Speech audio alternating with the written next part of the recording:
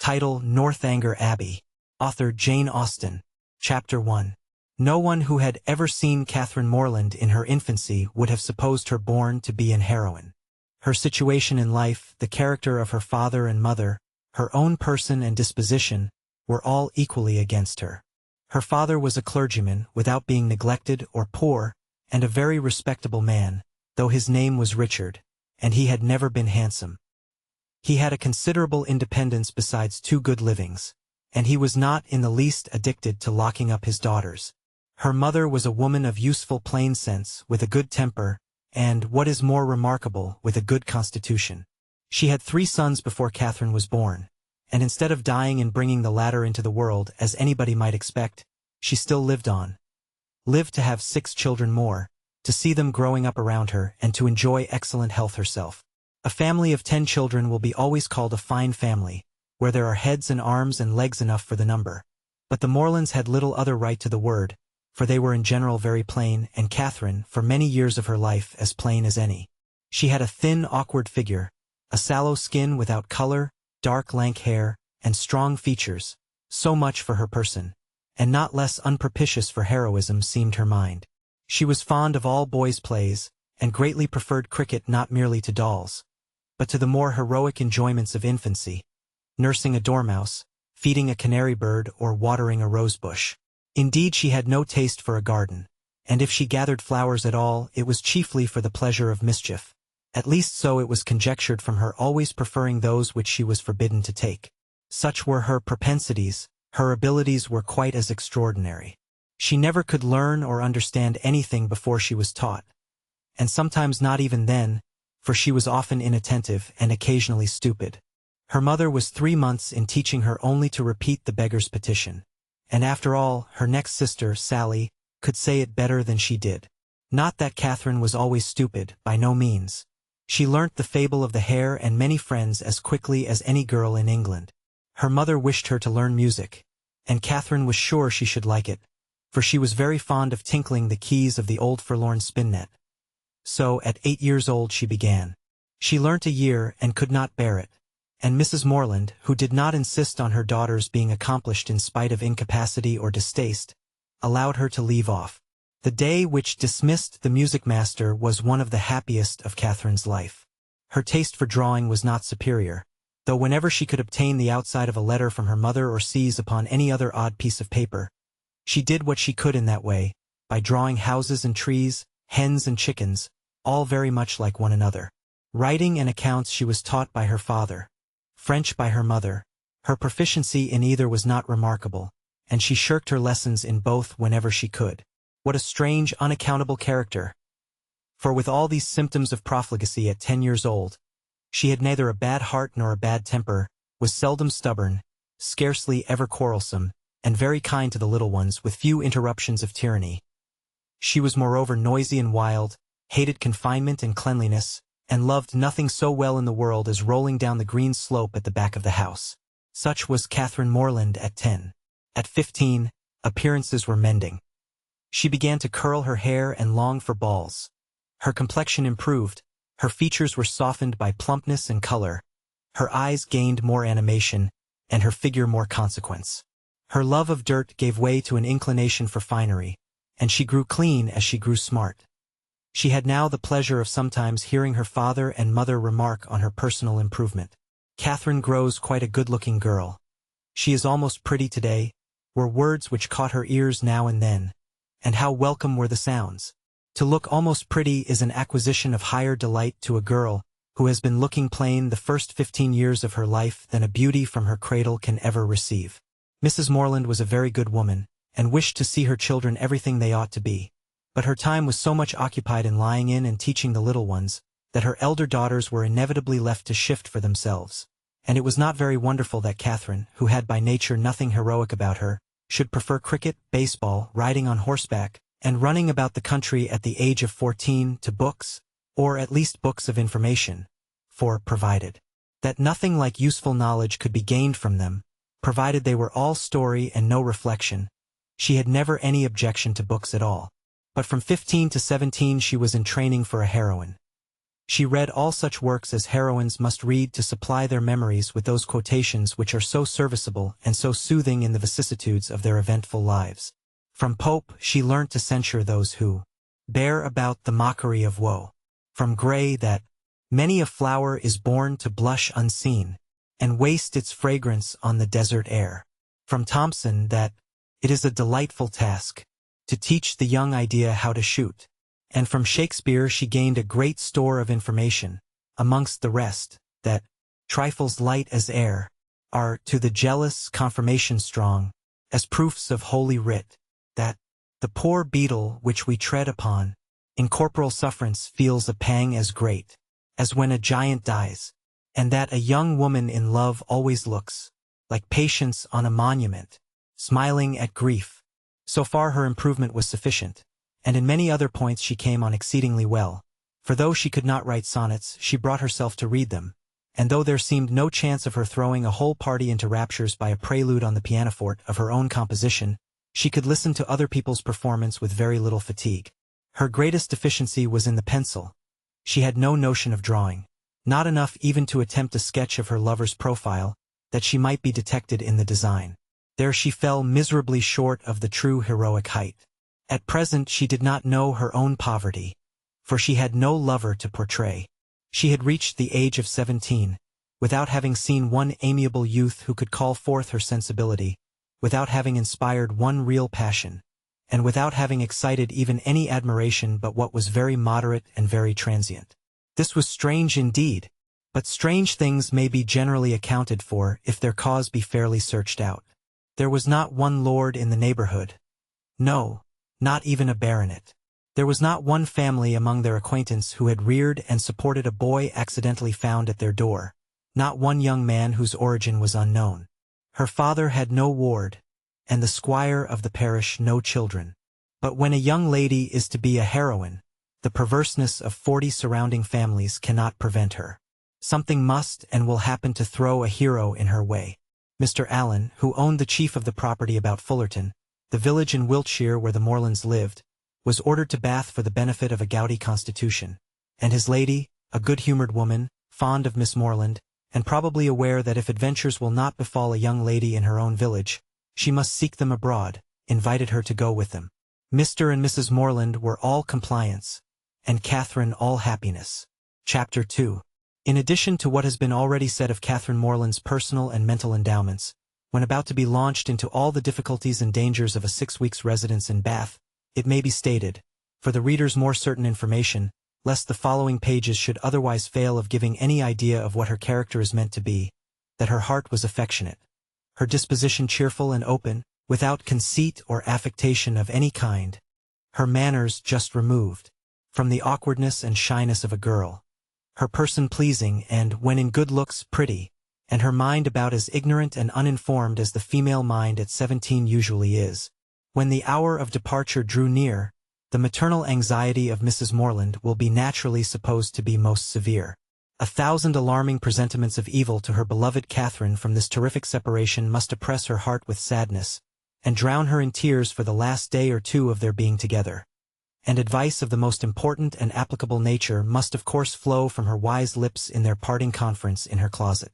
Cautions against the violence of such noblemen and baronets as delight in forcing young ladies away to some remote farmhouse, must, at such a moment, relieve the fullness of her heart.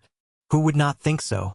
But Mrs. Morland knew so little of lords and baronets, that she entertained no notion of their general mischievousness, and was wholly unsuspicious of danger to her daughter from their machinations. Her cautions were confined to the following points. I beg, Catherine, you will always wrap yourself up very warm about the throat, when you come from the rooms at night, and I wish you would try to keep some account of the money you spend. I will give you this little book on purpose. Sally, or rather Sarah, for what young lady of common gentility will reach the age of 16 without altering her name as far as she can, must from situation be at this time the intimate friend and confidant of her sister. It is remarkable, however, that she neither insisted on Catherine's writing by every post, nor exacted her promise of transmitting the character of every new acquaintance, nor a detail of every interesting conversation that Bath might produce. Everything indeed relative to this important journey was done, on the part of the Morlands, with a degree of moderation and composure, which seemed rather consistent with the common feelings of common life, than with the refined susceptibilities, the tender emotions which the first separation of a heroine from her family ought always to excite. Her father, instead of giving her an unlimited order on his banker, or even putting an £100 bank bill into her hands, gave her only 10 guineas and promised her more when she wanted it. Under these unpromising auspices, the parting took place, and the journey began. It was performed with suitable quietness and uneventful safety. Neither robbers nor tempests befriended them, nor one lucky overturn to introduce them to the hero. Nothing more alarming occurred than a fear, on Mrs. Allen's side, of having once left her clogs behind her at an inn, and that fortunately proved to be groundless. They arrived at Bath. Catherine was all eager delight. Her eyes were here, there, everywhere, as they approached its fine and striking environs, and afterwards drove through those streets which conducted them to the hotel. She was come to be happy, and she felt happy already. They were soon settled in comfortable lodgings in Pulteney Street. It is now expedient to give some description of Mrs. Allen, that the reader may be able to judge in what manner her actions will hereafter tend to promote the general distress of the work, and how she will, probably, contribute to reduce poor Catherine to all the desperate wretchedness of which a last volume is capable, whether by her imprudence, vulgarity, or jealousy, whether by intercepting her letters, ruining her character, or turning her out of doors. Mrs. Allen was one of that numerous class of females, whose society can raise no other emotion than surprise at there being any men in the world who could like them well enough to marry them. She had neither beauty, genius, accomplishment, nor manner. The air of a gentlewoman, a great deal of quiet, inactive good temper, and a trifling turn of mind were all that could account for her being the choice of a sensible, intelligent man like Mr. Allen. In one respect she was admirably fitted to introduce a young lady into public, being as fond of going everywhere and seeing everything herself as any young lady could be. Dress was her passion. She had a most harmless delight in being fine, and our heroine's entrée into life could not take place till after 3 or 4 days had been spent in learning what was mostly worn, and her chaperone was provided with a dress of the newest fashion. Catherine too made some purchases herself, and when all these matters were arranged, the important evening came which was to usher her into the upper rooms. Her hair was cut and dressed by the best hand, her clothes put on with care, and both Mrs. Allen and her maid declared she looked quite as she should do. With such encouragement, Catherine hoped at least to pass uncensured through the crowd. As for admiration, it was always very welcome when it came, but she did not depend on it. Mrs. Allen was so long in dressing that they did not enter the ballroom till late. The season was full, the room crowded, and the two ladies squeezed in as well as they could. As for Mr. Allen, he repaired directly to the card-room, and left them to enjoy a mob by themselves. With more care for the safety of her new gown than for the comfort of her protégé, Mrs. Allen made her way through the throng of men by the door, as swiftly as the necessary caution would allow. Catherine, however, kept close at her side, and linked her arm too firmly within her friend's to be torn asunder by any common effort of a struggling assembly. But to her utter amazement she found that to proceed along the room was by no means the way to disengage themselves from the crowd.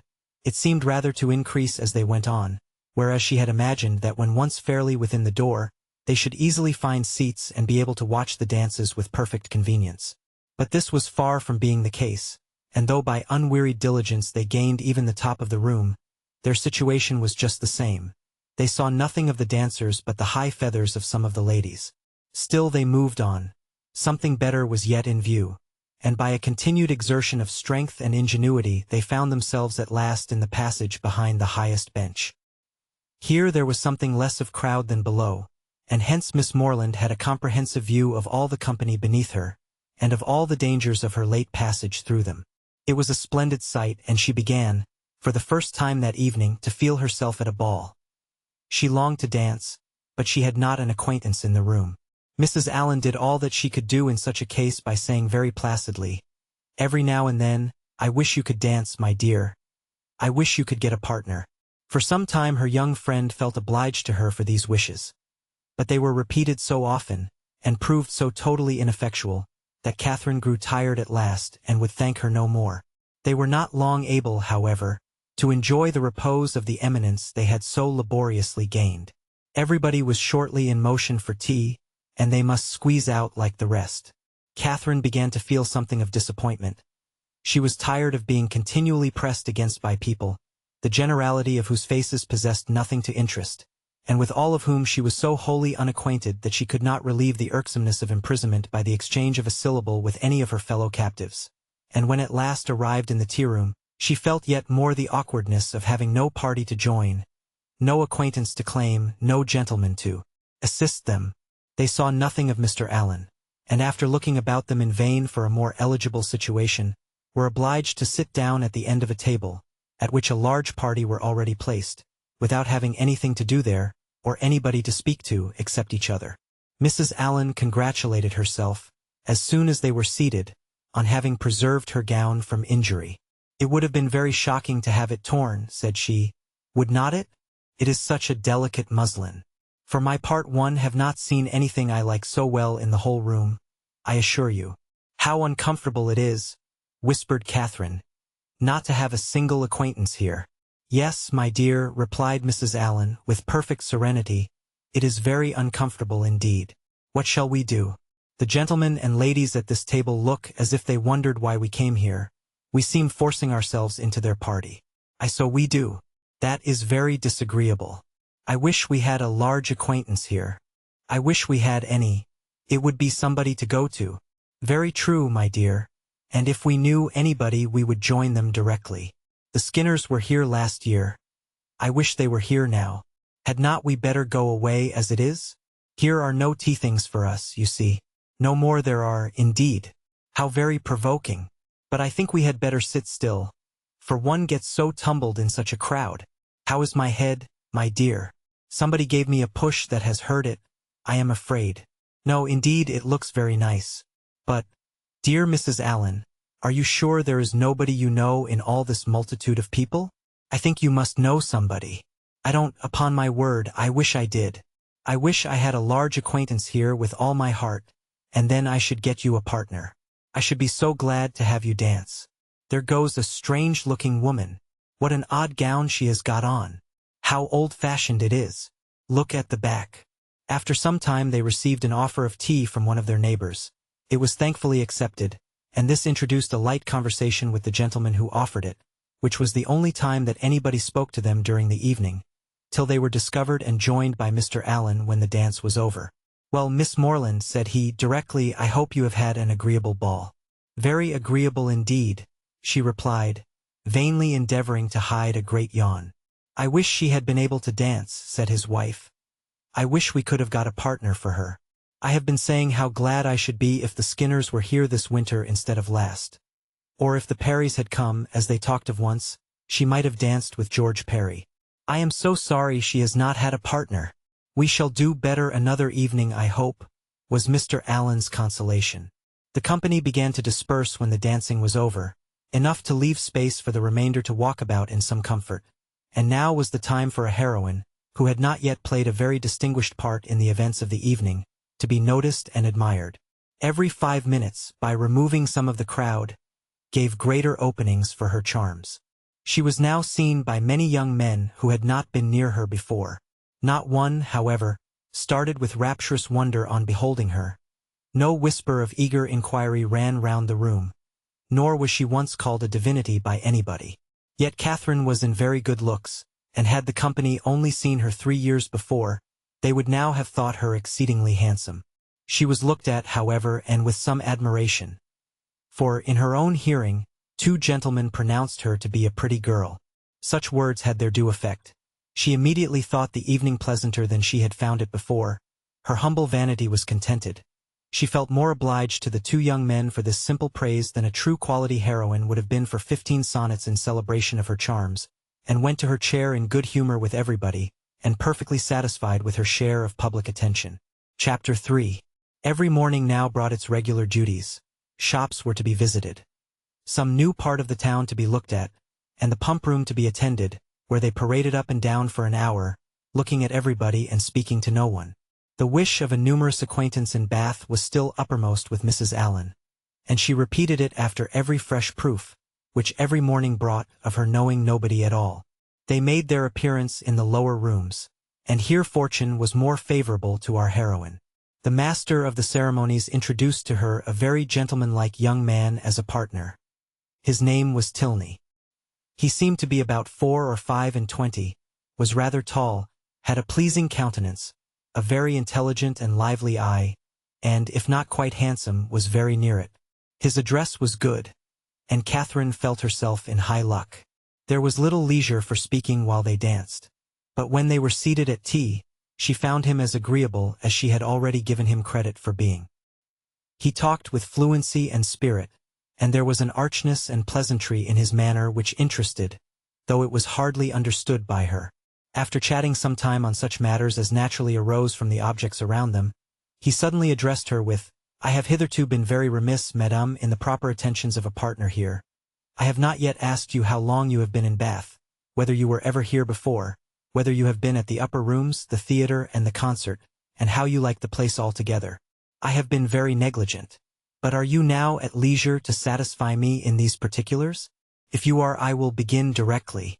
You need not give yourself that trouble, sir." "No trouble, I assure you, madam." Then, forming his features into a set smile, and affectedly softening his voice, he added with a simpering air, "Have you been long in Bath, madam?" "About a week, sir," replied Catherine, trying not to laugh. "Really?" with affected astonishment. "Why should you be surprised, sir?" "Why, indeed," said he in his natural tone. "But some emotion must appear to be raised by your reply, and surprise is more easily assumed, and not less reasonable than any other. Now let us go on. Were you never here before, madam?" "Never, sir." "Indeed? Have you yet honored the upper rooms?" "Yes, sir, I was there last Monday." "Have you been to the theatre?" "Yes, sir, I was at the play on Tuesday." "To the concert?" "Yes, sir, on Wednesday." "And are you altogether pleased with Bath?" "Yes, I like it very well." "Now I must give one smirk, and then we may be rational again." Catherine turned away her head, not knowing whether she might venture to laugh.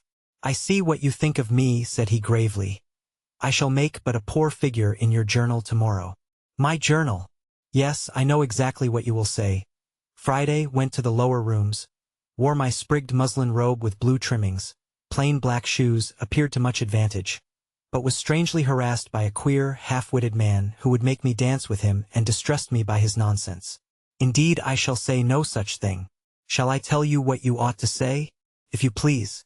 I danced with a very agreeable young man, introduced by Mr. King, had a great deal of conversation with him, seems a most extraordinary genius, hope I may know more of him. That, madam, is what I wish you to say. But, perhaps, I keep no journal. Perhaps you are not sitting in this room, and I am not sitting by you. These are points in which a doubt is equally possible. Not keep a journal. How are your absent cousins to understand the tenor of your life in Bath without one? How are the civilities and compliments of every day to be related as they ought to be, unless noted down every evening in a journal? How are your various dresses to be remembered, and the particular state of your complexion, and curl of your hair to be described in all their diversities, without having constant recourse to a journal? My dear madam, I am not so ignorant of young ladies' ways as you wish to believe me. It is this delightful habit of journaling which largely contributes to form the easy style of writing for which ladies are so generally celebrated. Everybody allows that the talent of writing agreeable letters is peculiarly female. Nature may have done something, but I am sure it must be essentially assisted by the practice of keeping a journal. I have sometimes thought, said Catherine doubtingly, whether ladies do write so much better letters than gentlemen. That is, I should not think the superiority was always on our side.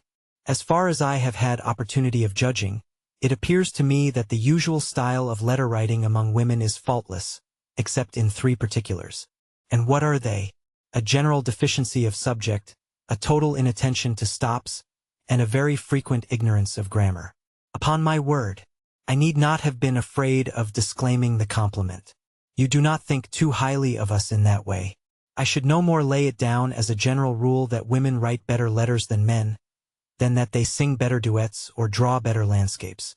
In every power, of which taste is the foundation, excellence is pretty fairly divided between the sexes.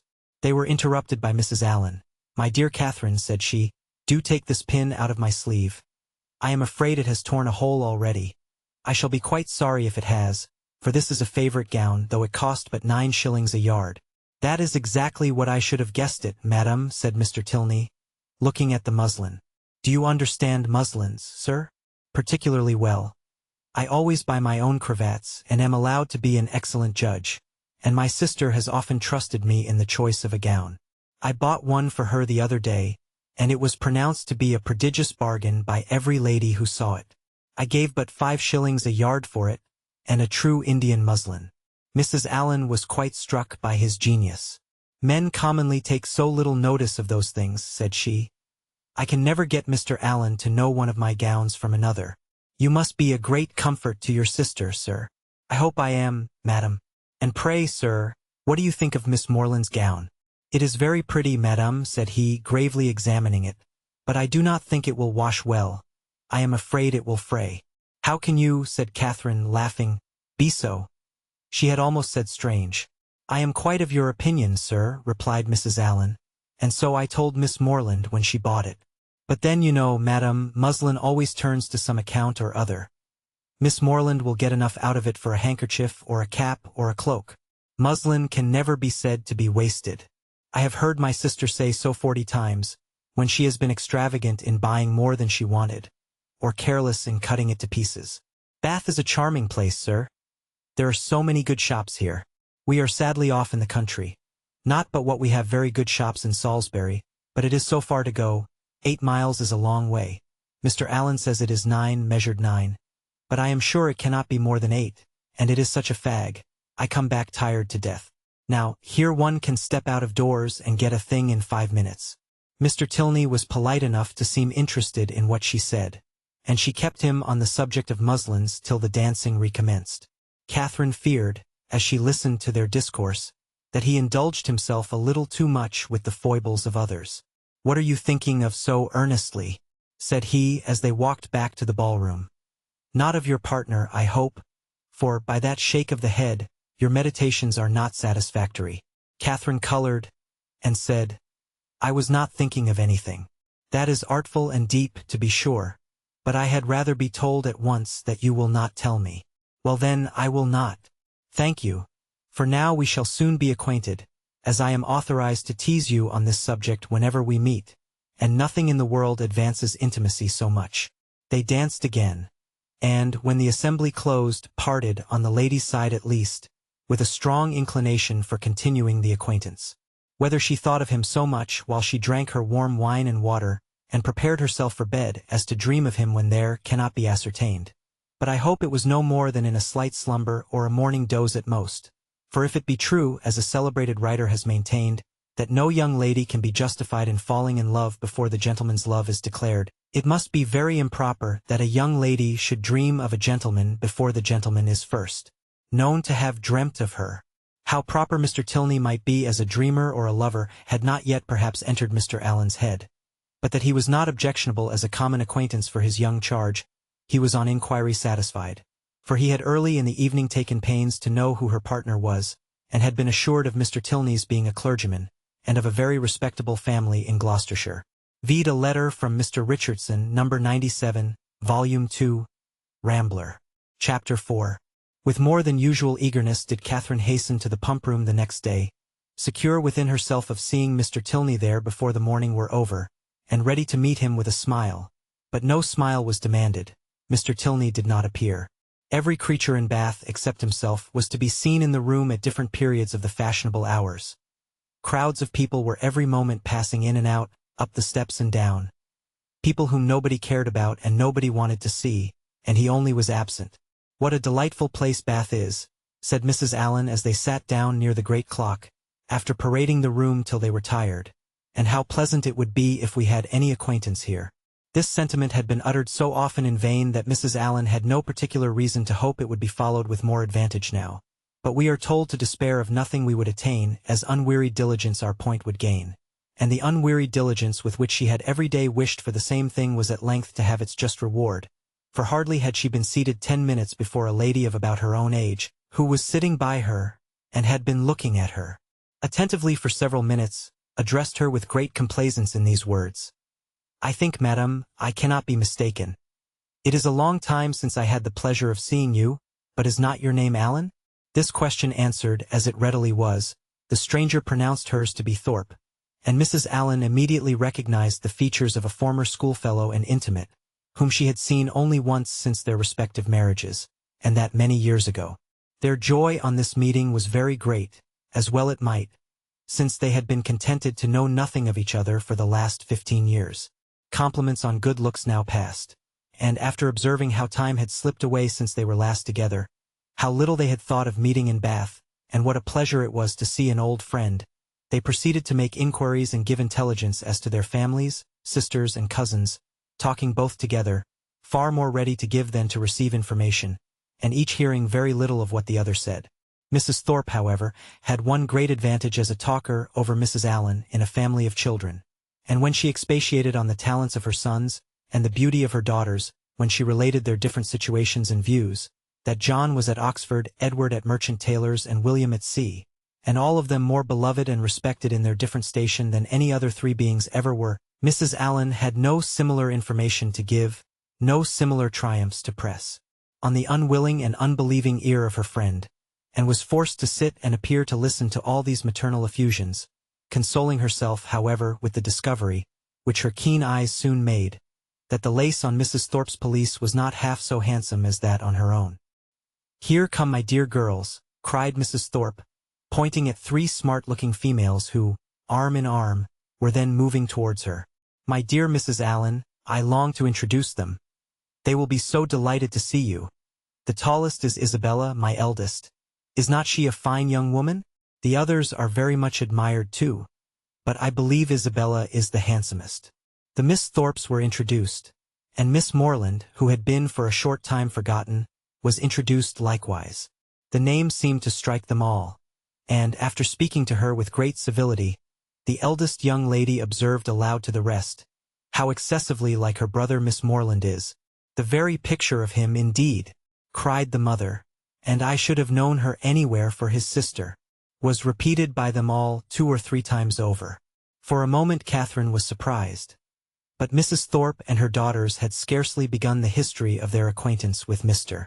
James Morland before she remembered that her eldest brother had lately formed an intimacy with a young man of his own college, of the name of Thorpe, and that he had spent the last week of the Christmas vacation with his family, near London. The whole being explained, many obliging things were said by the Miss Thorpes of their wish of being better acquainted with her, of being considered as already friends, through the friendship of their brothers, etc., which Catherine heard with pleasure, and answered with all the pretty expressions she could command. And, as the first proof of amity, she was soon invited to accept an arm of the eldest Miss Thorpe, and take a turn with her about the room. Catherine was delighted with this extension of her Bath acquaintance, and almost forgot Mr. Tilney while she talked to Miss Thorpe. Friendship is certainly the finest balm for the pangs of disappointed love. Their conversation turned upon those subjects, of which the free discussion has generally much to do in perfecting a sudden intimacy between two young ladies, such as dress, balls, flirtations, and quizzes. Miss Thorpe, however, being 4 years older than Miss Morland, and at least 4 years better informed, had a very decided advantage in discussing such points. She could compare the balls of Bath with those of Tunbridge, its fashions with the fashions of London, could rectify the opinions of her new friend in many articles of tasteful attire, could discover a flirtation between any gentleman and lady who only smiled on each other, and point out a quiz through the thickness of a crowd. These powers received due admiration from Catherine, to whom they were entirely new, and the respect which they naturally inspired might have been too great for familiarity, had not the easy gaiety of Miss Thorpe's manners, and her frequent expressions of delight on this acquaintance with her, softened down every feeling of awe, and left nothing but tender affection. Their increasing attachment was not to be satisfied with half a dozen turns in the pump-room, but required, when they all quitted it together, that Miss Thorpe should accompany Miss Morland to the very door of Mr. Allen's house, and that they should there part with a most affectionate and lengthened shake of hands after learning, to their mutual relief, that they should see each other across the theatre at night, and say their prayers in the same chapel the next morning. Catherine then ran directly upstairs, and watched Miss Thorpe's progress down the street from the drawing-room window, admired the graceful spirit of her walk, the fashionable air of her figure and dress, and felt grateful, as well she might, for the chance which had procured her such a friend. Mrs. Thorpe was a widow, and not a very rich one. She was a good-humored, well-meaning woman, and a very indulgent mother. Her eldest daughter had great personal beauty, and the younger ones, by pretending to be as handsome as their sister, imitating her air and dressing in the same style, did very well. This brief account of the family is intended to supersede the necessity of a long and minute detail from Mrs. Thorpe herself, of her past adventures and sufferings, which might otherwise be expected to occupy the 3 or 4 following chapters, in which the worthlessness of lords and attorneys might be set forth, and conversations, which had passed 20 years before, be minutely repeated. Chapter 5. Catherine was not so much engaged at the theatre that evening, in returning the nods and smiles of Miss Thorpe, though they certainly claimed much of her leisure, as to forget to look with an inquiring eye for Mr. Tilney in every box which her eye could reach. But she looked in vain. Mr. Tilney was no fonder of the play than the pump-room. She hoped to be more fortunate the next day, and when her wishes for fine weather were answered by seeing a beautiful morning, she hardly felt a doubt of it. For a fine Sunday in Bath empties every house of its inhabitants, and all the world appears on such an occasion to walk about and tell their acquaintance what a charming day it is. As soon as divine service was over, the Thorpes and Allens eagerly joined each other, and after staying long enough in the pump-room to discover that the crowd was insupportable, and that there was not a genteel face to be seen, which everybody discovers every Sunday throughout the season, they hastened away to the Crescent, to breathe the fresh air of better company. Here Catherine and Isabella, arm in arm, again tasted the sweets of friendship in an unreserved conversation. They talked much and with much enjoyment. But again was Catherine disappointed in her hope of reseeing her partner. He was nowhere to be met with. Every search for him was equally unsuccessful, in morning lounges or evening assemblies. Neither at the upper nor lower rooms, at dressed or undressed balls, was he perceivable, nor among the walkers, the horsemen, or the curricle drivers of the morning.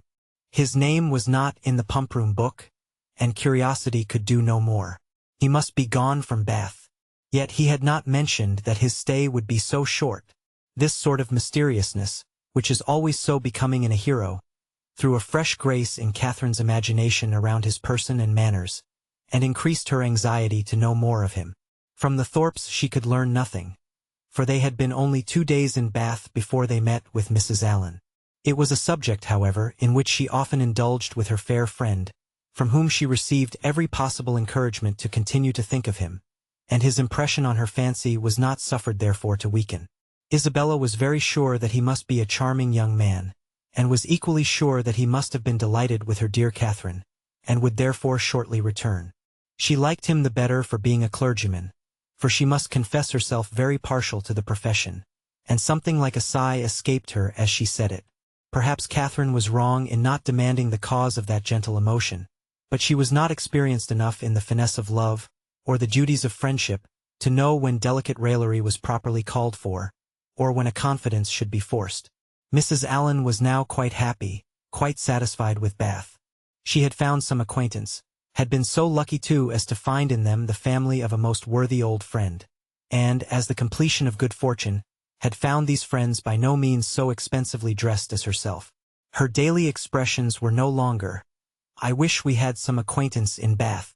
They were changed into, "How glad I am we have met with Mrs. Thorpe," and she was as eager in promoting the intercourse of the two families, as her young charge and Isabella themselves could be, never satisfied with the day unless she spent the chief of it by the side of Mrs. Thorpe, in what they called conversation, but in which there was scarcely ever any exchange of opinion, and not often any resemblance of subject, for Mrs. Thorpe talked chiefly of her children, and Mrs. Allen of her gowns. The progress of the friendship between Catherine and Isabella was quick as its beginning had been warm, and they passed so rapidly through every gradation of increasing tenderness that there was shortly no fresh proof of it to be given to their friends or themselves. They called each other by their Christian name, were always arm in arm when they walked, pinned up each other's train for the dance, and were not to be divided in the set, and if a rainy morning deprived them of other enjoyments, they were still resolute in meeting in defiance of wet and dirt, and shut themselves up to read novels together. Yes, novels. For I will not adopt that ungenerous and impolitic custom so common with novel writers, of degrading by their contemptuous censure the very performances, to the number of which they are themselves adding, joining with their greatest enemies in bestowing the harshest epithets on such works, and scarcely ever permitting them to be read by their own heroine, who, if she accidentally take up a novel, is sure to turn over its insipid pages with disgust. Alas! If the heroine of one novel be not patronized by the heroine of another, From whom can she expect protection and regard? I cannot approve of it. Let us leave it to the reviewers to abuse such effusions of fancy at their leisure, and over every new novel to talk in threadbare strains of the trash with which the press now groans. Let us not desert one another. We are an injured body. Although our productions have afforded more extensive and unaffected pleasure than those of any other literary corporation in the world, no species of composition has been so much decried. From pride, ignorance, or fashion, our foes are almost as many as our readers. And while the abilities of the 900th abridger of the history of England, or of the man who collects and publishes in a volume some dozen lines of Milton, Pope, and Prior, with a paper from the Spectator and a chapter from Sterne, are eulogized by 1,000 pens, there seems almost a general wish of decrying the capacity and undervaluing the labor of the novelist, and of slighting the performances which have only genius, wit, and taste to recommend them. I am no novel reader. I seldom look into novels. Do not imagine that I often read novels. It is really very well for a novel. Such is the common cant. And what are you reading, miss? Oh, it is only a novel, replies the young lady, while she lays down her book with affected indifference, or momentary shame. It is only Cecilia, or Camilla, or Belinda, or, in short, only some work in which the greatest powers of the mind are displayed, in which the most thorough knowledge of human nature, the happiest delineation of its varieties, the liveliest effusions of wit and humor, are conveyed to the world in the best chosen language. Now, had the same young lady been engaged with a volume of The Spectator instead of such a work, how proudly would she have produced the book and told its name, though the chances must be against her being occupied by any part of that voluminous publication, of which either the matter or manner would not disgust a young person of taste, the substance of its papers so often consisting in the statement of improbable circumstances, unnatural characters, and topics of conversation which no longer concern anyone living, and their language, too, frequently so coarse as to give no very favorable idea of the age that could endure it. Chapter 6. The following conversation, which took place between the two friends in the pump-room one morning, after an acquaintance of 8 or 9 days, is given as a specimen of their very warm attachment, and of the delicacy, discretion, originality of thought, and literary taste which marked the reasonableness of that attachment. They met by appointment, and as Isabella had arrived nearly 5 minutes before her friend, her first address naturally was, "My dearest creature, what can have made you so late? I have been waiting for you at least this age." "Have you, indeed? I am very sorry for it. But really I thought I was in very good time. It is but just 1. I hope you have not been here long?" "Oh, these 10 ages at least. I am sure I have been here this half hour. But now let us go and sit down at the other end of the room and enjoy ourselves. I have 100 things to say to you. In the first place, I was so afraid it would rain this morning, just as I wanted to set off. It looked very showery, and that would have thrown me into agonies. Do you know, I saw the prettiest hat you can imagine, in a shop window in Milsom Street just now. Very like yours, only with coquelicot ribbons instead of green. I quite longed for it. But, my dearest Catherine, what have you been doing with yourself all this morning? Have you gone on with Udolpho?" "Yes, I have been reading it ever since I woke. And I am got to the Black Veil." "Are you, indeed? How delightful! Oh, I would not tell you what is behind the Black Veil for the world. Are not you wild to know?" "Oh, yes, quite. What can it be? But do not tell me. I would not be told upon any account. I know it must be a skeleton. I am sure it is Laurentina's skeleton." "Oh, I am delighted with the book. I should like to spend my whole life in reading it. I assure you, if it had not been to meet you, I would not have come away from it for all the world. Dear creature, how much I am obliged to you, and when you have finished Udolpho we will read the Italian together, and I have made out a list of 10 or 12 more of the same kind for you." "Have you, indeed? How glad I am! What are they all?" "I will read you their names directly. Here they are in my pocketbook: Castle of Wolfenbach, Claremont, Mysterious Warnings, Necromancer of the Black Forest, Midnight Bell, Orphan of the Rhine, and Horrid Mysteries. Those will last us some time." "Yes, pretty well. But are they all horrid? Are you sure they are all horrid?" "Yes, quite sure. For a particular friend of mine, a Miss Andrews, a sweet girl, one of the sweetest creatures in the world, has read every one of them. I wish you knew Miss Andrews. You would be delighted with her. She is netting herself the sweetest cloak you can conceive. I think her as beautiful as an angel, and I am so vexed with the men for not admiring her. I scold them all amazingly about it. Scold them? Do you scold them for not admiring her? Yes, that I do. There is nothing I would not do for those who are really my friends. I have no notion of loving people by halves. It is not my nature. My attachments are always excessively strong. I told Captain Hunt at one of our assemblies this winter that if he was to tease me all night, I would not dance with him, unless he would allow Miss Andrews to be as beautiful as an angel. The men think us incapable of real friendship, and I am determined to show them the difference. Now, if I were to hear anybody speak slightingly of you, I should fire up in a moment. But that is not at all likely, for you are just the kind of girl to be a great favorite with the men. Oh dear, cried Catherine, coloring. How can you say so? I know you very well. You have so much animation, which is exactly what Miss Andrews wants. For I must confess there is something amazingly insipid about her. Oh, I must tell you that just after we parted yesterday, I saw a young man looking at you so earnestly. I am sure he is in love with you. Catherine colored, and disclaimed again. Isabella laughed. It is very true, upon my honor, but I see how it is. You are indifferent to everybody's admiration, except that of one gentleman who shall be nameless. Nay, I cannot blame you. Speaking more seriously, your feelings are easily understood. Where the heart is really attached, I know very well how little one can be pleased with the attention of anybody else. Everything is so insipid, so uninteresting, that does not relate to the beloved object. I can perfectly comprehend your feelings. But you should not persuade me that I think so very much about Mr. Tilney, for perhaps I may never see him again. Not see him again? My dearest creature, do not talk of it. I am sure you would be miserable if you thought so. No, indeed I should not. I do not pretend to say that I was not very much pleased with him, but while I have Udolpho to read, I feel as if nobody could make me miserable. Oh, the dreadful black veil! My dear Isabella, I am sure there must be Laurentina's skeleton behind it. It is so odd to me that you should never have read Udolpho before. But I suppose Mrs. Morland objects to novels. No, she does not. She very often reads Sir Charles Grandison herself. But new books do not fall in our way. Sir Charles Grandison. That is an amazing horrid book. Is it not? I remember Miss Andrews could not get through the first volume. It is not like Udolpho at all. But yet I think it is very entertaining. Do you indeed? You surprise me. I thought it had not been readable. But, my dearest Catherine, have you settled what to wear on your head tonight? I am determined at all events to be dressed exactly like you.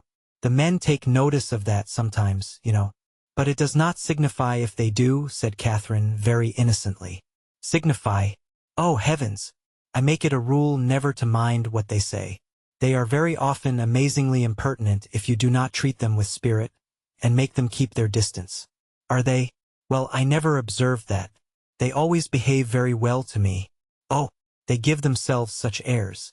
They are the most conceited creatures in the world, and think themselves of so much importance. By the by, though I have thought of it 100 times, I have always forgot to ask you what is your favorite complexion in a man. Do you like them best dark or fair? I hardly know. I never much thought about it. Something between both, I think. Brown, not fair, and not very dark. Very well, Catherine. That is exactly he. I have not forgot your description of Mr. Tilney. A brown skin with dark eyes and rather dark hair. Well, my taste is different. I prefer light eyes, and as to complexion, do you know I like a sallow better than any other? You must not betray me, if you should ever meet with one of your acquaintance answering that description. Betray you? What do you mean? Nay, do not distress me. I believe I have said too much. Let us drop the subject.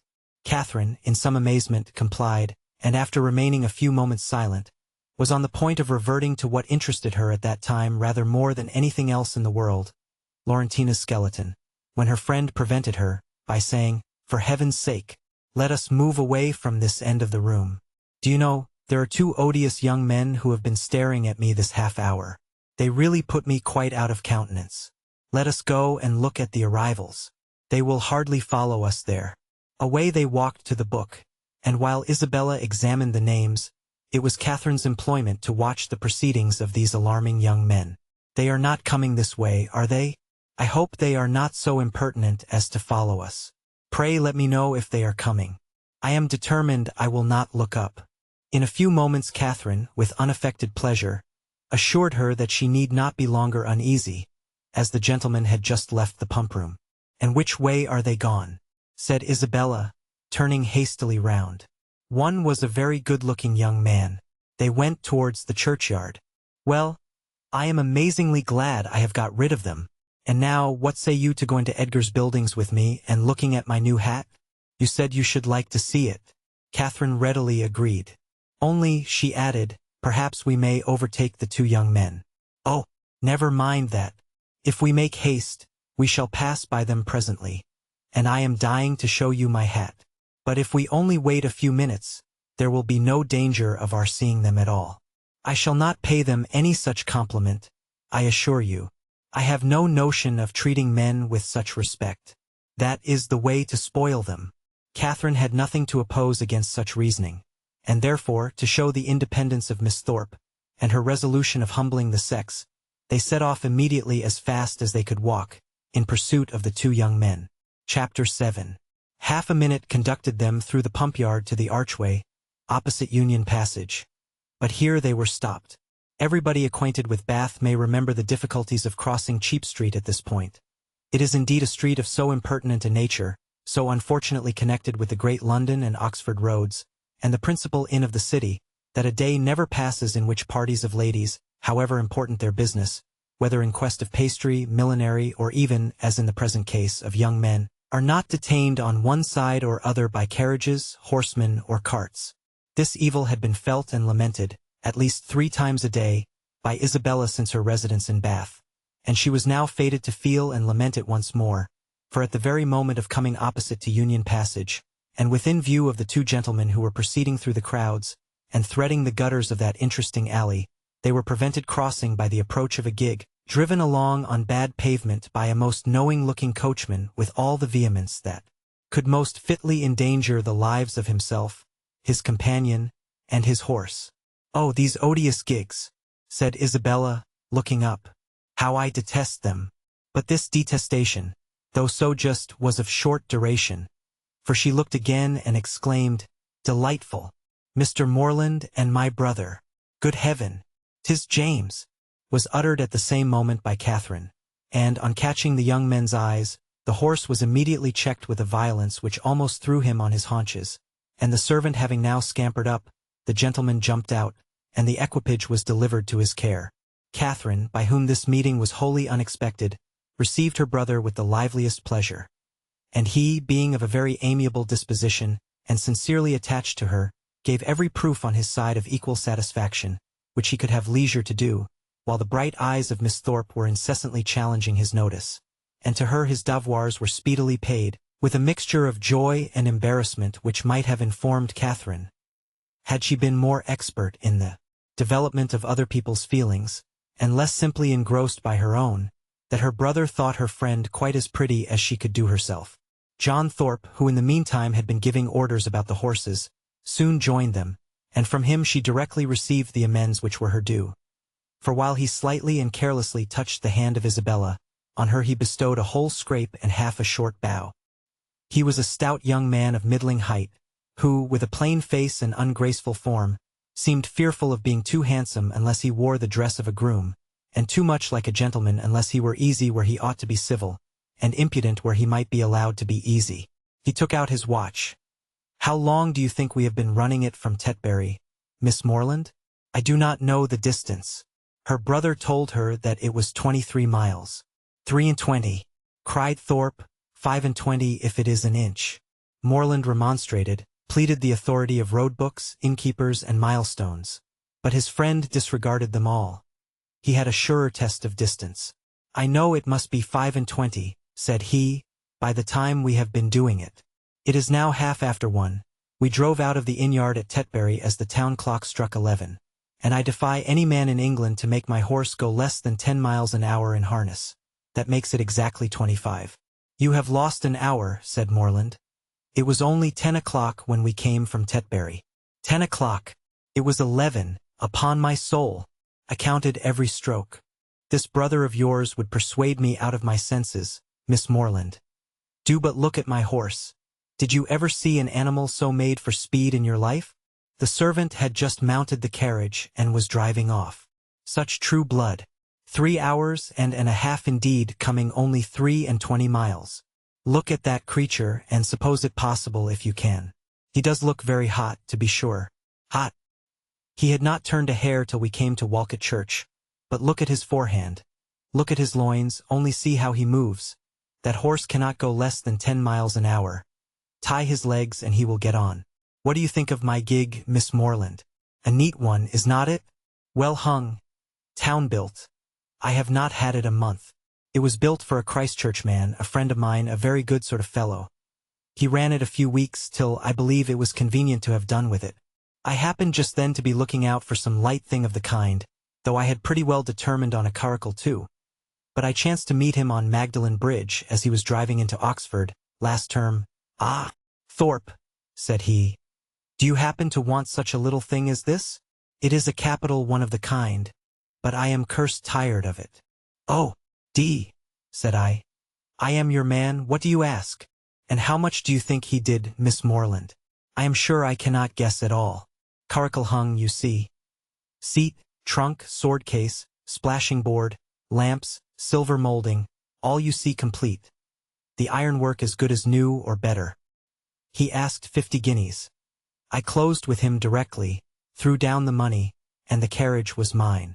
And I am sure, said Catherine, I know so little of such things that I cannot judge whether it was cheap or dear.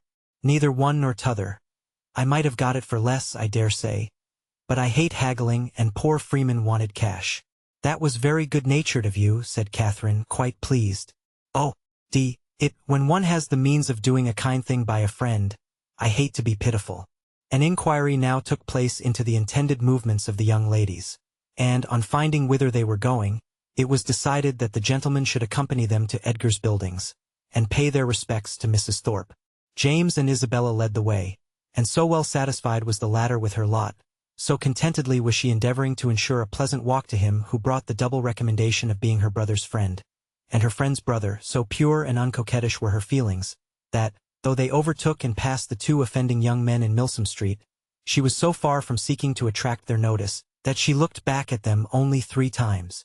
John Thorpe kept of course with Catherine, and, after a few minutes' silence, renewed the conversation about his gig. You will find, however, Miss Morland, it would be reckoned a cheap thing by some people, for I might have sold it for 10 guineas more the next day. Jackson, of Oriel, bid me 60 at once. Morland was with me at the time. Yes, said Morland, who overheard this. But you forget that your horse was included. My horse? Oh, I would not sell my horse for 100. Are you fond of an open carriage, Miss Morland?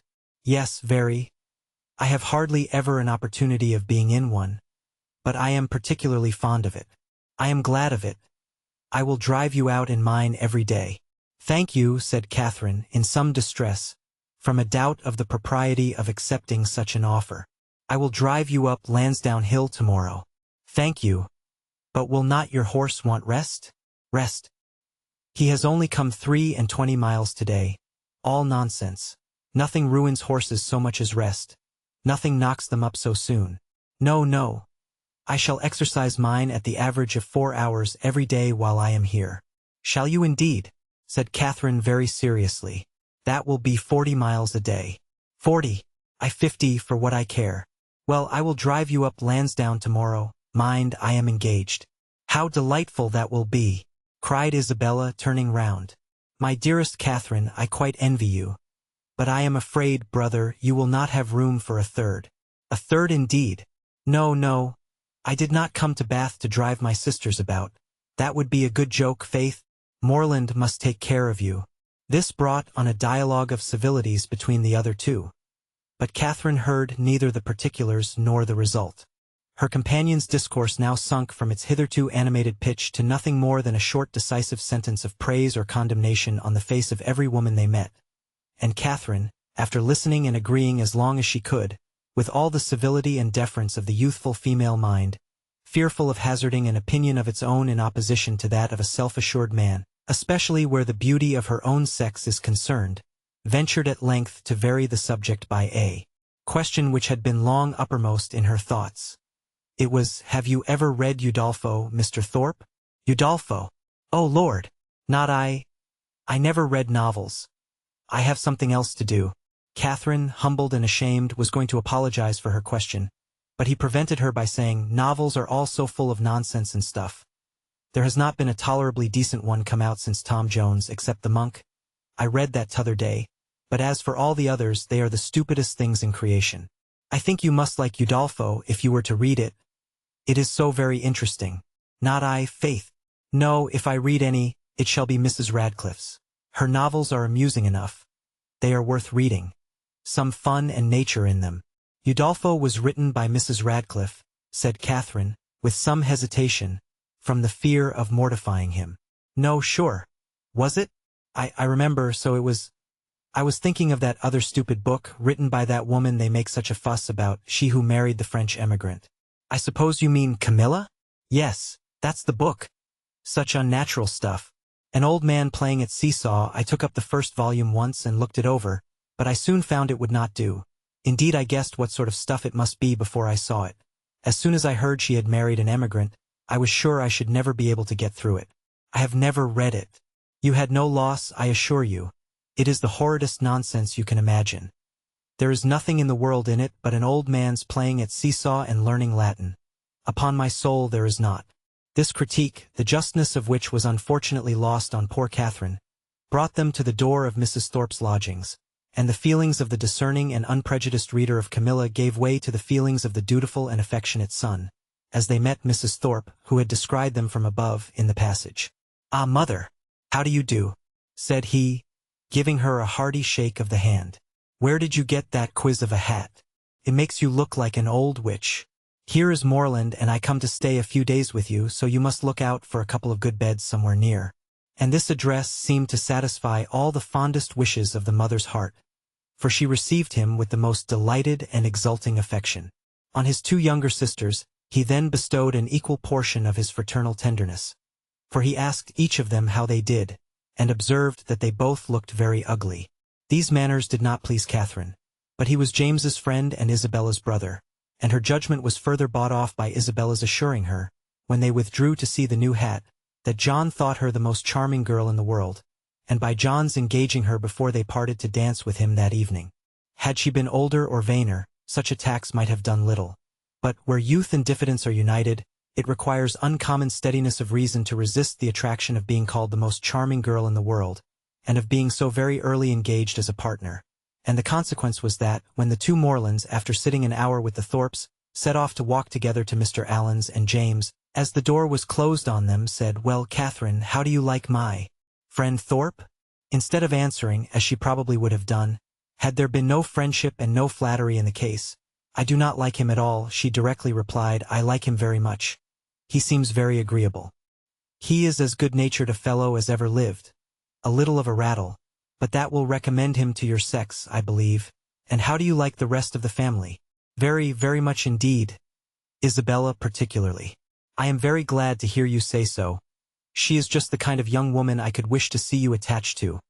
She has so much good sense, and is so thoroughly unaffected and amiable. I always wanted you to know her, and she seems very fond of you. She said the highest things in your praise that could possibly be, and the praise of such a girl as Miss Thorpe even you, Catherine, taking her hand with affection, may be proud of." "Indeed I am," she replied. "I love her exceedingly, and am delighted to find that you like her too. You hardly mentioned anything of her when you wrote to me after your visit there, because I thought I should soon see you myself. I hope you will be a great deal together while you are in Bath. She is a most amiable girl. Such a superior understanding. How fond all the family are of her.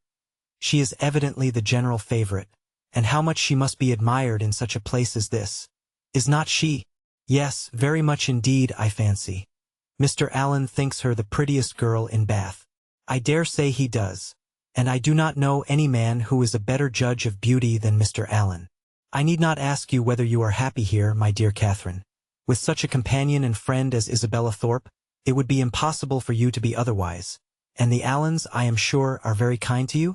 "Yes, very kind. I never was so happy before, and now you are come it will be more delightful than ever. How good it is of you to come so far on purpose to see me." James accepted this tribute of gratitude, and qualified his conscience for accepting it too, by saying with perfect sincerity, "Indeed, Catherine, I love you dearly."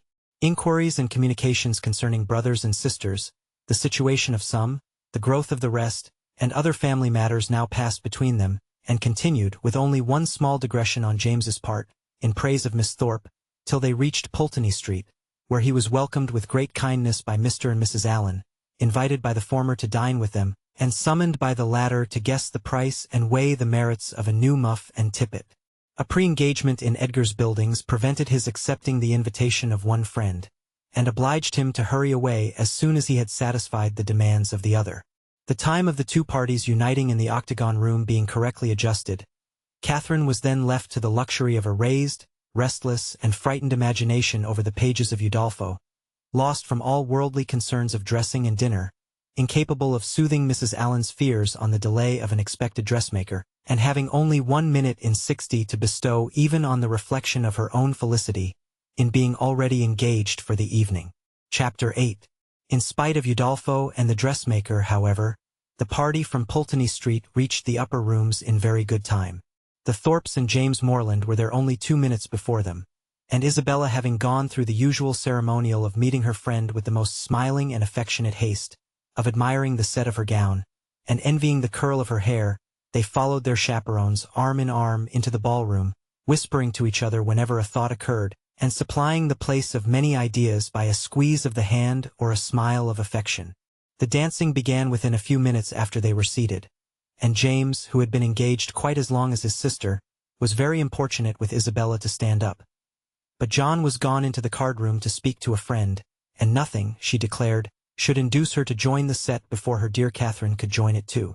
"I assure you," said she, "I would not stand up without your dear sister for all the world. For if I did, we should certainly be separated the whole evening."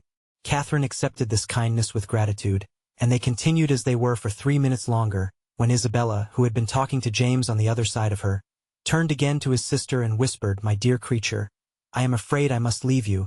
Your brother is so amazingly impatient to begin. I know you will not mind my going away, and I dare say John will be back in a moment, and then you may easily find me out." Catherine, though a little disappointed, had too much good nature to make any opposition, and the others rising up, Isabella had only time to press her friend's hand and say, "Good-bye, my dear love," before they hurried off. The younger Miss Thorpes being also dancing, Catherine was left to the mercy of Mrs. Thorpe and Mrs. Allen, between whom she now remained. She could not help being vexed at the non-appearance of Mr. Thorpe, for she not only longed to be dancing, but was likewise aware that, as the real dignity of her situation could not be known, she was sharing with the scores of other young ladies still sitting down all the discredit of wanting a partner. To be disgraced in the eye of the world, to wear the appearance of infamy while her heart is all purity, her actions all innocence, and the misconduct of another the true source of her debasement, is one of those circumstances which peculiarly belong to the heroine's life, and her fortitude under it what particularly dignifies her character. Catherine had fortitude too. She suffered, but no murmur passed her lips. From this state of humiliation, she was roused, at the end of 10 minutes, to a pleasanter feeling by seeing, not Mr. Thorpe, but Mr. Tilney, within 3 yards of the place where they sat. He seemed to be moving that way, but he did not see her, and therefore the smile and the blush, which his sudden reappearance raised in Catherine, passed away without sullying her heroic importance. He looked as handsome and as lively as ever, and was talking with interest to a fashionable and pleasing-looking young woman, who leant on his arm, and whom Catherine immediately guessed to be his sister, thus unthinkingly throwing away a fair opportunity of considering him lost to her forever, by being married already. But guided only by what was simple and probable, it had never entered her head that Mr. Tilney could be married. He had not behaved, he had not talked like the married men to whom she had been used. He had never mentioned a wife, and he had acknowledged a sister. From these circumstances sprang the instant conclusion of his sister's now being by his side. And therefore, instead of turning of a death-like paleness and falling in a fit on Mrs. Allen's bosom, Catherine sat erect, in the perfect use of her senses, and with cheeks only a little redder than usual. Mr. Tilney and his companion, who continued, though slowly, to approach, were immediately preceded by a lady, an acquaintance of Mrs. Thorpe, and this lady stopping to speak to her, they, as belonging to her, stopped likewise, and Catherine, catching Mr. Tilney's eye, instantly received from him the smiling tribute of recognition. She returned it with pleasure, and then advancing still nearer, he spoke both to her and Mrs. Allen, by whom he was very civilly acknowledged. "I am very happy to see you again, sir, indeed. I was afraid you had left Bath." He thanked her for her fears, and said that he had quitted it for a week, on the very morning after his having had the pleasure of seeing her. "Well, sir, and I dare say you are not sorry to be back again, for it is just the place for young people, and indeed for everybody else too. I tell Mr. Allen, when he talks of being sick of it, that I am sure he should not complain, for it is so very agreeable a place, that it is much better to be here than at home at this dull time of year. I tell him he is quite in luck to be sent here for his health. And I hope, madam, that Mr. Allen will be obliged to like the place, from finding it of service to him." "Thank you, sir. I have no doubt that he will. A neighbor of ours, Dr. Skinner, was here for his health last winter, and came away quite stout. That circumstance must give great encouragement." "Yes, sir, and Dr. Skinner and his family were here 3 months. So I tell Mr. Allen he must not be in a hurry to get away." Here they were interrupted by a request from Mrs. Thorpe to Mrs. Allen, that she would move a little to accommodate Mrs. Hughes and Miss Tilney with seats, as they had agreed to join their party. This was accordingly done, Mr. Tilney still continuing standing before them, and after a few minutes' consideration, he asked Catherine to dance with him. This compliment, delightful as it was, produced severe mortification to the lady, and in giving her denial she expressed her sorrow on the occasion so very much as if she really felt it, that had Thorpe, who joined her just afterwards, been half a minute earlier, he might have thought her sufferings rather too acute. The very easy manner in which he then told her that he had kept her waiting did not by any means reconcile her more to her lot, nor did the particulars which he entered into while they were standing up, of the horses and dogs of the friend whom he had just left, and of a proposed exchange of terriers between them, interest her so much as to prevent her looking very often towards that part of the room where she had left Mr. Tilney. Of her dear Isabella, to whom she particularly longed to point out that gentleman, she could see nothing. They were in different sets. She was separated from all her party, and away from all her acquaintance. One mortification succeeded another, and from the whole she deduced this useful lesson, that to go previously engaged to a ball does not necessarily increase either the dignity or enjoyment of a young lady. From such a moralizing strain as this, she was suddenly roused by a touch on the shoulder, and turning round, perceived Mrs. Hughes directly behind her, attended by Miss Tilney and a gentleman. "I beg your pardon, Miss Morland," said she, "for this liberty, but I cannot anyhow get to Miss Thorpe, and Mrs. Thorpe said she was sure you would not have the least objection to letting in this young lady by you." Mrs. Hughes could not have applied to any creature in the room more happy to oblige her than Catherine. The young ladies were introduced to each other, Miss Tilney expressing a proper sense of such goodness, Miss Morland with the real delicacy of a generous mind making light of the obligation, and Mrs. Hughes, satisfied with having so respectably settled her young charge, returned to her party. Miss Tilney had a good figure, a pretty face, and a very agreeable countenance, and her air, though it had not all the decided pretension, the resolute stylishness of Miss Thorpe's, had more real elegance. Her manners showed good sense and good breeding. They were neither shy nor affectedly open, and she seemed capable of being young, attractive, and at a ball without wanting to fix the attention of every man near her, and without exaggerated feelings of ecstatic delight or inconceivable vexation on every little trifling occurrence. Catherine, interested at once by her appearance and her relationship to Mr. Tilney, was desirous of being acquainted with her, and readily talked therefore whenever she could think of anything to say, and had courage and leisure for saying it. But the hindrance thrown in the way of a very speedy intimacy, by the frequent want of one or more of these requisites, prevented their doing more than going through the first rudiments of an acquaintance, by informing themselves how well the other liked Bath, how much she admired its buildings and surrounding country, whether she drew or played or sang, and whether she was fond of riding on horseback. The 2 dances were scarcely concluded before Catherine found her arm gently seized by her faithful Isabella, who in great spirits exclaimed, "At last I have got you. My dearest creature, I have been looking for you this hour. What could induce you to come into this set, when you knew I was in the other? I have been quite wretched without you. My dear Isabella, how is it possible for me to get at you? I could not even see where you were. So I told your brother all the time, but he would not believe me. Do go and see for her, Mr. Morland, said I, but all in vain. He would not stir an inch. Was not it so, Mr. Morland? But you men are all so immoderately lazy. I have been scolding him to such a degree, my dear Catherine, you would be quite amazed. You know I never stand upon ceremony with such people.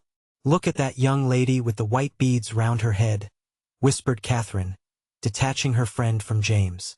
It is Mr. Tilney's sister. Oh, heavens! You don't say so. Let me look at her this moment. What a delightful girl! I never saw anything half so beautiful. But where is her all-conquering brother? Is he in the room? Point him out to me this instant, if he is. I die to see him.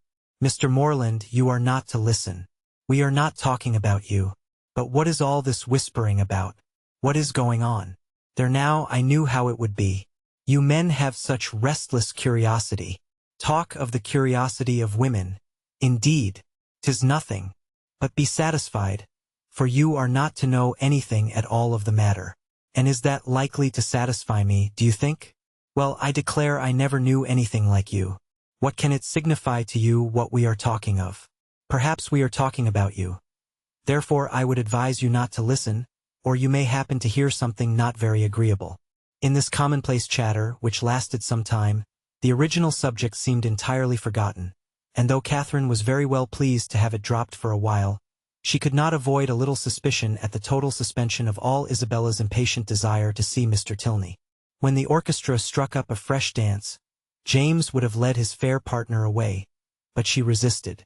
I tell you, Mr. Morland, she cried, I would not do such a thing for all the world. How can you be so teasing? Only conceive, my dear Catherine, what your brother wants me to do. He wants me to dance with him again, though I tell him that it is a most improper thing, and entirely against the rules. It would make us the talk of the place, if we were not to change partners. Upon my honor, said James, in these public assemblies, it is as often done as not. Nonsense, how can you say so? But when you men have a point to carry, you never stick at anything.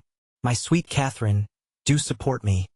Persuade your brother how impossible it is. Tell him that it would quite shock you to see me do such a thing. Now would not it? No, not at all. But if you think it wrong, you had much better change. There, cried Isabella, you hear what your sister says, and yet you will not mind her. Well, remember that it is not my fault, if we set all the old ladies in Bath in a bustle. Come along, my dearest Catherine, for heaven's sake, and stand by me. And off they went to regain their former place. John Thorpe, in the meanwhile, had walked away, and Catherine, ever willing to give Mr. Tilney an opportunity of repeating the agreeable request which had already flattered her once, made her way to Mrs. Allen and Mrs. Thorpe as fast as she could, in the hope of finding him still with them, a hope which, when it proved to be fruitless, she felt to have been highly unreasonable.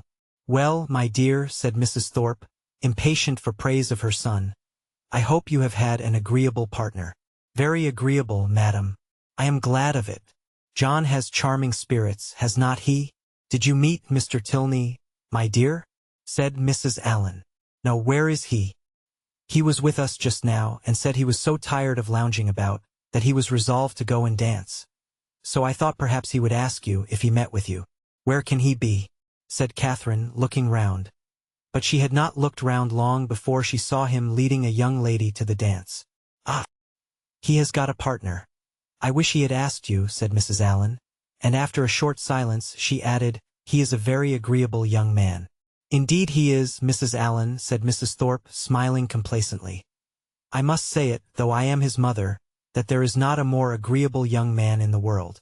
This inapplicable answer might have been too much for the comprehension of many. But it did not puzzle Mrs. Allen, for after only a moment's consideration, she said, in a whisper to Catherine, I dare say she thought I was speaking of her son. Catherine was disappointed and vexed. She seemed to have missed by so little the very object she had had in view, and this persuasion did not incline her to a very gracious reply, when John Thorpe came up to her soon afterwards and said, Well, Miss Morland, I suppose you and I are to stand up and jig it together again. Oh, no, I am much obliged to you, our 2 dances are over. and, besides, I am tired and do not mean to dance any more. Do not you? Then let us walk about and quiz people. Come along with me, and I will show you the 4 greatest quizzers in the room. My 2 younger sisters and their partners. I have been laughing at them this half hour. Again Catherine excused herself, and at last he walked off to quiz his sisters by himself. The rest of the evening she found very dull. Mr. Tilney was drawn away from their party at tea, to attend that of his partner. Miss Tilney, though belonging to it, did not sit near her, and James and Isabella were so much engaged in conversing together that the latter had no leisure to bestow more on her friend than one smile, one squeeze, and one dearest Catherine. Chapter 9. The progress of Catherine's unhappiness from the events of the evening was as follows. It appeared first in a general dissatisfaction with everybody about her, while she remained in the rooms, which speedily brought on considerable weariness and a violent desire to go home. This, on arriving in Pulteney Street, took the direction of extraordinary hunger, and when that was appeased, changed into an earnest longing to be in bed. Such was the extreme point of her distress. For when there she immediately fell into a sound sleep which lasted 9 hours, and from which she awoke perfectly revived, in excellent spirits, with fresh hopes and fresh schemes.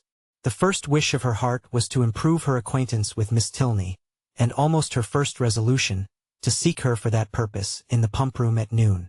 In the pump-room, one so newly arrived in Bath must be met with, and that building she had already found so favorable for the discovery of female excellence, and the completion of female intimacy, so admirably adapted for secret discourses and unlimited confidence, that she was most reasonably encouraged to expect another friend from within its walls. Her plan for the morning thus settled, she sat quietly down to her book after breakfast, resolving to remain in the same place and the same employment till the clock struck 1, and from habitude very little incommoded by the remarks and ejaculations of Mrs. Allen, whose vacancy of mind and incapacity for thinking were such, that as she never talked a great deal, so she could never be entirely silent, and, therefore, while she sat at her work, if she lost her needle or broke her thread, if she heard a carriage in the street, or saw a speck upon her gown, she must observe it aloud, whether there were anyone at leisure to answer her or not. At about 12:30, a remarkably loud rap drew her in haste to the window, and scarcely had she time to inform Catherine of there being 2 open carriages at the door, in the first only a servant, her brother driving Miss Thorpe in the second, before John Thorpe came running upstairs, calling out, "Well, Miss Morland, here I am. Have you been waiting long? We could not come before." The old devil of a coachmaker was such an eternity finding out a thing fit to be got into, and now it is 10,000 to 1 but they break down before we are out of the street. How do you do, Mrs. Allen? A famous ball last night, was not it? Come, Miss Morland, be quick, for the others are in a confounded hurry to be off. They want to get their tumble over. What do you mean? Said Catherine. Where are you all going to? Going to? Why, you have not forgot our engagement. Did not we agree together to take a drive this morning? What a head you have. We are going up Claverton Down. Something was said about it, I remember, said Catherine, looking at Mrs. Allen for her opinion. But really I did not expect you. Not expect me. That's a good one. And what a dust you would have made, if I had not come. Catherine's silent appeal to her friend, meanwhile, was entirely thrown away, for Mrs. Allen, not being at all in the habit of conveying any expression herself by a look, was not aware of its being ever intended by anybody else. And Catherine, whose desire of seeing Miss Tilney again could at that moment bear a short delay in favor of a drive, and who thought there could be no impropriety in her going with Mr. Thorpe, as Isabella was going at the same time with James, was therefore obliged to speak plainer. Well, ma'am, what do you say to it? Can you spare me for an hour or 2? Shall I go? Do just as you please, my dear, replied Mrs. Allen, with the most placid indifference. Catherine took the advice and ran off to get ready. In a very few minutes she reappeared, having scarcely allowed the 2 others time enough to get through a few short sentences in her praise, after Thorpe had procured Mrs. Allen's admiration of his gig, and then receiving her friend's parting good wishes, they both hurried downstairs. My dearest creature, cried Isabella, to whom the duty of friendship immediately called her before she could get into the carriage, you have been at least 3 hours getting ready. I was afraid you were ill. What a delightful ball we had last night. I have 1,000 things to say to you, but make haste and get in, for I long to be off. Catherine followed her orders and turned away, but not too soon to hear her friend exclaim aloud to James, What a sweet girl she is. I quite dote on her. You will not be frightened, Miss Morland, said Thorpe as he handed her in, if my horse should dance about a little at first setting off. He will, most likely, give a plunge or two, and perhaps take the rest for a minute. But he will soon know his master. He is full of spirits, playful as can be, but there is no vice in him. Catherine did not think the portrait a very inviting one, but it was too late to retreat, and she was too young to own herself frightened. So, resigning herself to her fate, and trusting to the animal's boasted knowledge of its owner, she sat peaceably down and saw Thorpe sit down by her. Everything being then arranged, the servant who stood at the horse's head was bid in an important voice to let him go, and off they went in the quietest manner imaginable, without a plunge or a caper, or anything like one. Catherine, delighted at so happy an escape, spoke her pleasure aloud with grateful surprise, and her companion immediately made the matter perfectly simple by assuring her that it was entirely owing to the peculiarly judicious manner in which he had then held the reins, and the singular discernment and dexterity with which he had directed his whip. Catherine, though she could not help wondering that with such perfect command of his horse, he should think it necessary to alarm her with a relation of its tricks, congratulated herself sincerely on being under the care of so excellent a coachman, and perceiving that the animal continued to go on in the same quiet manner, without showing the smallest propensity towards any unpleasant vivacity, and, considering its inevitable pace was 10 miles an hour, by no means alarmingly fast, gave herself up to all the enjoyment of air and exercise of the most invigorating kind, in a fine mild day of February, with the consciousness of safety.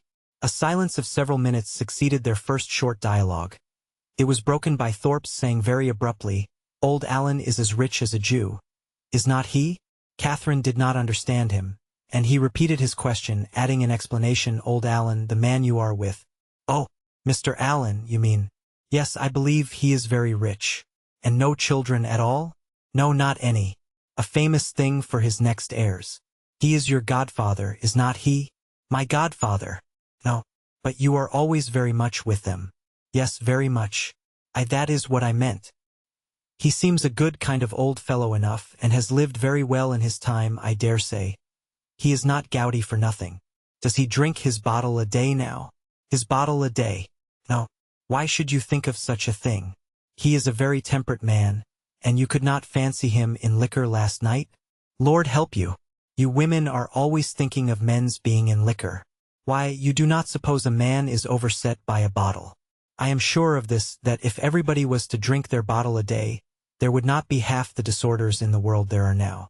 It would be a famous good thing for us all. Cannot believe it. Oh, Lord, it would be the saving of thousands. There is not the 100th part of the wine consumed in this kingdom that there ought to be. Our foggy climate wants help. And yet I have heard that there is a great deal of wine drunk in Oxford." "Oxford? There is no drinking at Oxford now, I assure you. Nobody drinks there. You would hardly meet with a man who goes beyond his 4 pints at the utmost. Now, for instance, it was reckoned a remarkable thing at the last party in my rooms that upon an average we cleared about 5 pints a head. It was looked upon as something out of the common way. Mine is famous good stuff, to be sure. You would not often meet with anything like it in Oxford, and that may account for it. But this will just give you a notion of the general rate of drinking there." "Yes, it does give a notion," said Catherine warmly, "and that is, that you all drink a great deal more wine than I thought you did. However, I am sure James does not drink so much." This declaration brought on a loud and overpowering reply, of which no part was very distinct, except the frequent exclamations, amounting almost to oaths, which adorned it, and Catherine was left, when it ended, with rather a strengthened belief of there being a great deal of wine drunk in Oxford, and the same happy conviction of her brother's comparative sobriety. Thorpe's ideas then all reverted to the merits of his own equipage, and she was called on to admire the spirit and freedom with which his horse moved along, and the ease which his paces, as well as the excellence of the springs, gave the motion of the carriage. She followed him in all his admiration as well as she could. To go before or beyond him was impossible. His knowledge and her ignorance of the subject, his rapidity of expression, and her diffidence of herself put that out of her power. She could strike out nothing new in commendation, but she readily echoed whatever he chose to assert, and it was finally settled between them without any difficulty that his equipage was altogether the most complete of its kind in England, his carriage the neatest, his horse the best goer, and himself the best coachman. "You do not really think, Mr. Thorpe," said Catherine, venturing after some time to consider the matter as entirely decided, and to offer some little variation on the subject, "that James's gig will break down?" "Break down? Oh, Lord! Did you ever see such a little tittipy thing in your life? There is not a sound piece of iron about it. The wheels have been fairly worn out these 10 years at least, and as for the body, upon my soul, you might shake it to pieces yourself with a touch. It is the most devilish little rickety business I ever beheld. Thank God, we have got a better. I would not be bound to go 2 miles in it for £50,000. "Good heavens!" cried Catherine, quite frightened. "Then pray let us turn back. They will certainly meet with an accident if we go on. Do let us turn back, Mr. Thorpe. Stop and speak to my brother, and tell him how very unsafe it is." "Unsafe? Oh, Lord! What is there in that? They will only get a roll if it does break down, and there is plenty of dirt. It will be excellent falling. Oh, curse it! The carriage is safe enough if a man knows how to drive it. A thing of that sort in good hands will last above 20 years after it is fairly worn out. Lord bless you! I would undertake for £5 to drive it to York and back again without losing a nail." Catherine listened with astonishment. She knew not how to reconcile two such very different accounts of the same thing, for she had not been brought up to understand the propensities of a rattle, nor to know to how many idle assertions and impudent falsehoods the excess of vanity will lead. Her own family were plain, matter-of-fact people who seldom aimed at wit of any kind. Her father, at the utmost, being contented with a pun, and her mother with a proverb. They were not in the habit therefore of telling lies to increase their importance, or of asserting at one moment what they would contradict the next. She reflected on the affair for some time in much perplexity, and was more than once on the point of requesting from Mr. Thorpe a clearer insight into his real opinion on the subject. But she checked herself because it appeared to her that he did not excel in giving those clearer insights, in making those things plain which he had before made ambiguous. And, joining to this, the consideration that he would not really suffer his sister and his friend to be exposed to a danger from which he might easily preserve them, she concluded at last that he must know the carriage to be in fact perfectly safe, and therefore would alarm herself no longer. By him the whole matter seemed entirely forgotten, and all the rest of his conversation, or rather talk, began and ended with himself and his own concerns.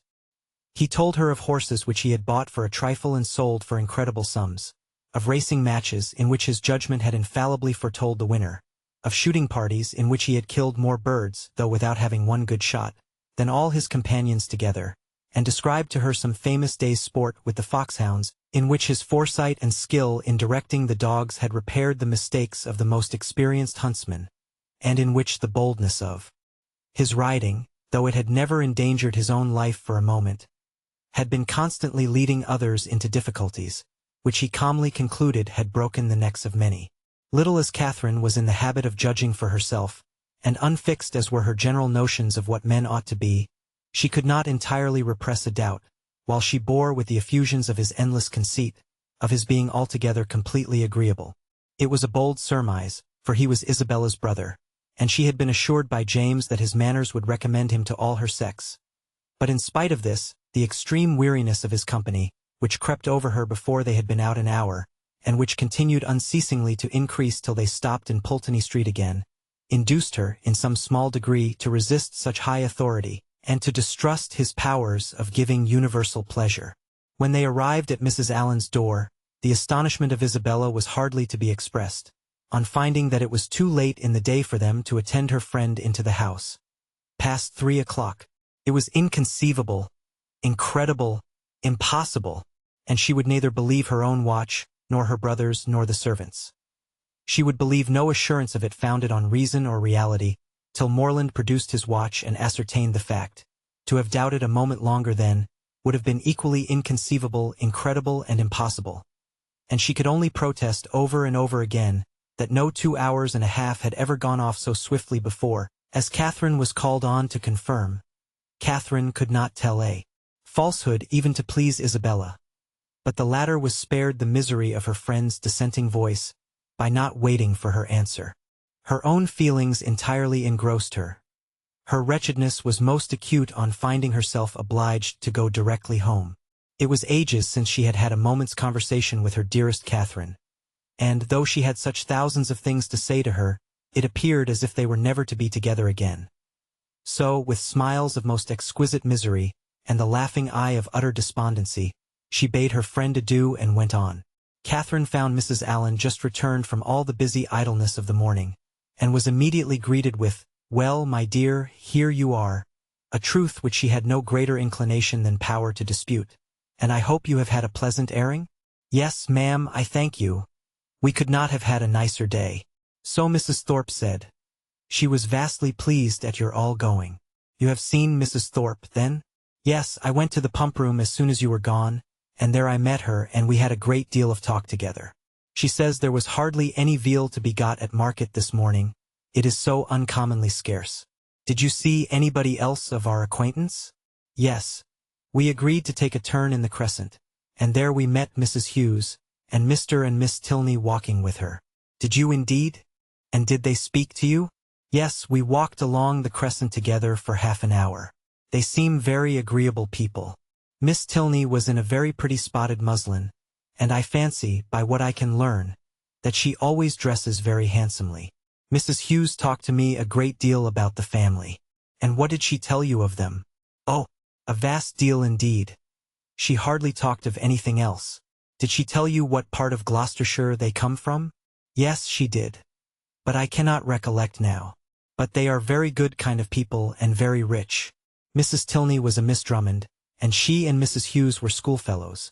And Miss Drummond had a very large fortune, and, when she married, her father gave her £20,000 and 500 to buy wedding clothes. Mrs. Hughes saw all the clothes after they came from the warehouse." "And are Mr. and Mrs. Tilney in Bath?" "Yes, I fancy they are, but I am not quite certain. Upon recollection, however, I have a notion they are both dead. At least the mother is. Yes, I am sure Mrs. Tilney is dead, because Mrs. Hughes told me there was a very beautiful set of pearls that Mr. Drummond gave his daughter on her wedding day, and that Miss Tilney has got now, for they were put by for her when her mother died." "And is Mr. Tilney, my partner, the only son?" "I cannot be quite positive about that, my dear. I have some idea he is, but however, he is a very fine young man, Mrs. Hughes says, and likely to do very well." Catherine inquired no further. She had heard enough to feel that Mrs. Allen had no real intelligence to give, and that she was most particularly unfortunate herself in having missed such a meeting with both brother and sister. Could she have foreseen such a circumstance, nothing should have persuaded her to go out with the others, and as it was, she could only lament her ill luck and think over what she had lost, till it was clear to her that the drive had by no means been very pleasant and that John Thorpe himself was quite disagreeable. Chapter 10. The Allens, Thorpes, and Morlands all met in the evening at the theatre, and, as Catherine and Isabella sat together, there was then an opportunity for the latter to utter some few of the many thousand things which had been collecting within her for communication in the immeasurable length of time which had divided them. "Oh, heavens! My beloved Catherine, have I got you at last?" was her address on Catherine's entering the box and sitting by her. "Now, Mr. Morland," for he was close to her on the other side, "I shall not speak another word to you all the rest of the evening, so I charge you not to expect it. My sweetest Catherine, how have you been this long age? But I need not ask you, for you look delightfully. You really have done your hair in a more heavenly style than ever. You mischievous creature, do you want to attract everybody? I assure you, my brother is quite in love with you already, and as for Mr. Tilney, but that is a settled thing, even your modesty cannot doubt his attachment now. His coming back to Bath makes it too plain. Oh, what would not I give to see him? I really am quite wild with impatience. My mother says he is the most delightful young man in the world. She saw him this morning, you know. You must introduce him to me. Is he in the house now? Look about, for heaven's sake. I assure you I can hardly exist till I see him." "No," said Catherine, "he is not here. I cannot see him anywhere." "Oh, horrid! Am I never to be acquainted with him? How do you like my gown? I think it does not look amiss. The sleeves were entirely my own thought. Do you know, I get so immoderately sick of Bath. Your brother and I were agreeing this morning that, though it is vastly well to be here for a few weeks, we would not live here for millions. We soon found out that our tastes were exactly alike in preferring the country to every other place. Really, our opinions were so exactly the same, it was quite ridiculous. There was not a single point in which we differed. I would not have had you by for the world. You are such a sly thing, I am sure you would have made some droll remark or other about it. No, indeed I should not. Oh, yes you would indeed. I know you better than you know yourself. You would have told us that we seemed born for each other, or some nonsense of that kind, which would have distressed me beyond conception. My cheeks would have been as red as your roses. I would not have had you by for the world. Indeed you do me injustice. I would not have made so improper a remark upon any account, and besides, I am sure it would never have entered my head. Isabella smiled incredulously and talked the rest of the evening to James. Catherine's resolution of endeavoring to meet Miss Tilney again continued in full force the next morning. Until the usual moment of going to the pump-room, she felt some alarm from the dread of a second prevention. But nothing of that kind occurred, no visitors appeared to delay them, and they all three set off in good time for the pump-room, where the ordinary course of events and conversation took place. Mr. Allen, after drinking his glass of water, joined some gentlemen to talk over the politics of the day and compare the accounts of their newspapers, and the ladies walked about together, noticing every new face, and almost every new bonnet in the room. The female part of the Thorpe family, attended by James Morland, appeared among the crowd in less than a quarter of an hour, and Catherine immediately took her usual place by the side of her friend. James, who was now in constant attendance, maintained a similar position, and separating themselves from the rest of their party, they walked in that manner for some time, till Catherine began to doubt the happiness of a situation which, confining her entirely to her friend and brother, gave her very little share in the notice of either. They were always engaged in some sentimental discussion or lively dispute, but their sentiment was conveyed in such whispering voices, and their vivacity attended with so much laughter, that though Catherine's supporting opinion was not unfrequently called for by one or the other, she was never able to give any, from not having heard a word of the subject.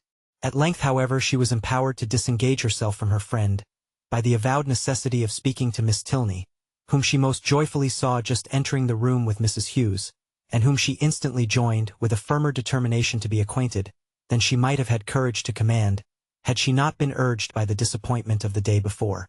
Miss Tilney met her with great civility, returned her advances with equal goodwill, and they continued talking together as long as both parties remained in the room. And though in all probability not an observation was made, nor an expression used by either which had not been made and used some thousands of times before, under that roof, in every Bath season, yet the merit of their being spoken with simplicity and truth, and without personal conceit, might be something uncommon. "How well your brother dances," was an artless exclamation of Catherine's towards the close of their conversation, which at once surprised and amused her companion. "Henry," she replied with a smile. "Yes, he does dance very well. He must have thought it very odd to hear me say I was engaged the other evening, when he saw me sitting down. But I really had been engaged the whole day to Mr. Thorpe." Miss Tilney could only bow. "You cannot think," added Catherine after a moment's silence, "how surprised I was to see him again. I felt so sure of his being quite gone away. When Henry had the pleasure of seeing you before, he was in Bath but for a couple of days. He came only to engage lodgings for us. That never occurred to me. And of course, not seeing him anywhere, I thought he must be gone. Was not the young lady he danced with on Monday a Miss Smith?" "Yes, an acquaintance of Mrs. Hughes. I dare say she was very glad to dance." "Do you think her pretty?" "Not very. He never comes to the pump-room, I suppose?" "Yes, sometimes. But he has rid out this morning with my father." Mrs. Hughes now joined them, and asked Miss Tilney if she was ready to go. "I hope I shall have the pleasure of seeing you again soon," said Catherine. "Shall you be at the cotillion ball tomorrow?" "Perhaps yes, I think we certainly shall." "I am glad of it, for we shall all be there." This civility was duly returned, and they parted, on Miss Tilney's side with some knowledge of her new acquaintance's feelings, and on Catherine's, without the smallest consciousness of having explained them. She went home very happy. The morning had answered all her hopes, and the evening of the following day was now the object of expectation, the future good. What gown and what headdress she should wear on the occasion became her chief concern. She cannot be justified in it. Dress is at all times a frivolous distinction, and excessive solicitude about it often destroys its own aim. Catherine knew all this very well. Her great-aunt had read her a lecture on the subject only the Christmas before, and yet she lay awake 10 minutes on Wednesday night debating between her spotted and her tamboured muslin, and nothing but the shortness of the time prevented her buying a new one for the evening. This would have been an error in judgment, great though not uncommon, from which one of the other sex rather than her own, a brother rather than a great-aunt, might have warned her, for man only can be aware of the insensibility of man towards a new gown. It would be mortifying to the feelings of many ladies, could they be made to understand how little the heart of man is affected by what is costly or new in their attire, how little it is biased by the texture of their muslin, and how unsusceptible of peculiar tenderness towards the spotted, the sprigged, the mull, or the jaconet. Woman is fine for her own satisfaction alone. No man will admire her the more, no woman will like her the better for it. Neatness and fashion are enough for the former, and a something of shabbiness or impropriety will be most endearing to the latter. But not one of these grave reflections troubled the tranquility of Catherine. She entered the rooms on Thursday evening with feelings very different from what had attended her thither the Monday before. She had then been exulting in her engagement to Thorpe, and was now chiefly anxious to avoid his sight, lest he should engage her again. For though she could not, dared not expect that Mr. Tilney should ask her a third time to dance, her wishes, hopes, and plans all centered in nothing less. Every young lady may feel for my heroine in this critical moment, for every young lady has at some time or other known the same agitation. All have been, or at least all have believed themselves to be, in danger from the pursuit of someone whom they wished to avoid, and all have been anxious for the attentions of someone whom they wished to please. As soon as they were joined by the Thorpes, Catherine's agony began. She fidgeted about if John Thorpe came towards her, hid herself as much as possible from his view, and when he spoke to her pretended not to hear him. The cotillions were over, the country dancing beginning, and she saw nothing of the Tilneys. "Do not be frightened, my dear Catherine," whispered Isabella, "but I am really going to dance with your brother again. I declare positively it is quite shocking. I tell him he ought to be ashamed of himself, but you and John must keep us in countenance. Make haste, my dear creature, and come to us. John is just walked off, but he will be back in a moment." Catherine had neither time nor inclination to answer. The others walked away. John Thorpe was still in view, and she gave herself up for lost. That she might not appear, however, to observe or expect him, she kept her eyes intently fixed on her fan, and a self-condemnation for her folly, in supposing that among such a crowd they should even meet with the Tilneys in any reasonable time, had just passed through her mind, when she suddenly found herself addressed and again solicited to dance, by Mr. Tilney himself. With what sparkling eyes and ready motion she granted his request, and with how pleasing a flutter of heart she went with him to the set, may be easily imagined. To escape and, as she believed, so narrowly escape John Thorpe, and to be asked, so immediately on his joining her, asked by Mr. Tilney, as if he had sought her on purpose. It did not appear to her that life could supply any greater felicity.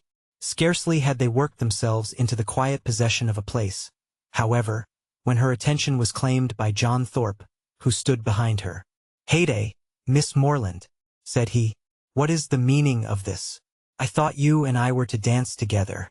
I wonder you should think so, for you never asked me." "That is a good one, by Jove. I asked you as soon as I came into the room, and I was just going to ask you again, but when I turned round, you were gone. This is a cursed shabby trick. I only came for the sake of dancing with you, and I firmly believe you were engaged to me ever since Monday." "Yes, I remember. I asked you while you were waiting in the lobby for your cloak, and here have I been telling all my acquaintance that I was going to dance with the prettiest girl in the room, and when they see you standing up with somebody else, they will quiz me famously. Oh no, they will never think of me after such a description as that. By heavens, if they do not, I will kick them out of the room for blockheads. What chap have you there?" Catherine satisfied his curiosity. "Tilney," he repeated. I do not know him. A good figure of a man. Well put together. Does he want a horse? Here is a friend of mine, Sam Fletcher, has got one to sell that would suit anybody. A famous clever animal for the road, only 40 guineas. I had 50 minds to buy it myself, for it is one of my maxims always to buy a good horse when I meet with one. But it would not answer my purpose, it would not do for the field. I would give any money for a real good hunter.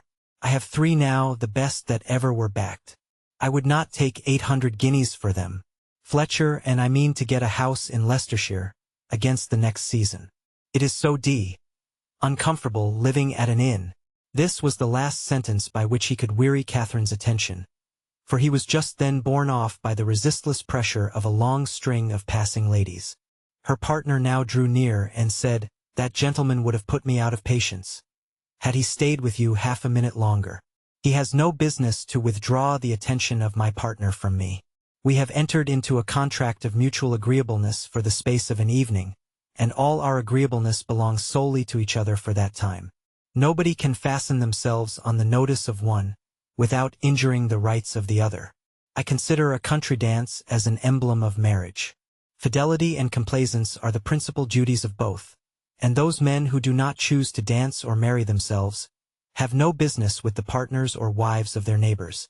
But they are such very different things that you think they cannot be compared together. To be sure not. People that marry can never part, but must go and keep house together. People that dance only stand opposite each other in a long room for half an hour. And such is your definition of matrimony and dancing. Taken in that light, certainly, their resemblance is not striking. But I think I could place them in such a view. You will allow that in both man has the advantage of choice, woman only the power of refusal, that in both it is an engagement between man and woman, formed for the advantage of each, and that when once entered into, they belong exclusively to each other till the moment of its dissolution, that it is their duty, each to endeavor to give the other no cause for wishing that he or she had bestowed themselves elsewhere, and their best interest to keep their own imaginations from wandering towards the perfections of their neighbors, or fancying that they should have been better off with anyone else. You will allow all this? Yes, to be sure, as you state it, all this sounds very well. But still they are so very different. I cannot look upon them at all in the same light, nor think the same duties belong to them. In one respect, there certainly is a difference. In marriage, the man is supposed to provide for the support of the woman to make the home agreeable to the man. He is to purvey and she is to smile. But in dancing, their duties are exactly changed. The agreeableness, the compliance are expected from him, while she furnishes the fan and the lavender water. That, I suppose, was the difference of duties which struck you, as rendering the conditions incapable of comparison. No, indeed, I never thought of that. Then I am quite at a loss. One thing, however, I must observe. This disposition on your side is rather alarming.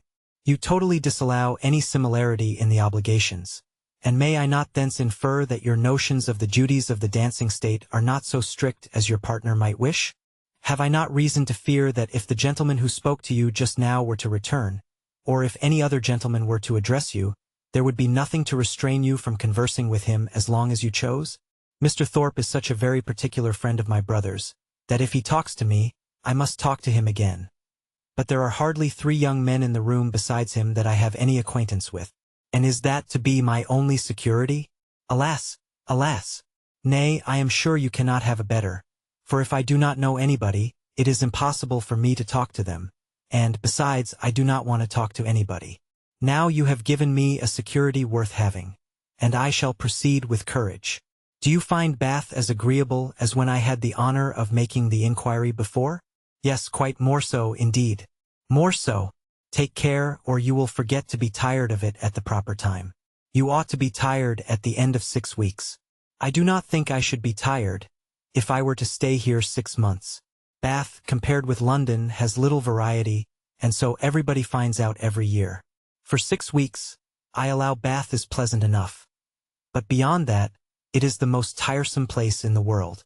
You would be told so by people of all descriptions who come regularly every winter, lengthen their 6 weeks into 10 or 12, and go away at last because they can afford to stay no longer.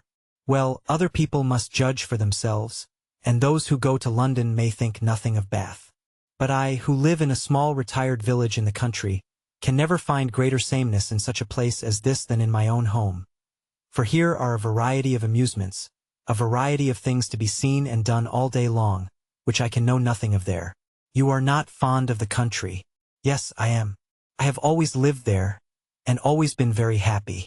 But certainly there is much more sameness in a country life than in a Bath life. One day in the country is exactly like another. But then you spend your time so much more rationally in the country. Do I? Do you not? I do not believe there is much difference. Here you are in pursuit only of amusement all day long. And so I am at home, only I do not find so much of it. I walk about here, and so I do there. But here I see a variety of people in every street, and there I can only go and call on Mrs. Allen." Mr. Tilney was very much amused. "Only go and call on Mrs. Allen," he repeated. "What a picture of intellectual poverty. However, when you sink into this abyss again, you will have more to say. You will be able to talk of Bath and of all that you did here. Oh, yes. I shall never be in want of something to talk of again to Mrs. Allen, or anybody else. I really believe I shall always be talking of Bath, when I am at home again. I do like it so very much. If I could but have Papa and Mamma, and the rest of them here, I suppose I should be too happy. James's coming, my eldest brother, is quite delightful. And especially as it turns out that the very family we are just got so intimate with are his intimate friends already. Oh, who can ever be tired of Bath? Not those who bring such fresh feelings of every sort to it as you do. But papas and mammas and brothers and intimate friends are a good deal gone by, to most of the frequenters of Bath, and the honest relish of balls and plays and everyday sights is past with them." Here their conversation closed, the demands of the dance becoming now too importunate for a divided attention. Soon after their reaching the bottom of the set, Catherine perceived herself to be earnestly regarded by a gentleman who stood among the lookers-on, immediately behind her partner. He was a very handsome man, of a commanding aspect, past the bloom, but not past the vigor of life, and with his eye still directed towards her, she saw him presently address Mr. Tilney in a familiar whisper. Confused by his notice, and blushing from the fear of its being excited by something wrong in her appearance, she turned away her head. But while she did so, the gentleman retreated, and her partner, coming nearer, said, "I see that you guess what I have just been asked. That gentleman knows your name, and you have a right to know his. It is General Tilney, my father." Catherine's answer was only "Oh." But it was an "Oh," expressing everything needful, attention to his words, and perfect reliance on their truth. With real interest and strong admiration did her eye now follow the general, as he moved through the crowd, and "How handsome a family they are," was her secret remark. In chatting with Miss Tilney before the evening concluded, a new source of felicity arose to her. She had never taken a country walk since her arrival in Bath. Miss Tilney, to whom all the commonly frequented environs were familiar, spoke of them in terms which made her all eagerness to know them too, and on her openly fearing that she might find nobody to go with her, it was proposed by the brother and sister that they should join in a walk, some morning or other. "I shall like it," she cried, "beyond anything in the world. And do not let us put it off. Let us go tomorrow." This was readily agreed to, with only a proviso of Miss Tilney's, that it did not rain, which Catherine was sure it would not. At 12 o'clock they were to call for her in Pulteney Street. And remember, 12 o'clock was her parting speech to her new friend. Of her other, her older, her more established friend, Isabella, of whose fidelity and worth she had enjoyed a fortnight's experience, she scarcely saw anything during the evening. Yet, though longing to make her acquainted with her happiness, she cheerfully submitted to the wish of Mr. Allen, which took them rather early away, and her spirits danced within her, as she danced in her chair all the way home. Chapter 11. The morrow brought a very sober-looking morning, the sun making only a few efforts to appear, and Catherine augured from it everything most favorable to her wishes. A bright morning so early in the year, she allowed, would generally turn to rain, but a cloudy one foretold improvement as the day advanced. She applied to Mr. Allen for confirmation of her hopes, but Mr. Allen, not having his own skies and barometer about him, declined giving any absolute promise of sunshine. She applied to Mrs. Allen, and Mrs. Allen's opinion was more positive. She had no doubt in the world of its being a very fine day, if the clouds would only go off and the sun keep out. At about 11 o'clock, however, a few specks of small rain upon the windows caught Catherine's watchful eye, and "Oh, dear, I do believe it will be wet," broke from her in a most desponding tone. "I thought how it would be," said Mrs. Allen. "No walk for me today," sighed Catherine. "But perhaps it may come to nothing, or it may hold up before 12. Perhaps it may, but then, my dear, it will be so dirty." "Oh, that will not signify. I never mind dirt." "No," replied her friend very placidly. I know you never mind dirt. After a short pause, it comes on faster and faster, said Catherine, as she stood watching at a window. So it does indeed. If it keeps raining, the streets will be very wet. There are 4 umbrellas up already. How I hate the sight of an umbrella. They are disagreeable things to carry. I would much rather take a chair at any time. It was such a nice-looking morning. I felt so convinced it would be dry. Anybody would have thought so indeed. There will be very few people in the pump room, if it rains all the morning. I hope Mr. Allen will put on his greatcoat when he goes, but I dare say he will not, for he had rather do anything in the world than walk out in a greatcoat. I wonder he should dislike it, it must be so comfortable. The rain continued, fast, though not heavy. Catherine went every 5 minutes to the clock, threatening on each return that, if it still kept on raining another 5 minutes, she would give up the matter as hopeless. The clock struck 12, and it still rained. You will not be able to go, my dear. I do not quite despair yet. I shall not give it up till 12:15. This is just the time of day for it to clear up, and I do think it looks a little lighter. There, it is 20 minutes after 12, and now I shall give it up entirely. Oh, that we had such weather here as they had at Udolpho, or at least in Tuscany and the south of France. The night that poor Street Aubin died. Such beautiful weather. At 12:30, when Catherine's anxious attention to the weather was over and she could no longer claim any merit from its amendment, the sky began voluntarily to clear. A gleam of sunshine took her quite by surprise. She looked round. The clouds were parting, and she instantly returned to the window to watch over and encourage the happy appearance. 10 minutes more made it certain that a bright afternoon would succeed, and justified the opinion of Mrs. Allen, who had always thought it would clear up. But whether Catherine might still expect her friends, whether there had not been too much rain for Miss Tilney to venture, must yet be a question. It was too dirty for Mrs. Allen to accompany her husband to the pump room. He accordingly set off by himself, and Catherine had barely watched him down the street when her notice was claimed by the approach of the same 2 open carriages, containing the same 3 people that had surprised her so much a few mornings back. Isabella, my brother, and Mr. Thorpe. I declare, they are coming for me perhaps, but I shall not go. I cannot go indeed, for you know Miss Tilney may still call. Mrs. Allen agreed to it. John Thorpe was soon with them, and his voice was with them yet sooner, for on the stairs he was calling out to Miss Morland to be quick. Make haste, as he threw open the door. Put on your hat this moment. There is no time to be lost, we are going to Bristol. How d'ye do, Mrs. Allen? To Bristol? Is not that a great way off? But, however, I cannot go with you today because I am engaged. I expect some friends every moment. This was of course vehemently talked down as no reason at all. Mrs. Allen was called on to second him, and the 2 others walked in to give their assistance. My sweetest Catherine, is not this delightful? We shall have a most heavenly drive. You are to thank your brother and me for the scheme. It darted into our heads at breakfast time, I verily believe at the same instant, and we should have been off 2 hours ago if it had not been for this detestable rain. But it does not signify, the nights are moonlight, and we shall do delightfully. Oh, I am in such ecstasies at the thoughts of a little country air and quiet, so much better than going to the lower rooms. We shall drive directly to Clifton and dine there, and, as soon as dinner is over, if there is time for it, go on to Kingsweston. I doubt our being able to do so much, said Morland. You croaking fellow, cried Thorpe. We shall be able to do 10 times more. Kingsweston, aye, and Blasecastle too, and anything else we can hear of. But here is your sister says she will not go. Blasecastle, cried Catherine. What is that? The finest place in England, worth going 50 miles at any time to see. What, is it really a castle, an old castle? The oldest in the kingdom. But is it like what one reads of? Exactly the very same. But now really, are there towers and long galleries? By dozens. Then I should like to see it. But I cannot. I cannot go. Not go. My beloved creature. What do you mean?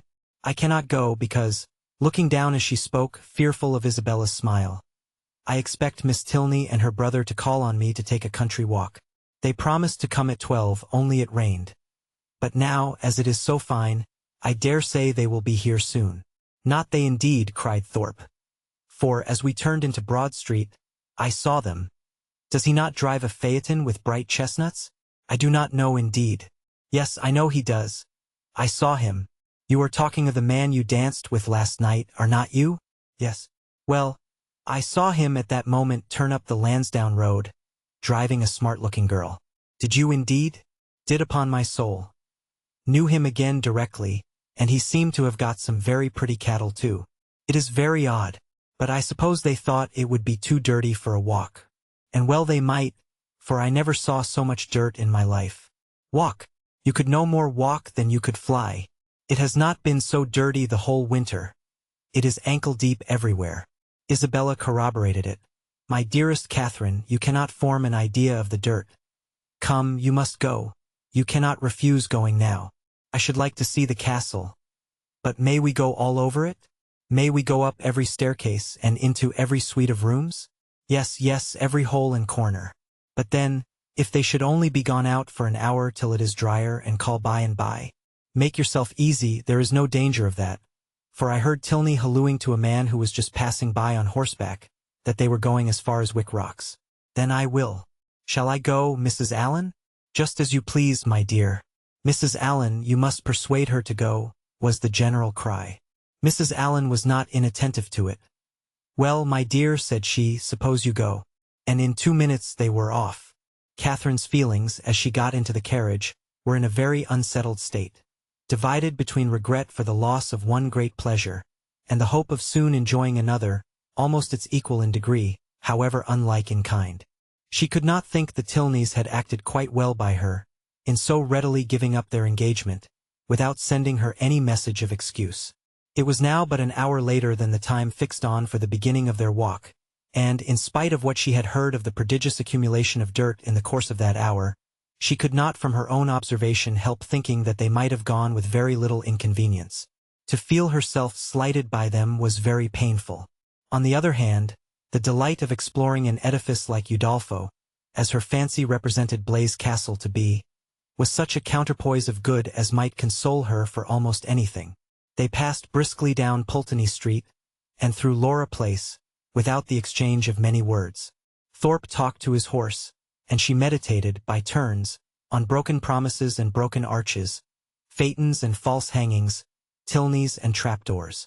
As they entered Argyle Buildings, however, she was roused by this address from her companion.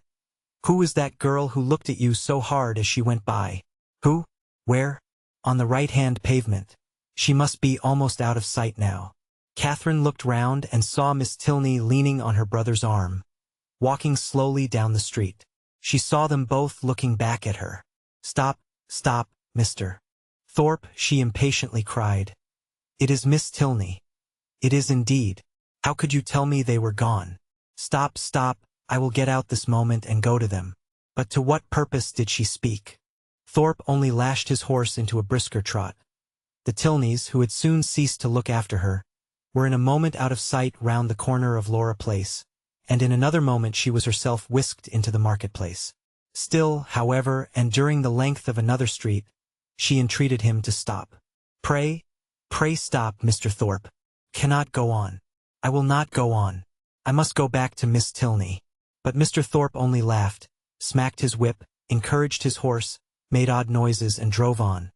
And Catherine, angry and vexed as she was, having no power of getting away, was obliged to give up the point and submit. Her reproaches, however, were not spared. How could you deceive me so, Mr. Thorpe? How could you say that you saw them driving up the Lansdowne Road? I would not have had it happen so for the world. They must think it so strange, so rude of me, to go by them, too, without saying a word. You do not know how vexed I am. I shall have no pleasure at Clifton, nor in anything else. I had rather, 10,000 times rather, get out now and walk back to them. How could you say you saw them driving out in a phaeton? Thorpe defended himself very stoutly, declared he had never seen two men so much alike in his life, and would hardly give up the point of its having been Tilney himself. Their drive, even when this subject was over, was not likely to be very agreeable. Catherine's complaisance was no longer what it had been in their former airing. She listened reluctantly, and her replies were short. Blaise Castle remained her only comfort. Towards that, she still looked at intervals with pleasure, though rather than be disappointed of the promised walk, and especially rather than be thought ill of by the Tilneys, she would willingly have given up all the happiness which its walls could supply, the happiness of a progress through a long suite of lofty rooms, exhibiting the remains of magnificent furniture, though now for many years deserted, the happiness of being stopped in their way along narrow, winding vaults, by a low, grated door, or even of having their lamp, their only lamp, extinguished by a sudden gust of wind, and of being left in total darkness. In the meanwhile, they proceeded on their journey without any mischance, and were within view of the town of Keynsham, when a halloo from Morland, who was behind them, made his friend pull up, to know what was the matter. The others then came close enough for conversation, and Morland said, "We had better go back, Thorpe. It is too late to go on today. Your sister thinks so as well as I. We have been exactly an hour coming from Pulteney Street, very little more than 7 miles, and, I suppose, we have at least 8 more to go. It will never do. We set out a great deal too late. We had much better put it off till another day, and turn round." "It is all one to me," replied Thorpe rather angrily, and instantly turning his horse, they were on their way back to Bath. "If your brother had not got such a beast to drive," said he soon afterwards, "we might have done it very well. My horse would have trotted to Clifton within the hour, if left to himself, and I have almost broke my arm with pulling him in to that cursed broken-winded jade's pace. Morland is a fool for not keeping a horse and gig of his own." "No, he is not," said Catherine warmly, "for I am sure he could not afford it. And why cannot he afford it? Because he has not money enough. And whose fault is that? Nobody's that I know of." Thorpe then said something in the loud, incoherent way to which he had often recourse, about its being a thing to be miserly, and that if people who rolled in money could not afford things, he did not know who could, which Catherine did not even endeavor to understand. Disappointed of what was to have been the consolation for her first disappointment, she was less and less disposed either to be agreeable herself or to find her companion so, and they returned to Pulteney Street without her speaking 20 words. As she entered the house, the footman told her that a gentleman and lady had called and inquired for her a few minutes after her setting off. That, when he told them she was gone out with Mr. Thorpe, the lady had asked whether any message had been left for her, and on his saying no, had felt for a card, but said she had none about her, and went away. Pondering over these heart-rending tidings, Catherine walked slowly upstairs. At the head of them she was met by Mr. Allen, who, on hearing the reason of their speedy return, said, "I am glad your brother had so much sense. I am glad you are come back. It was a strange, wild scheme." They all spent the evening together at Thorpe's. Catherine was disturbed and out of spirits, but Isabella seemed to find a pool of commerce, in the fate of which she shared, by private partnership with Morland, a very good equivalent for the quiet and country air of an inn at Clifton. Her satisfaction, too, in not being at the lower rooms was spoken more than once. "How I pity the poor creatures that are going there. How glad I am that I am not amongst them. I wonder whether it will be a full ball or not. They have not begun dancing yet. I would not be there for all the world. It is so delightful to have an evening now and then to oneself. I dare say it will not be a very good ball. I know the Mitchells will not be there. I am sure I pity everybody that is. But I dare say, Mr. Morland, you long to be at it, do not you? I am sure you do. Well, pray do not let anybody here be a restraint on you. I dare say we could do very well without you. But you men think yourselves of such consequence." Catherine could almost have accused Isabella of being wanting in tenderness towards herself and her sorrows. So very little did they appear to dwell on her mind, and so very inadequate was the comfort she offered. "Do not be so dull, my dearest creature," she whispered. "You will quite break my heart."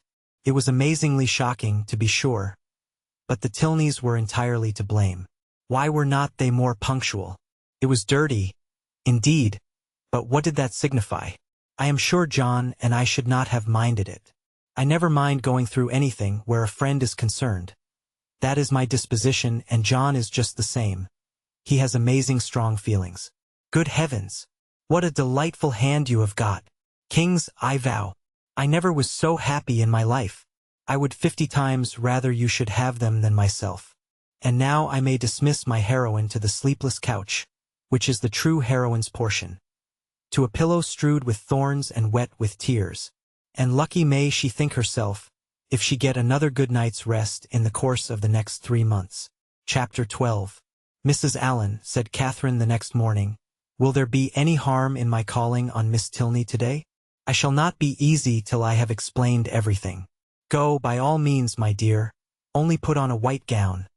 Miss Tilney always wears white. Catherine cheerfully complied, and being properly equipped, was more impatient than ever to be at the pump-room, that she might inform herself of General Tilney's lodgings, for though she believed they were in Milsom Street, she was not certain of the house, and Mrs. Allen's wavering convictions only made it more doubtful.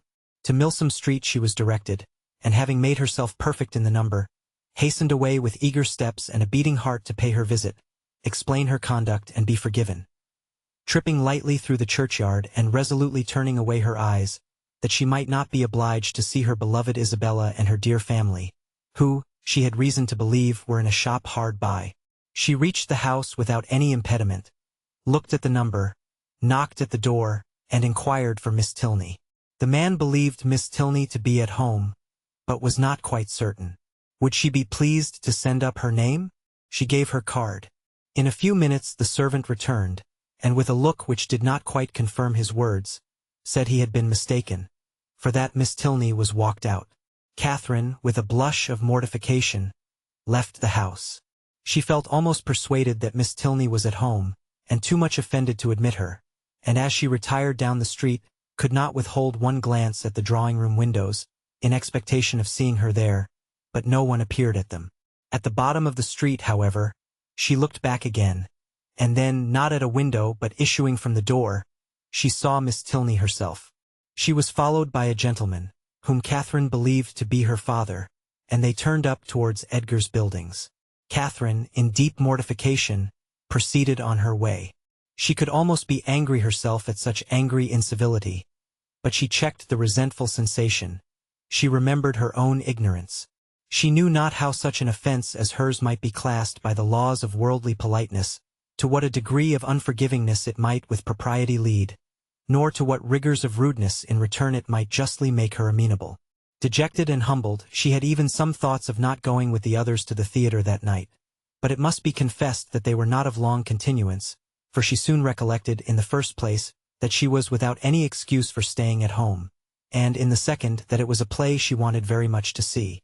To the theatre accordingly they all went. No Tilneys appeared to plague or please her. She feared that, amongst the many perfections of the family, a fondness for plays was not to be ranked, but perhaps it was because they were habituated to the finer performances of the London stage, which she knew, on Isabella's authority, rendered everything else of the kind quite horrid. She was not deceived in her own expectation of pleasure. The comedy so well suspended her care that no one, observing her during the first 4 acts, would have supposed she had any wretchedness about her. On the beginning of the 5th, however, the sudden view of Mr. Henry Tilney and his father, joining a party in the opposite box, recalled her to anxiety and distress. The stage could no longer excite genuine merriment, no longer keep her whole attention. Every other look upon an average was directed towards the opposite box, and, for the space of 2 entire scenes, did she thus watch Henry Tilney, without being once able to catch his eye. No longer could he be suspected of indifference for a play. His notice was never withdrawn from the stage during 2 whole scenes. At length, however, he did look towards her, and he bowed. But such a bow! No smile, no continued observance attended it. His eyes were immediately returned to their former direction. Catherine was restlessly miserable. She could almost have run round to the box in which he sat and forced him to hear her explanation. Feelings rather natural than heroic possessed her. Instead of considering her own dignity injured by this ready condemnation, instead of proudly resolving, in conscious innocence, to show her resentment towards him who could harbor a doubt of it, to leave to him all the trouble of seeking an explanation, and to enlighten him on the past only by avoiding his sight or flirting with somebody else, she took to herself all the shame of misconduct, or at least of its appearance, and was only eager for an opportunity of explaining its cause. The play concluded, the curtain fell. Henry Tilney was no longer to be seen where he had hitherto sat, but his father remained, and perhaps he might be now coming round to their box. She was right. In a few minutes he appeared, and, making his way through the then thinning rows, spoke with like calm politeness to Mrs. Allen and her friend. Not with such calmness was he answered by the latter. "Oh, Mr. Tilney, I have been quite wild to speak to you, and make my apologies. You must have thought me so rude. But indeed it was not my own fault, was it, Mrs. Allen? Did not they tell me that Mr. Tilney and his sister were gone out in a phaeton together? And then what could I do? But I had 10,000 times rather have been with you. Now had not I, Mrs. Allen? My dear, you tumble my gown, was Mrs. Allen's reply. Her assurance, however, standing sole as it did, was not thrown away. It brought a more cordial, more natural smile into his countenance, and he replied in a tone which retained only a little affected reserve. We were much obliged to you at any rate for wishing us a pleasant walk after our passing you in Argyle Street. You were so kind as to look back on purpose. But indeed I did not wish you a pleasant walk. I never thought of such a thing. But I begged Mr. Thorpe so earnestly to stop. I called out to him as soon as ever I saw you. Now, Mrs. Allen, did not— oh, you were not there. But indeed I did, and if Mr. Thorpe would only have stopped, I would have jumped out and run after you. Is there a Henry in the world who could be insensible to such a declaration? Henry Tilney at least was not. With a yet sweeter smile, he said everything that need be said of his sister's concern, regret, and dependence on Catherine's honor. "Oh, do not say Miss Tilney was not angry," cried Catherine, "because I know she was. For she would not see me this morning when I called. I saw her walk out of the house the next minute after my leaving it. I was hurt, but I was not affronted. Perhaps you did not know I had been there. I was not within at the time, but I heard of it from Eleanor, and she has been wishing ever since to see you, to explain the reason of such incivility. But perhaps I can do it as well. It was nothing more than that my father— they were just preparing to walk out, and he being hurried for time and not caring to have it put off, made a point of her being denied. That was all, I do assure you. She was very much vexed, and meant to make her apology as soon as possible." Catherine's mind was greatly eased by this information, yet a something of solicitude remained, from which sprang the following question, thoroughly artless in itself, though rather distressing to the gentleman. "But, Mr. Tilney, why were you less generous than your sister? If she felt such confidence in my good intentions, and could suppose it to be only a mistake, why should you be so ready to take offense?" "Me? I take offense? Nay, I am sure by your look, when you came into the box, you were angry." Angry? I could have no right." "Well, nobody would have thought you had no right who saw your face." He replied by asking her to make room for him and talking of the play. He remained with them some time, and was only too agreeable for Catherine to be contented when he went away. Before they parted, however, it was agreed that the projected walk should be taken as soon as possible, and, setting aside the misery of his quitting their box, she was, upon the whole, left one of the happiest creatures in the world. While talking to each other, she had observed with some surprise that John Thorpe, who was never in the same part of the house for 10 minutes together, was engaged in conversation with General Tilney, and she felt something more than surprise when she thought she could perceive herself the object of their attention and discourse. What could they have to say of her? She feared General Tilney did not like her appearance. She found it was implied in his preventing her admittance to his daughter, rather than postpone his own walk a few minutes. "How came Mr. Thorpe to know your father?" was her anxious inquiry, as she pointed them out to her companion. He knew nothing about it, but his father, like every military man, had a very large acquaintance. When the entertainment was over, Thorpe came to assist them in getting out. Catherine was the immediate object of his gallantry, and while they waited in the lobby for a chair, he prevented the inquiry which had traveled from her heart almost to the tip of her tongue, by asking, in a consequential manner, whether she had seen him talking with General Tilney. "He is a fine old fellow, upon my soul. Stout, active, looks as young as his son. I have a great regard for him, I assure you. A gentlemanlike, good sort of fellow as ever lived. But how came you to know him?" "Know him? There are few people much about town that I do not know. I have met him forever at the Bedford, and I knew his face again today the moment he came into the billiard-room. One of the best players we have, by the by, and we had a little touch together, though I was almost afraid of him at first. The odds were 5-4 against me, and if I had not made one of the cleanest strokes that perhaps ever was made in this world, I took his ball exactly, but I could not make you understand it without a table. However, I did beat him. A very fine fellow, as rich as a Jew. I should like to dine with him. I dare say he gives famous dinners. But what do you think we have been talking of?" "You? Yes, by heavens! and the general thinks you the finest girl in Bath." "Oh, nonsense. How can you say so? And what do you think I said?" Lowering his voice, "Well done, General," said I. "I am quite of your mind." Here Catherine, who was much less gratified by his admiration than by General Tilney's, was not sorry to be called away by Mr. Allen. Thorpe, however, would see her to her chair, and, till she entered it, continued the same kind of delicate flattery, in spite of her entreating him to have done. That General Tilney, instead of disliking, should admire her, was very delightful, and she joyfully thought that there was not one of the family whom she need now fear to meet. The evening had done more, much more, for her than could have been expected. Chapter 13.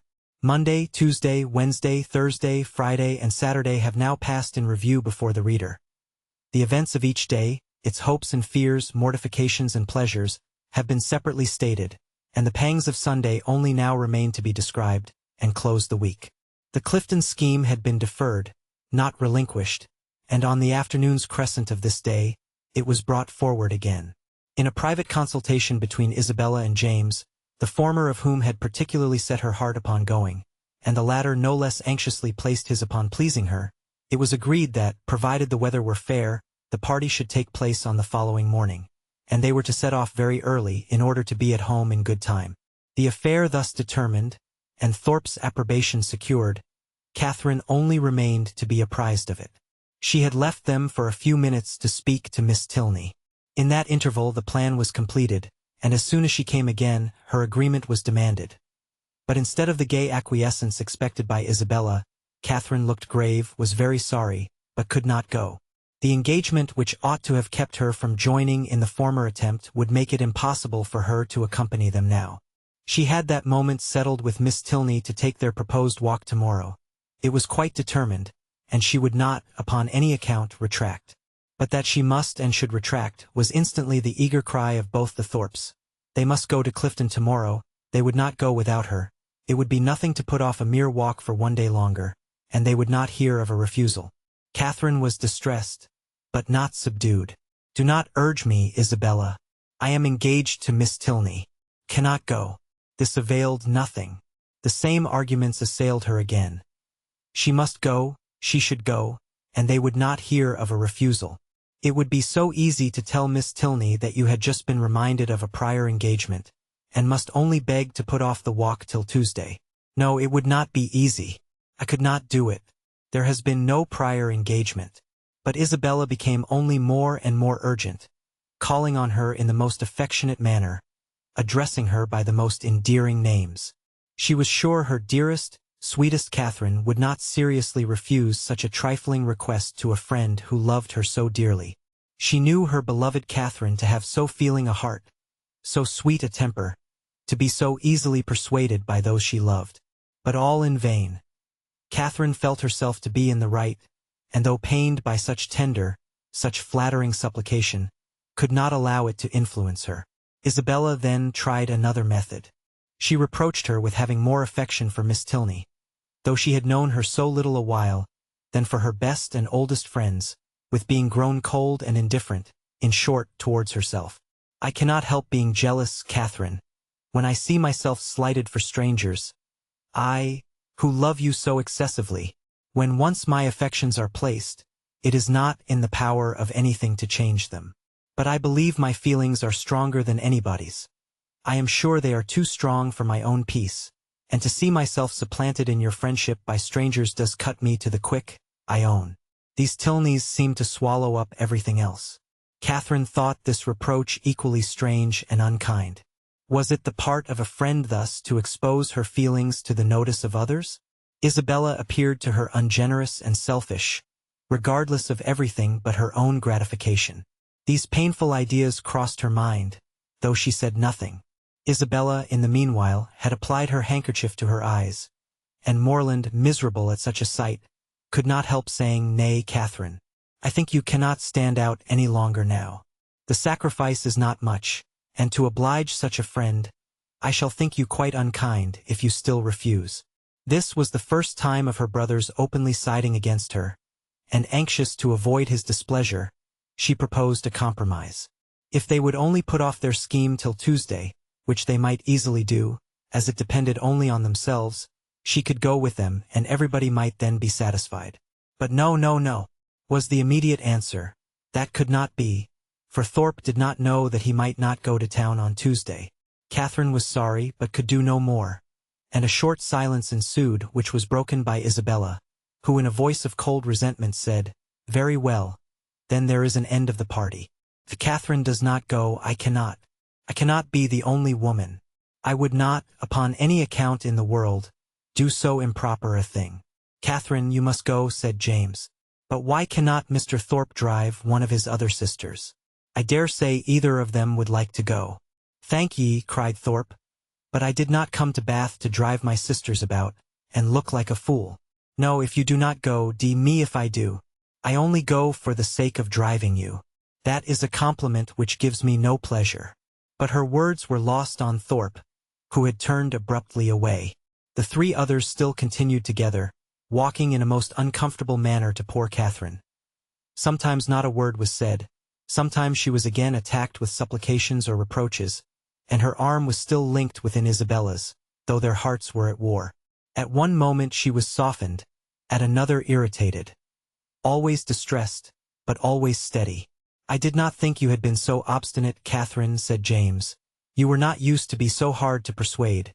You once were the kindest, best-tempered of my sisters." "I hope I am not less so now," she replied very feelingly. "But indeed I cannot go. If I am wrong, I am doing what I believe to be right." "I suspect," said Isabella in a low voice, "there is no great struggle."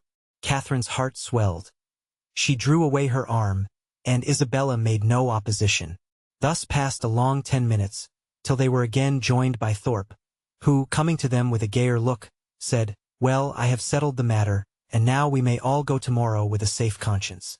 I have been to Miss Tilney, and made your excuses." "You have not," cried Catherine. "I have, upon my soul, left her this moment. Told her you had sent me to say that, having just recollected a prior engagement of going to Clifton with us tomorrow, you could not have the pleasure of walking with her till Tuesday. She said very well, Tuesday was just as convenient to her. So there is an end of all our difficulties.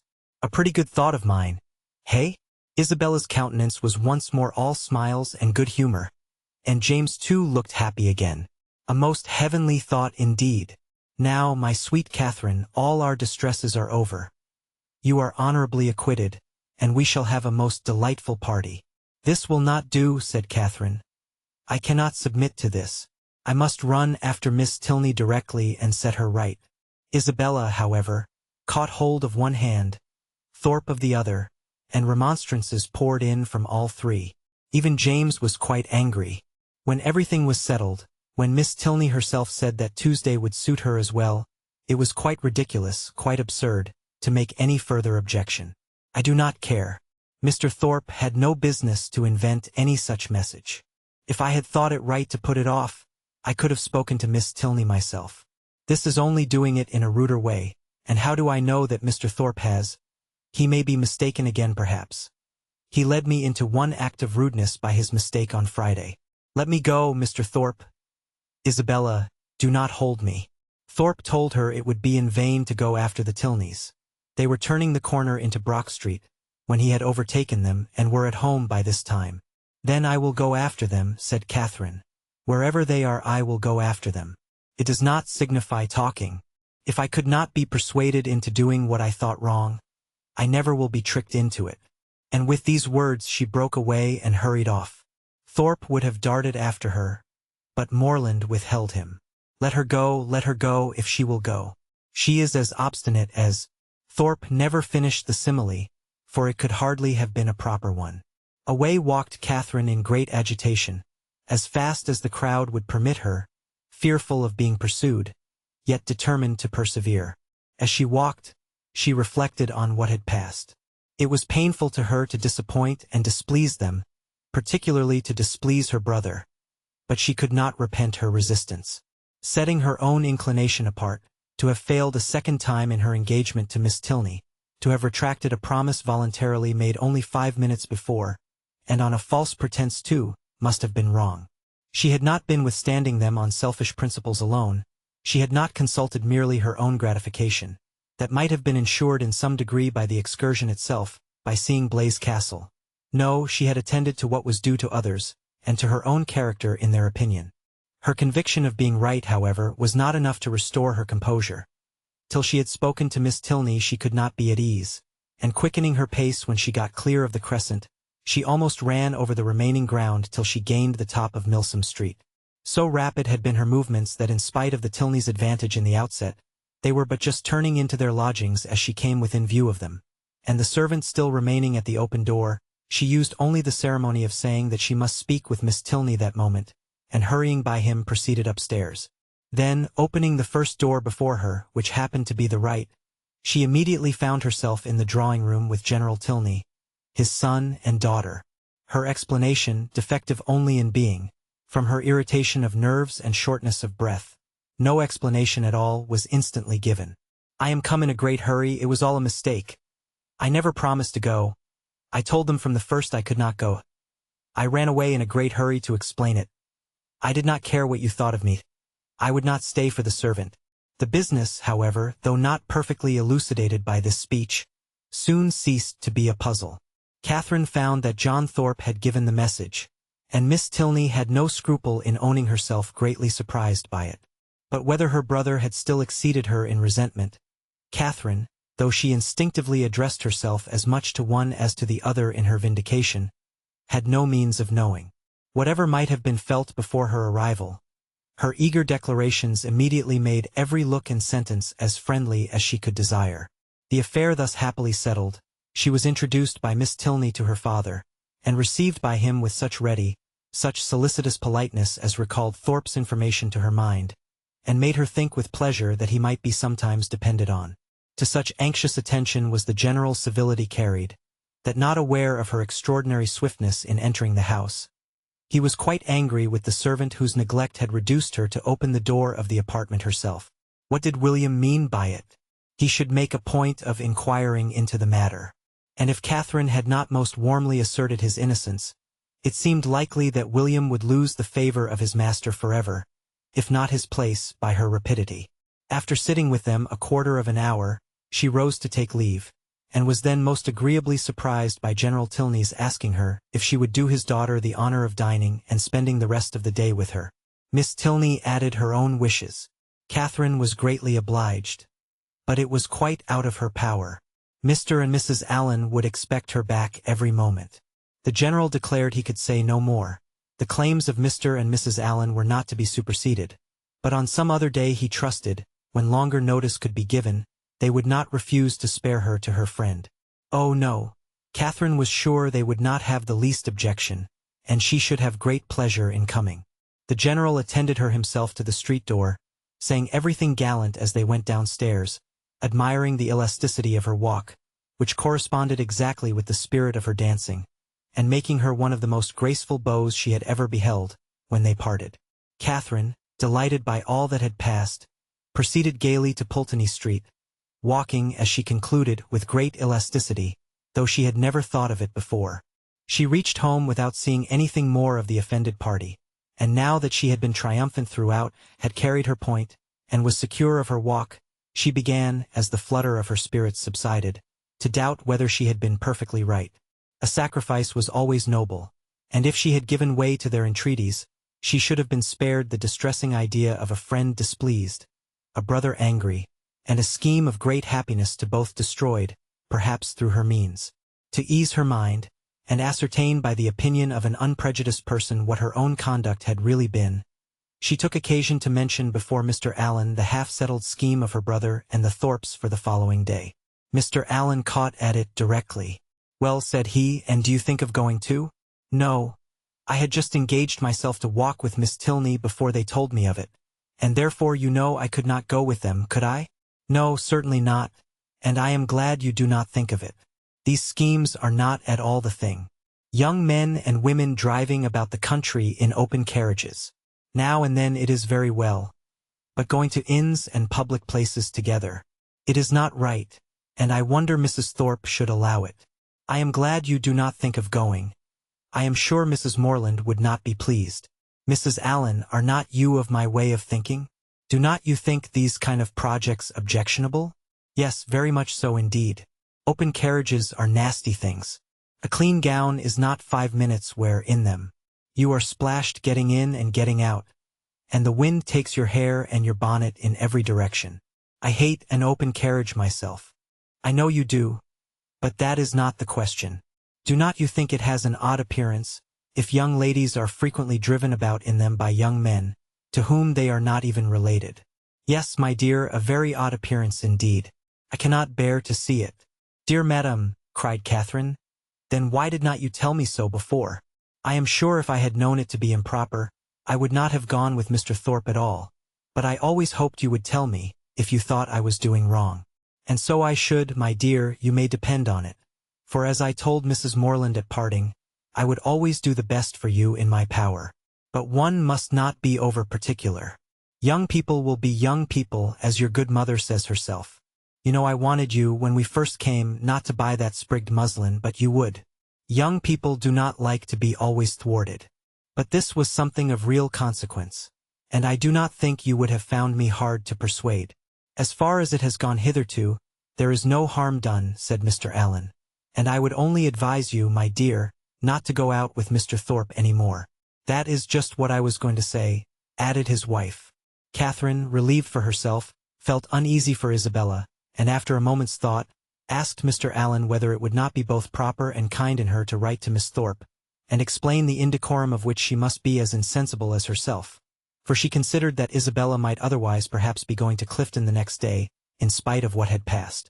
Mr. Allen, however, discouraged her from doing any such thing. You had better leave her alone, my dear. She is old enough to know what she is about, and if not, has a mother to advise her. Mrs. Thorpe is too indulgent beyond a doubt. But, however, you had better not interfere. She and your brother choose to go, and you will be only getting ill will. Catherine submitted, and though sorry to think that Isabella should be doing wrong, felt greatly relieved by Mr. Allen's approbation of her own conduct, and truly rejoiced to be preserved by his advice from the danger of falling into such an error herself. Her escape from being one of the party to Clifton was now an escape indeed. For what would the Tilneys have thought of her, if she had broken her promise to them in order to do what was wrong in itself, if she had been guilty of one breach of propriety, only to enable her to be guilty of another? Chapter 14. The next morning was fair, and Catherine almost expected another attack from the assembled party. With Mr. Allen to support her, she felt no dread of the event, but she would gladly be spared a contest, where victory itself was painful, and was heartily rejoiced therefore at neither seeing nor hearing anything of them.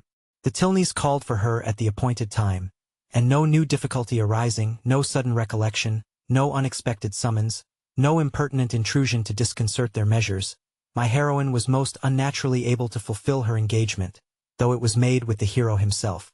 They determined on walking round Beechen Cliff, that noble hill whose beautiful verdure and hanging coppice render it so striking an object from almost every opening in Bath. I never look at it, said Catherine, as they walked along the side of the river, without thinking of the south of France. You have been abroad, then? Said Henry, a little surprised.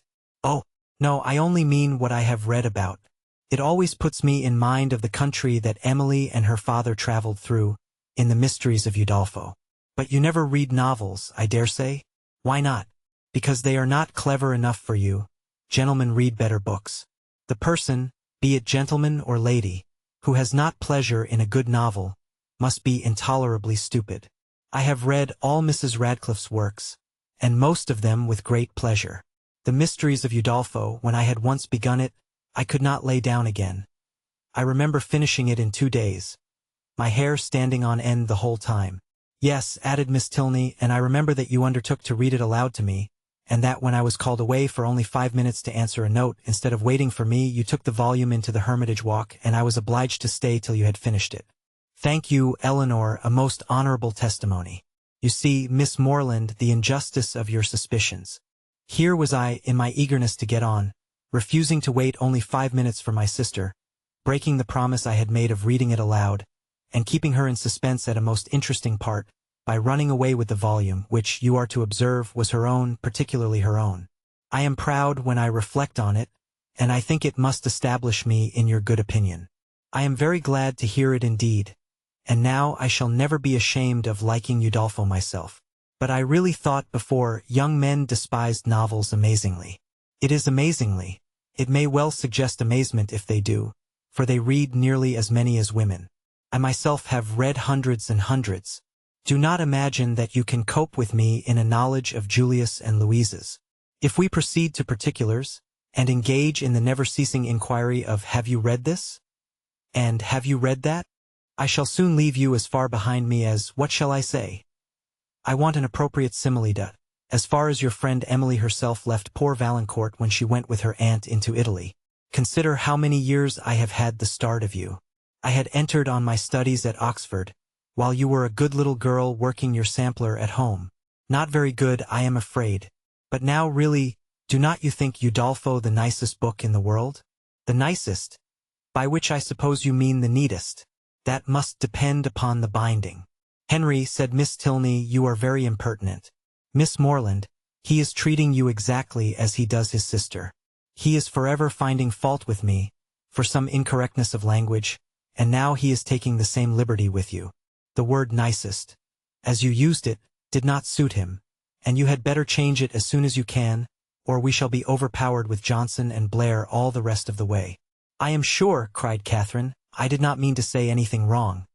But it is a nice book, and why should not I call it so? Very true, said Henry, and this is a very nice day, and we are taking a very nice walk, and you are two very nice young ladies. Oh, it is a very nice word indeed. It does for everything. Originally perhaps it was applied only to express neatness, propriety, delicacy, or refinement. People were nice in their dress, in their sentiments, or their choice. But now every commendation on every subject is comprised in that one word. While, in fact, cried his sister, it ought only to be applied to you, without any commendation at all. You are more nice than wise. Come, Miss Morland, let us leave him to meditate over our faults in the utmost propriety of diction, while we praise Udolpho in whatever terms we like best. It is a most interesting work. You are fond of that kind of reading? To say the truth, I do not much like any other. Indeed, that is, I can read poetry and plays and things of that sort and do not dislike travels. But history, real solemn history, I cannot be interested in. Can you? Yes, I am fond of history. I wish I were too. I read it a little as a duty, but it tells me nothing that does not either vex or weary me. The quarrels of popes and kings with wars or pestilences in every page. The men also good for nothing and hardly any women at all. It is very tiresome, and yet I often think it odd that it should be so dull, for a great deal of it must be invention. The speeches that are put into the heroes' mouths, their thoughts and designs. The chief of all this must be invention, and invention is what delights me in other books. Historians, you think, said Miss Tilney, are not happy in their flights of fancy. They display imagination without raising interest. I am fond of history, and am very well contented to take the false with the true. In the principal facts they have sources of intelligence in former histories and records, which may be as much depended on, I conclude, as anything that does not actually pass under one's own observation. And as for the little embellishments you speak of, they are embellishments, and I like them as such. If a speech be well drawn up, I read it with pleasure, by whomsoever it may be made, and probably with much greater, if the production of Mr. Hume or Mr. Robertson, than if the genuine words of Caractacus, Agricola, or Alfred the Great. You are fond of history, and so are Mr. Allen and my father, and I have two brothers who do not dislike it. So many instances within my small circle of friends is remarkable. At this rate, I shall not pity the writers of history any longer. If people like to read their books, it is all very well, but to be at so much trouble in filling great volumes, which, as I used to think, nobody would willingly ever look into, to be laboring only for the torment of little boys and girls, always struck me as a hard fate. And though I know it is all very right and necessary, I have often wondered at the person's courage that could sit down on purpose to do it. That little boys and girls should be tormented, said Henry, is what no one at all acquainted with human nature in a civilized state can deny. But in behalf of our most distinguished historians, I must observe that they might well be offended at being supposed to have no higher aim, and that by their method and style, they are perfectly well qualified to torment readers of the most advanced reason and mature time of life. I use the verb to torment, as I observe to be your own method instead of to instruct, supposing them to be now admitted as synonymous. You think me foolish to call instruction a torment, But if you had been as much used as myself to hear poor little children first learning their letters and then learning to spell, if you had ever seen how stupid they can be for a whole morning together, and how tired my poor mother is at the end of it, as I am in the habit of seeing almost every day of my life at home, you would allow that to torment and to instruct might sometimes be used as synonymous words. Very probably. But historians are not accountable for the difficulty of learning to read. And even you yourself, who do not altogether seem particularly friendly to very severe, very intense application, may perhaps be brought to acknowledge that it is very well worthwhile to be tormented for 2 or 3 years of one's life, for the sake of being able to read all the rest of it. Consider, if reading had not been taught, Mrs. Radcliffe would have written in vain, or perhaps might not have written at all. Catherine assented, and a very warm panegyric from her on that lady's merits closed the subject. The Tilneys were soon engaged in another on which she had nothing to say. They were viewing the country with the eyes of persons accustomed to drawing, and decided on its capability of being formed into pictures, with all the eagerness of real taste. Here Catherine was quite lost. She knew nothing of drawing, nothing of taste, and she listened to them with an attention which brought her little profit, for they talked in phrases which conveyed scarcely any idea to her. The little which she could understand, however, appeared to contradict the very few notions she had entertained on the matter before. It seemed as if a good view were no longer to be taken from the top of an high hill, and that a clear blue sky was no longer a proof of a fine day. She was heartily ashamed of her ignorance, a misplaced shame. Where people wish to attach, they should always be ignorant. To come with a well-informed mind is to come with an inability of administering to the vanity of others, which a sensible person would always wish to avoid. A woman especially, if she have the misfortune of knowing anything, should conceal it as well as she can. The advantages of natural folly in a beautiful girl have been already set forth by the capital pen of a sister author, and to her treatment of the subject I will only add, in justice to men, that though to the larger and more trifling part of the sex, imbecility in females is a great enhancement of their personal charms, there is a portion of them too reasonable and too well informed themselves to desire anything more in woman than ignorance. But Catherine did not know her own advantages, did not know that a good-looking girl, with an affectionate heart and a very ignorant mind, cannot fail of attracting a clever young man, unless circumstances are particularly untoward. In the present instance, she confessed and lamented her want of knowledge, declared that she would give anything in the world to be able to draw, and a lecture on the picturesque immediately followed, in which his instructions were so clear that she soon began to see beauty in everything admired by him, and her attention was so earnest that he became perfectly satisfied of her having a great deal of natural taste. He talked of foregrounds, distances and second distances, side screens and perspectives, lights and shades, and Catherine was so hopeful a scholar that when they gained the top of Beechen Cliff, she voluntarily rejected the whole city of Bath as unworthy to make part of a landscape. Delighted with her progress, and fearful of wearying her with too much wisdom at once, Henry suffered the subject to decline, and by an easy transition from a piece of rocky fragment and the withered oak which he had placed near its summit, to oaks in general, to forests, the enclosure of them, waste lands, crown lands and government, he shortly found himself arrived at politics, and from politics, it was an easy step to silence. The general pause which succeeded his short disquisition on the state of the nation was put an end to by Catherine, who, in rather a solemn tone of voice, uttered these words: "I have heard that something very shocking indeed will soon come out in London." Miss Tilney, to whom this was chiefly addressed, was startled, and hastily replied, "Indeed, and of what nature? That I do not know, nor who is the author. I have only heard that it is to be more horrible than anything we have met with yet." "Good heaven! Where could you hear of such a thing?" "A particular friend of mine had an account of it in a letter from London yesterday. It is to be uncommonly dreadful. I shall expect murder and everything of the kind." "You speak with astonishing composure. But I hope your friend's accounts have been exaggerated, and if such a design is known beforehand, proper measures will undoubtedly be taken by government to prevent its coming to effect." "Government," said Henry, endeavoring not to smile, "neither desires nor dares to interfere in such matters. There must be murder, and government cares not how much." The ladies stared. He laughed and added, "Come, shall I make you understand each other, or leave you to puzzle out an explanation as you can?" "No, I will be noble. I will prove myself a man, no less by the generosity of my soul than the clearness of my head. I have no patience with such of my sex as disdain to let themselves sometimes down to the comprehension of yours. Perhaps the abilities of women are neither sound nor acute, neither vigorous nor keen. Perhaps they may want observation, discernment, judgment, fire, genius, and wit. Miss Morland, do not mind what he says, but have the goodness to satisfy me as to this dreadful riot. Riot? What riot? My dear Eleanor, the riot is only in your own brain. The confusion there is scandalous.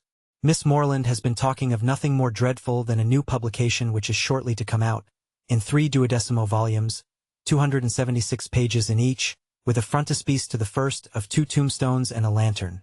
Do you understand? And you, Miss Morland. My stupid sister has mistaken all your clearest expressions. You talked of expected horrors in London, and instead of instantly conceiving, as any rational creature would have done, that such words could relate only to a circulating library, she immediately pictured to herself a mob of 3,000 men assembling in St. George's Fields, the Bank attacked, the Tower threatened, the streets of London flowing with blood, a detachment of the 12th Light Dragoons, the hopes of the nation, called up from Northampton to quell the insurgents, and the gallant Captain Frederick Tilney, in the moment of charging at the head of his troop, knocked off his horse by a brickbat from an upper window. Forgive her stupidity. The fears of the sister have added to the weakness of the woman, but she is by no means a simpleton in general. Catherine looked grave. And now, Henry, said Miss Tilney, that you have made us understand each other, you may as well make Miss Morland understand yourself. Unless you mean to have her think you intolerably rude to your sister, and a great brute in your opinion of women in general. Miss Morland is not used to your odd ways. I shall be most happy to make her better acquainted with them. No doubt. But that is no explanation of the present. What am I to do? You know what you ought to do. Clear your character handsomely before her. Tell her that you think very highly of the understanding of women. Miss Morland, I think very highly of the understanding of all the women in the world, especially of those, whoever they may be, with whom I happen to be in company. That is not enough. Be more serious. Miss Morland, no one can think more highly of the understanding of women than I do. In my opinion, nature has given them so much that they never find it necessary to use more than half. We shall get nothing more serious from him now, Miss Morland. He is not in a sober mood. But I do assure you that he must be entirely misunderstood, if he can ever appear to say an unjust thing of any woman at all, or an unkind one of me. It was no effort to Catherine to believe that Henry Tilney could never be wrong. His manner might sometimes surprise, but his meaning must always be just, and what she did not understand, she was almost as ready to admire as what she did. The whole walk was delightful, and though it ended too soon, its conclusion was delightful too. Her friends attended her into the house, and Miss Tilney, before they parted, addressing herself with respectful form, as much to Mrs. Allen as to Catherine, petitioned for the pleasure of her company to dinner on the day after the next. No difficulty was made on Mrs. Allen's side, and the only difficulty on Catherine's was in concealing the excess of her pleasure. The morning had passed away so charmingly as to banish all her friendship and natural affection, for no thought of Isabella or James had crossed her during their walk. When the Tilneys were gone, she became amiable again, but she was amiable for some time to little effect. Mrs. Allen had no intelligence to give that could relieve her anxiety. She had heard nothing of any of them. Towards the end of the morning, however, Catherine, having occasion for some indispensable yard of ribbon which must be bought without a moment's delay, walked out into the town, and in Bond Street overtook the second Miss Thorpe as she was loitering towards Edgar's Buildings between 2 of the sweetest girls in the world, who had been her dear friends all the morning. From her, she soon learned that the party to Clifton had taken place. They set off at 8 this morning, said Miss N, and I am sure I do not envy them their drive. I think you and I are very well off to be out of the scrape. It must be the dullest thing in the world, for there is not a soul at Clifton at this time of year. Belle went with your brother and John drove Maria. Catherine spoke the pleasure she really felt on hearing this part of the arrangement. Oh, yes, rejoined the other, Maria is gone. She was quite wild to go. She thought it would be something very fine. I cannot say I admire her taste, and for my part I was determined from the first not to go, if they pressed me ever so much. Catherine, a little doubtful of this, could not help answering, I wish you could have gone too. It is a pity you could not all go. Thank you, but it is quite a matter of indifference to me. Indeed, I would not have gone on any account. I was saying so to Emily and Sophia when you overtook us. Catherine was still unconvinced, but glad that and should have the friendship of an Emily and a Sophia to console her. She bade her adieu without much uneasiness and returned home, pleased that the party had not been prevented by her refusing to join it, and very heartily wishing that it might be too pleasant to allow either James or Isabella to resent her resistance any longer. Chapter 15. Early the next day, a note from Isabella, speaking peace and tenderness in every line, and entreating the immediate presence of her friend on a matter of the utmost importance, hastened Catherine, in the happiest state of confidence and curiosity, to Edgar's Buildings. The two youngest Miss Thorpes were by themselves in the parlor, and, on Anne's quitting it to call her sister, Catherine took the opportunity of asking the other for some particulars of their yesterday's party. Maria desired no greater pleasure than to speak of it, and Catherine immediately learnt that it had been altogether the most delightful scheme in the world, that nobody could imagine how charming it had been, and that it had been more delightful than anybody could conceive. Such was the information of the first 5 minutes. The second unfolded thus much in detail, that they had driven directly to the York Hotel, ate some soup and bespoke an early dinner, walked down to the pump-room, tasted the water and laid out some shillings in purses and spars, thence adjourned to eat ice at a pastrycook's, and hurrying back to the hotel, swallowed their dinner in haste to prevent being in the dark, and then had a delightful drive back, only the moon was not up and it rained a little, and Mr. Morland's horse was so tired he could hardly get it along. Catherine listened with heartfelt satisfaction. It appeared that Blaise Castle had never been thought of, and, as for all the rest, there was nothing to regret for half an instant. Maria's intelligence concluded with a tender effusion of pity for her sister Anne, whom she represented as insupportably cross, from being excluded the party. She will never forgive me, I am sure.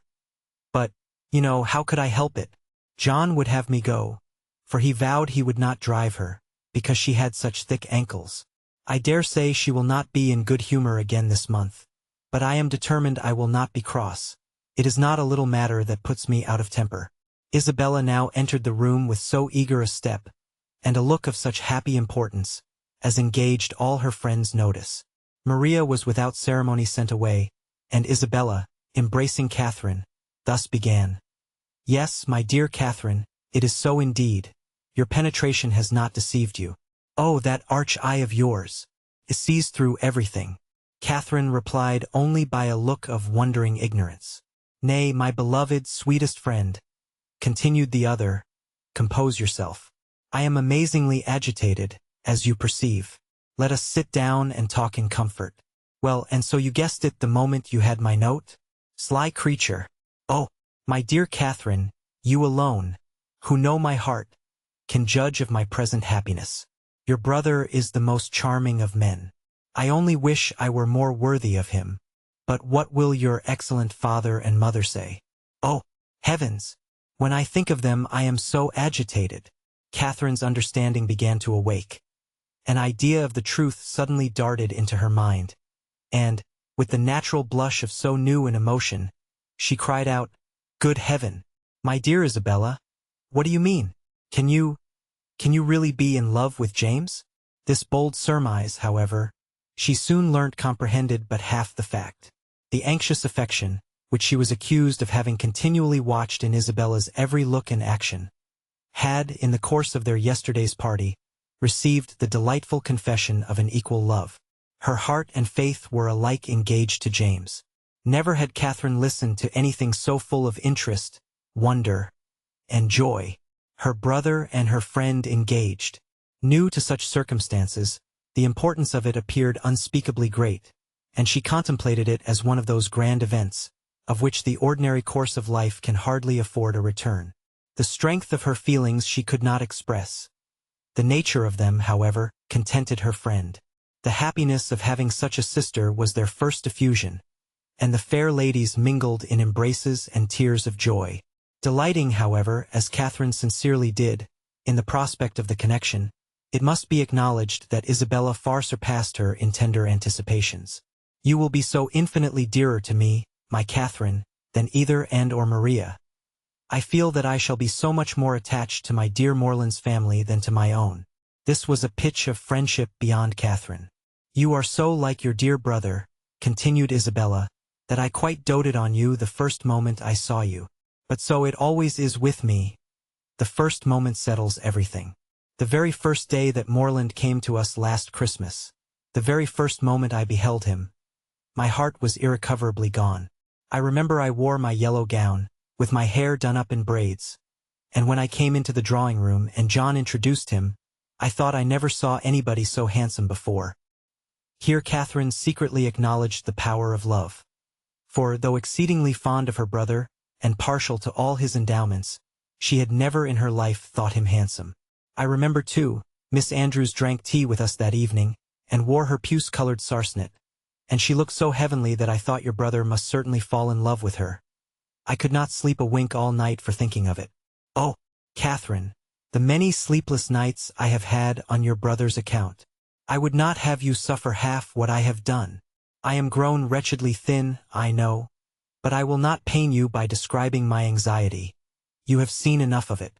I feel that I have betrayed myself perpetually, so unguarded in speaking of my partiality for the church, but my secret I was always sure would be safe with you." Catherine felt that nothing could have been safer, but ashamed of an ignorance little expected, she dared no longer contest the point, nor refuse to have been as full of arch penetration and affectionate sympathy as Isabella chose to consider her. Her brother, she found, was preparing to set off with all speed to Fullerton, to make known his situation and ask consent. And here was a source of some real agitation to the mind of Isabella. Catherine endeavored to persuade her, as she was herself persuaded, that her father and mother would never oppose their son's wishes. "It is impossible," said she, "for parents to be more kind, or more desirous of their children's happiness. I have no doubt of their consenting immediately." "Morland says exactly the same," replied Isabella, "and yet I dare not expect it. My fortune will be so small, they never can consent to it. Your brother, who might marry anybody." Here Catherine again discerned the force of love. "Indeed, Isabella, you are too humble. The difference of fortune can be nothing to signify." "Oh, my sweet Catherine, in your generous heart I know it would signify nothing, but we must not expect such disinterestedness in many. As for myself, I am sure I only wish our situations were reversed. Had I the command of millions, were I mistress of the whole world, your brother would be my only choice." This charming sentiment, recommended as much by sense as novelty, gave Catherine a most pleasing remembrance of all the heroines of her acquaintance, and she thought her friend never looked more lovely than in uttering the grand idea. "I am sure they will consent," was her frequent declaration. "I am sure they will be delighted with you." "For my own part," said Isabella, "my wishes are so moderate that the smallest income in nature would be enough for me. Where people are really attached, poverty itself is wealth. Grandeur I detest. I would not settle in London for the universe. A cottage in some retired village would be ecstasy. There are some charming little villas about Richmond." "Richmond!" cried Catherine. "You must settle near Fullerton. You must be near us. I am sure I shall be miserable if we do not. If I can but be near you, I shall be satisfied. But this is idle talking. I will not allow myself to think of such things, till we have your father's answer. Morland says that by sending it tonight to Salisbury, we may have it tomorrow. Tomorrow? I know I shall never have courage to open the letter. I know it will be the death of me." A reverie succeeded this conviction, and when Isabella spoke again, it was to resolve on the quality of her wedding gown. Their conference was put an end to by the anxious young lover himself, who came to breathe his parting sigh before he set off for Wiltshire. Catherine wished to congratulate him, but knew not what to say, and her eloquence was only in her eyes. From them, however, the 8 parts of speech shone out most expressively, and James could combine them with ease.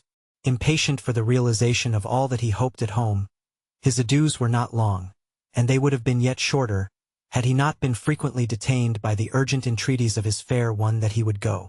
Twice was he called almost from the door by her eagerness to have him gone. "Indeed, Morland, I must drive you away. Consider how far you have to ride. I cannot bear to see you linger so. For heaven's sake, waste no more time. There, go, I insist on it. The two friends, with hearts now more united than ever, were inseparable for the day, and in schemes of sisterly happiness the hours flew along.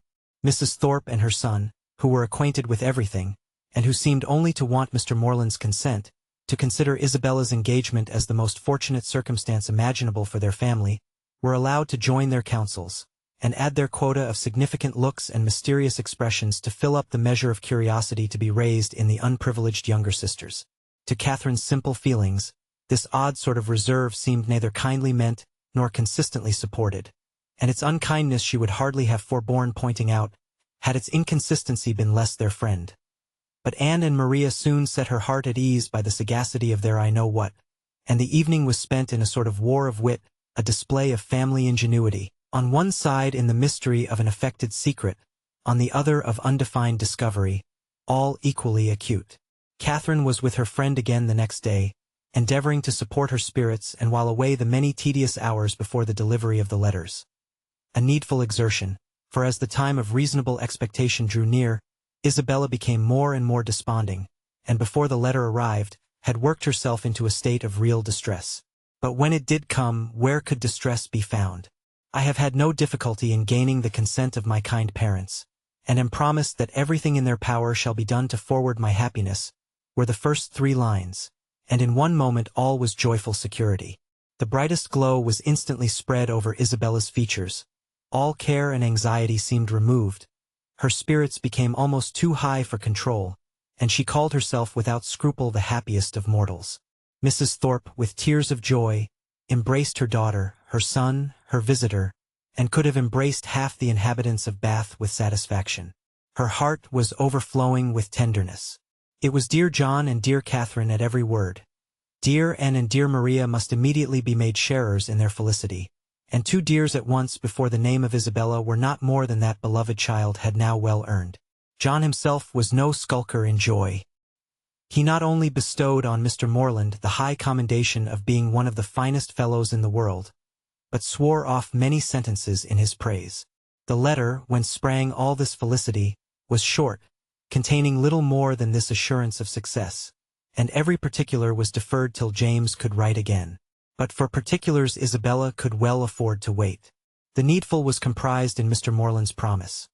His honor was pledged to make everything easy, and by what means their income was to be formed, whether landed property were to be resigned, or funded money made over, was a matter in which her disinterested spirit took no concern. She knew enough to feel secure of an honorable and speedy establishment, and her imagination took a rapid flight over its attendant felicities.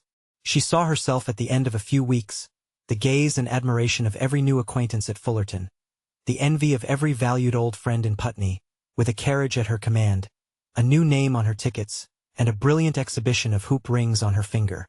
When the contents of the letter were ascertained, John Thorpe, who had only waited its arrival to begin his journey to London, prepared to set off.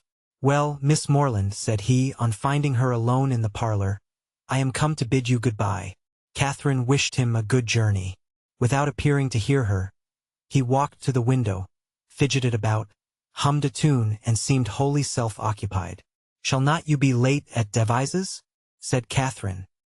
He made no answer, but after a minute's silence burst out with, "A famous good thing this marrying scheme, upon my soul. A clever fancy of Morland's and Bell's. What do you think of it, Miss Morland? I say it is no bad notion. I am sure I think it a very good one. Do you? That's honest. By heavens!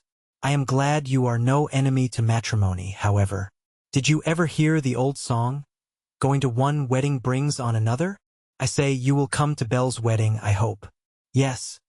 I have promised your sister to be with her, if possible." And then, twisting himself about and forcing a foolish laugh, "I say, then, we may try the truth of this same old song. May we? But I never sing. Well, I wish you a good journey. I dine with Miss Tilney today, and must now be going home. Nay, but there is no such confounded hurry. Who knows when we may be together again?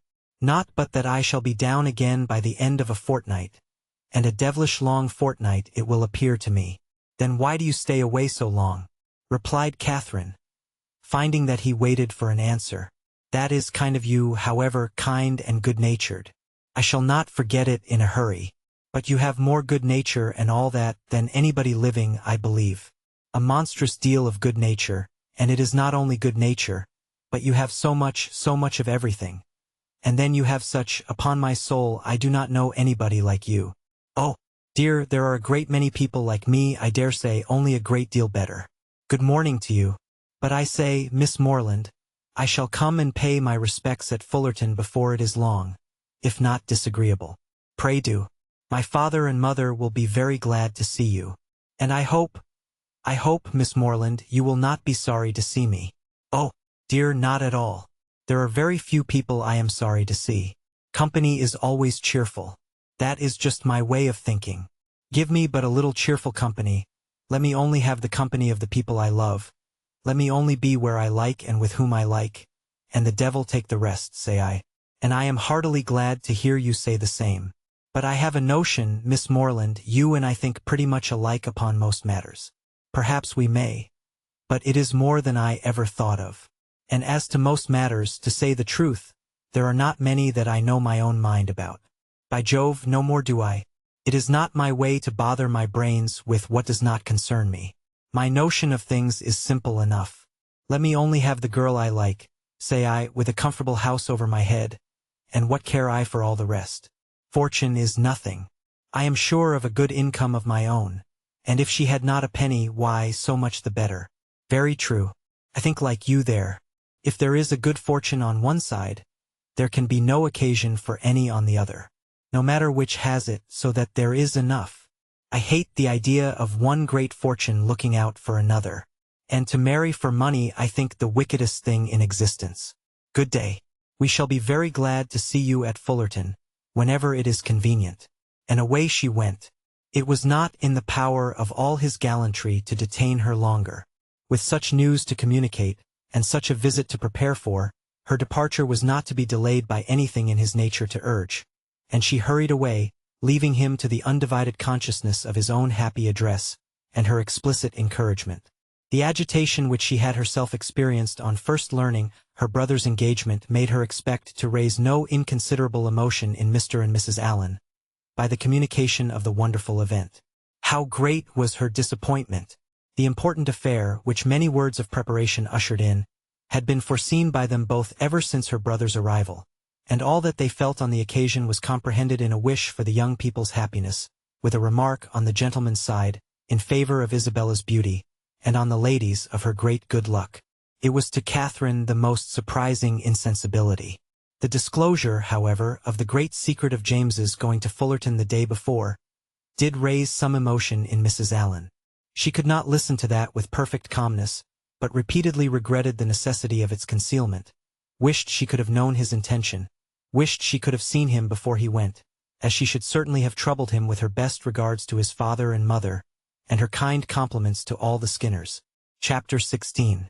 Catherine's expectations of pleasure from her visit in Milsom Street were so very high that disappointment was inevitable, and accordingly, though she was most politely received by General Tilney, and kindly welcomed by his daughter, though Henry was at home, and no one else of the party, she found, on her return, without spending many hours in the examination of her feelings, that she had gone to her appointment preparing for happiness which it had not afforded.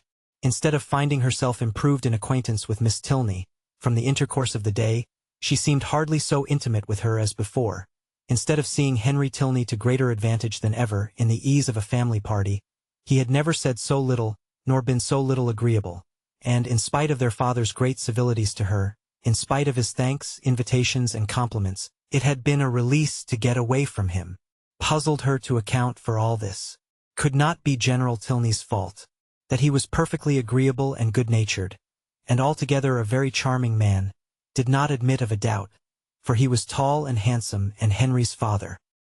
He could not be accountable for his children's want of spirits, or for her want of enjoyment in his company.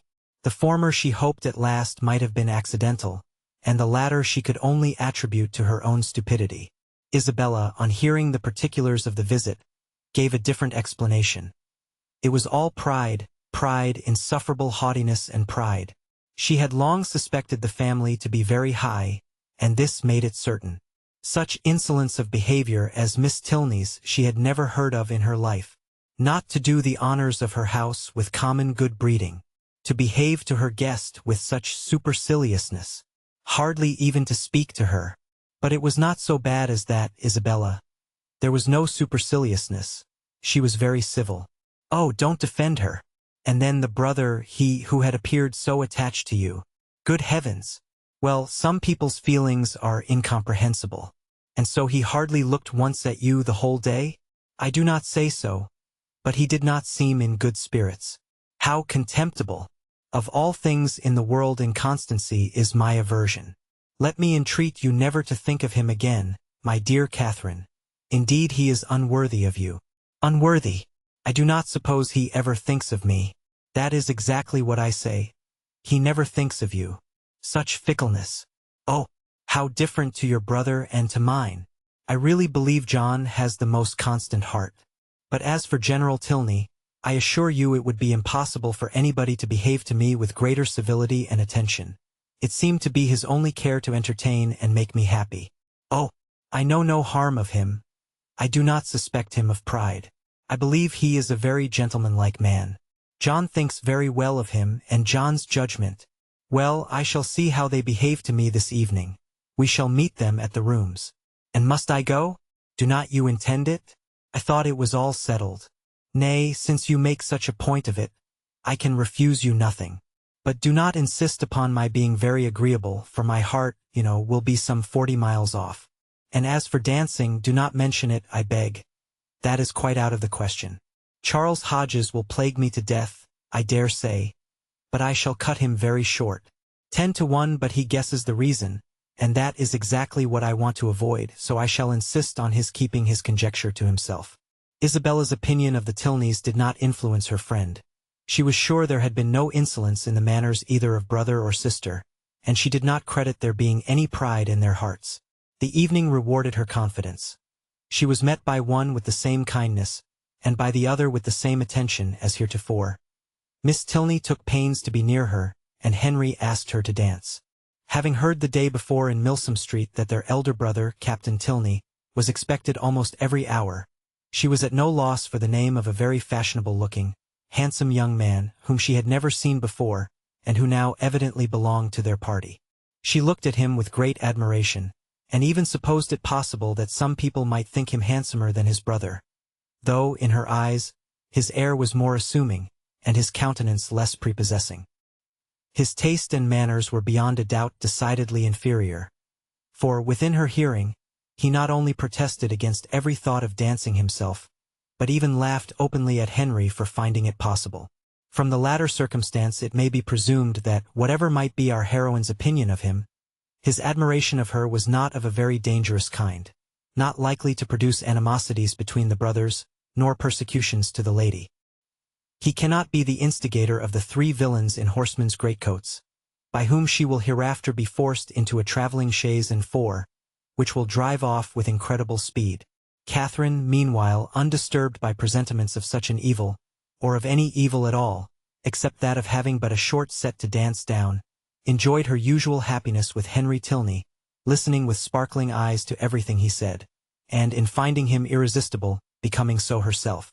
At the end of the first dance, Captain Tilney came towards them again, and, much to Catherine's dissatisfaction, pulled his brother away.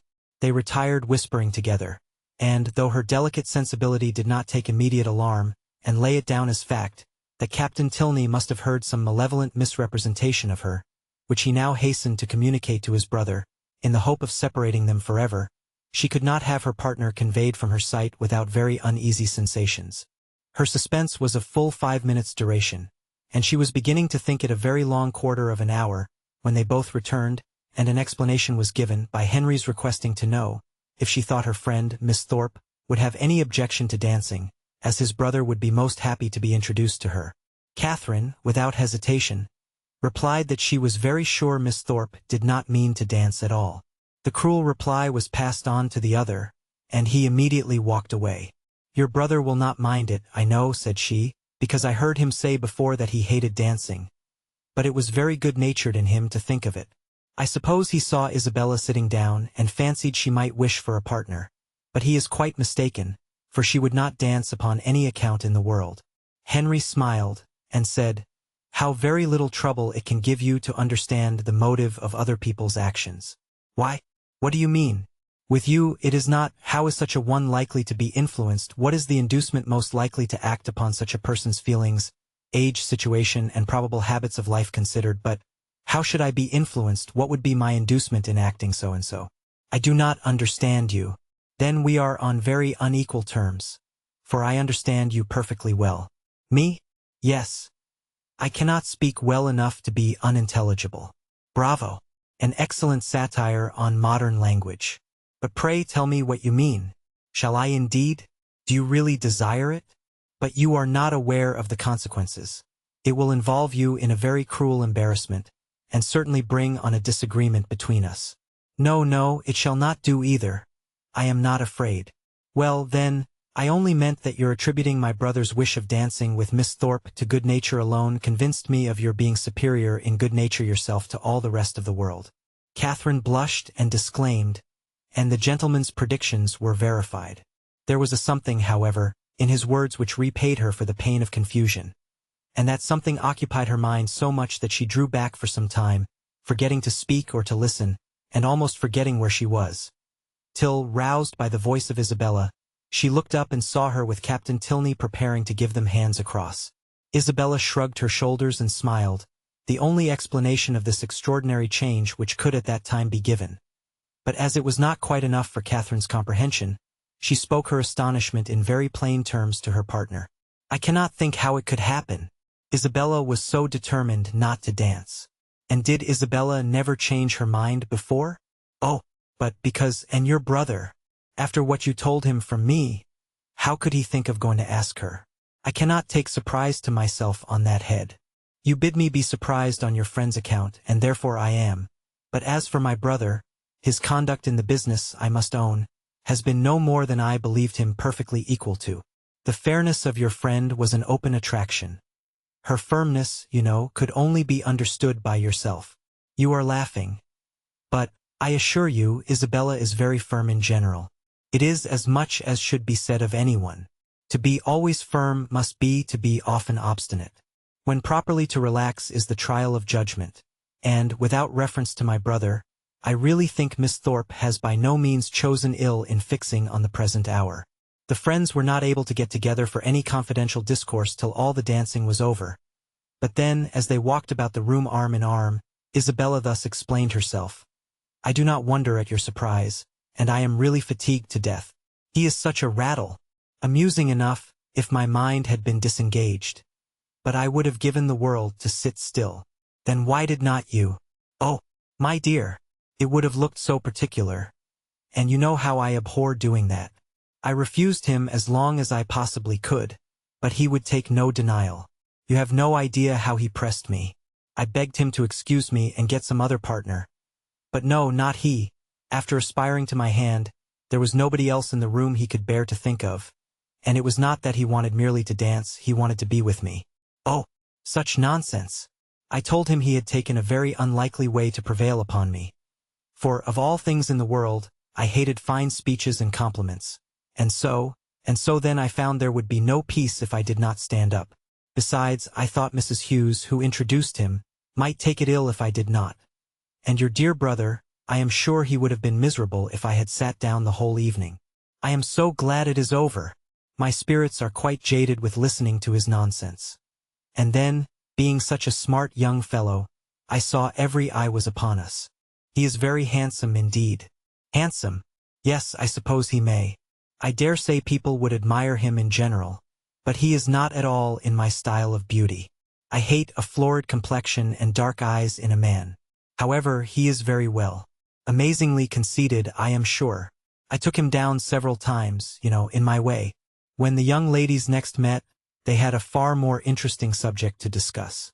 James Morland's second letter was then received, and the kind intentions of his father fully explained. A living, of which Mr. Morland was himself patron and incumbent, of about £400 yearly value, was to be resigned to his son as soon as he should be old enough to take it. No trifling deduction from the family income, no niggardly assignment to one of 10 children. An estate of at least equal value, moreover, was assured as his future inheritance. James expressed himself on the occasion with becoming gratitude, and the necessity of waiting between 2 and 3 years before they could marry, being, however unwelcome, no more than he had expected, was borne by him without discontent. Catherine, whose expectations had been as unfixed as her ideas of her father's income, and whose judgment was now entirely led by her brother, felt equally well satisfied, and heartily congratulated Isabella on having everything so pleasantly settled. "It is very charming indeed," said Isabella, with a grave face. "Mr. Morland has behaved vastly handsome indeed," said the gentle Mrs. Thorpe, looking anxiously at her daughter. "I only wish I could do as much. One could not expect more from him, you know. If he finds he can do more by and by, I dare say he will, for I am sure he must be an excellent good-hearted man.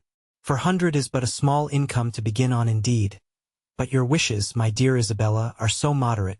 You do not consider how little you ever want, my dear. It is not on my own account I wish for more, but I cannot bear to be the means of injuring my dear Morland, making him sit down upon an income hardly enough to find one in the common necessaries of life. For myself it is nothing. I never think of myself. I know you never do, my dear. And you will always find your reward in the affection it makes everybody feel for you. There never was a young woman so beloved as you are by everybody that knows you, and I dare say when Mr. Morland sees you, my dear child, but do not let us distress our dear Catherine by talking of such things. Mr. Morland has behaved so very handsome, you know. I always heard he was a most excellent man. And you know, my dear, we are not to suppose but what, if you had had a suitable fortune, he would have come down with something more, for I am sure he must be a most liberal-minded man. Nobody can think better of Mr. Morland than I do, I am sure. But everybody has their failing, you know, and everybody has a right to do what they like with their own money." Catherine was hurt by these insinuations. "I am very sure," said she, "that my father has promised to do as much as he can afford." Isabella recollected herself. "As to that, my sweet Catherine, there cannot be a doubt, and you know me well enough to be sure that a much smaller income would satisfy me. It is not the want of more money that makes me just at present a little out of spirits. I hate money, and if our union could take place now upon only £50 a year, I should not have a wish unsatisfied. Ah, my Catherine, you have found me out. There's the sting. The long, endless 2 years and a half that are to pass before your brother can hold the living." "Yes, yes, my darling Isabella," said Mrs. Thorpe. "We perfectly see into your heart. You have no disguise. We perfectly understand the present vexation.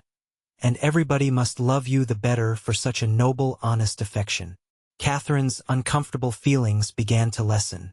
She endeavored to believe that the delay of the marriage was the only source of Isabella's regret, and when she saw her at their next interview as cheerful and amiable as ever, endeavored to forget that she had for a minute thought otherwise. James soon followed his letter, and was received with the most gratifying kindness. Chapter 17. The Allens had now entered on the 6th week of their stay in Bath, and whether it should be the last was for some time a question, to which Catherine listened with a beating heart. To have her acquaintance with the Tilneys end so soon was an evil which nothing could counterbalance. Her whole happiness seemed at stake, while the affair was in suspense, and everything secured when it was determined that the lodgings should be taken for another fortnight. What this additional fortnight was to produce to her beyond the pleasure of sometimes seeing Henry Tilney made but a small part of Catherine's speculation. Once or twice indeed, since James's engagement had taught her what could be done, she had got so far as to indulge in a secret perhaps, but in general the felicity of being with him for the present bounded her views. The present was now comprised in another 3 weeks, and her happiness being certain for that period, the rest of her life was at such a distance as to excite but little interest. In the course of the morning which saw this business arranged, she visited Miss Tilney, and poured forth her joyful feelings. It was doomed to be a day of trial. No sooner had she expressed her delight in Mr. Allen's lengthened stay than Miss Tilney told her of her father's having just determined upon quitting Bath by the end of another week. Here was a blow. The past suspense of the morning had been ease and quiet to the present disappointment. Catherine's countenance fell, and in a voice of most sincere concern she echoed Miss Tilney's concluding words, "By the end of another week. Yes, my father can seldom be prevailed on to give the waters what I think a fair trial. He has been disappointed of some friend's arrival whom he expected to meet here, and as he is now pretty well, is in a hurry to get home. I am very sorry for it, said Catherine dejectedly. "If I had known this before." "Perhaps," said Miss Tilney in an embarrassed manner, "you would be so good. It would make me very happy if—" The entrance of her father put a stop to the civility, which Catherine was beginning to hope might introduce a desire of their corresponding. After addressing her with his usual politeness, he turned to his daughter and said, "Well, Eleanor, may I congratulate you on being successful in your application to your fair friend? I was just beginning to make the request, sir, as you came in." "Well, proceed by all means. I know how much your heart is in it. My daughter, Miss Morland," he continued, without leaving his daughter time to speak, "has been forming a very bold wish. We leave Bath, as she has perhaps told you, on Saturday night. A letter from my steward tells me that my presence is wanted at home, and being disappointed in my hope of seeing the Marquis of Longtown and General Courtenay here, some of my very old friends, there is nothing to detain me longer in Bath, and could we carry our selfish point with you, we should leave it without a single regret. Can you, in short, be prevailed on to quit this scene of public triumph and oblige your friend Eleanor with your company in Gloucestershire? I am almost ashamed to make the request, though its presumption would certainly appear greater to every creature in Bath than yourself. Modesty such as yours, but not for the world would I paint it by open praise. If you can be induced to honor us with a visit, you will make us happy beyond expression. 'Tis true, we can offer you nothing like the gaieties of this lively place. We can tempt you neither by amusement nor splendor, for our mode of living, as you see, is plain and unpretending. Yet no endeavors shall be wanting on our side to make Northanger Abbey not wholly disagreeable." Northanger Abbey! These were thrilling words, and wound up Catherine's feelings to the highest point of ecstasy. Her grateful and gratified heart could hardly restrain its expressions within the language of tolerable calmness. To receive so flattering an invitation, to have her company so warmly solicited, everything honorable and soothing, every present enjoyment, and every future hope was contained in it, and her acceptance, with only the saving clause of Papa and Mamma's approbation, was eagerly given. "I will write home directly," said she, "and if they do not object, as I dare say they will not." General Tilney was not less sanguine, having already waited on her excellent friends in Pulteney Street, and obtained their sanction of his wishes. "Since they can consent to part with you," said he, "we may expect philosophy from all the world." Miss Tilney was earnest, though gentle, in her secondary civilities, and the affair became in a few minutes as nearly settled as this necessary reference to Fullerton would allow. The circumstances of the morning had led Catherine's feelings through the varieties of suspense, security, and disappointment. But they were now safely lodged in perfect bliss, and with spirits elated to rapture, with Henry at her heart, and Northanger Abbey on her lips, she hurried home to write her letter. Mr. and Mrs. Morland, relying on the discretion of the friends to whom they had already entrusted their daughter, felt no doubt of the propriety of an acquaintance which had been formed under their eye, and sent therefore by return of post their ready consent to her visit in Gloucestershire. This indulgence, though not more than Catherine had hoped for, completed her conviction of being favored beyond every other human creature, in friends and fortune, circumstance and chance. Everything seemed to cooperate for her advantage. By the kindness of her first friends, the Allens, she had been introduced into scenes where pleasures of every kind had met her. Her feelings, her preferences, had each known the happiness of a return. Wherever she felt attachment, she had been able to create it. The affection of Isabella was to be secured to her in a sister.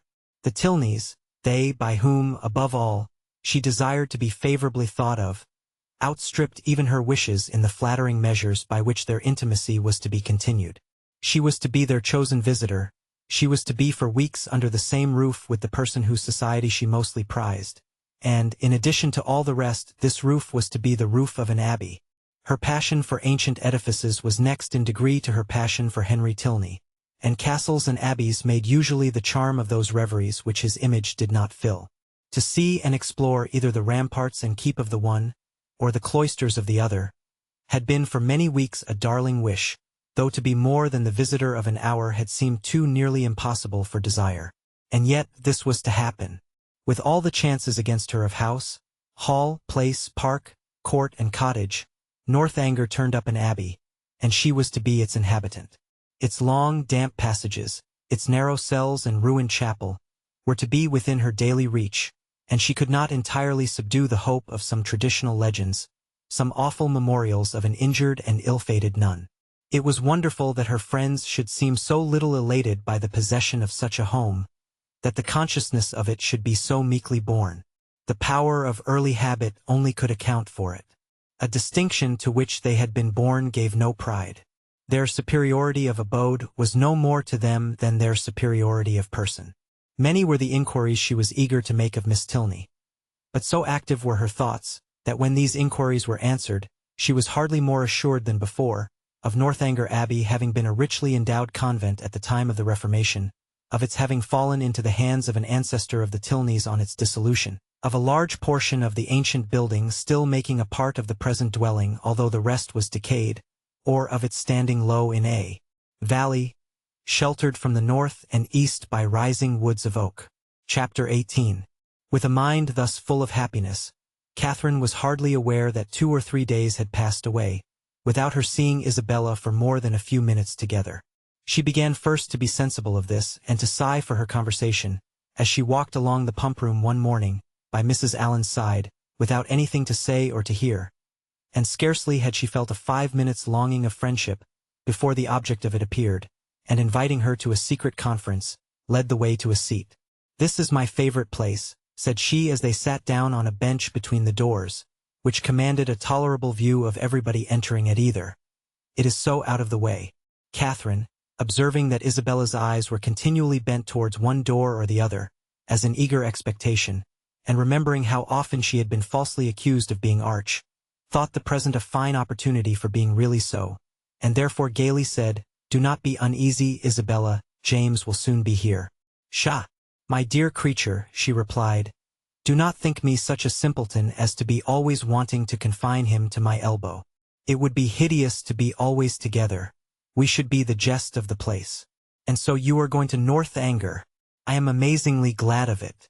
It is one of the finest old places in England, I understand. I shall depend upon a most particular description of it. You shall certainly have the best in my power to give. But who are you looking for? Are your sisters coming? I am not looking for anybody.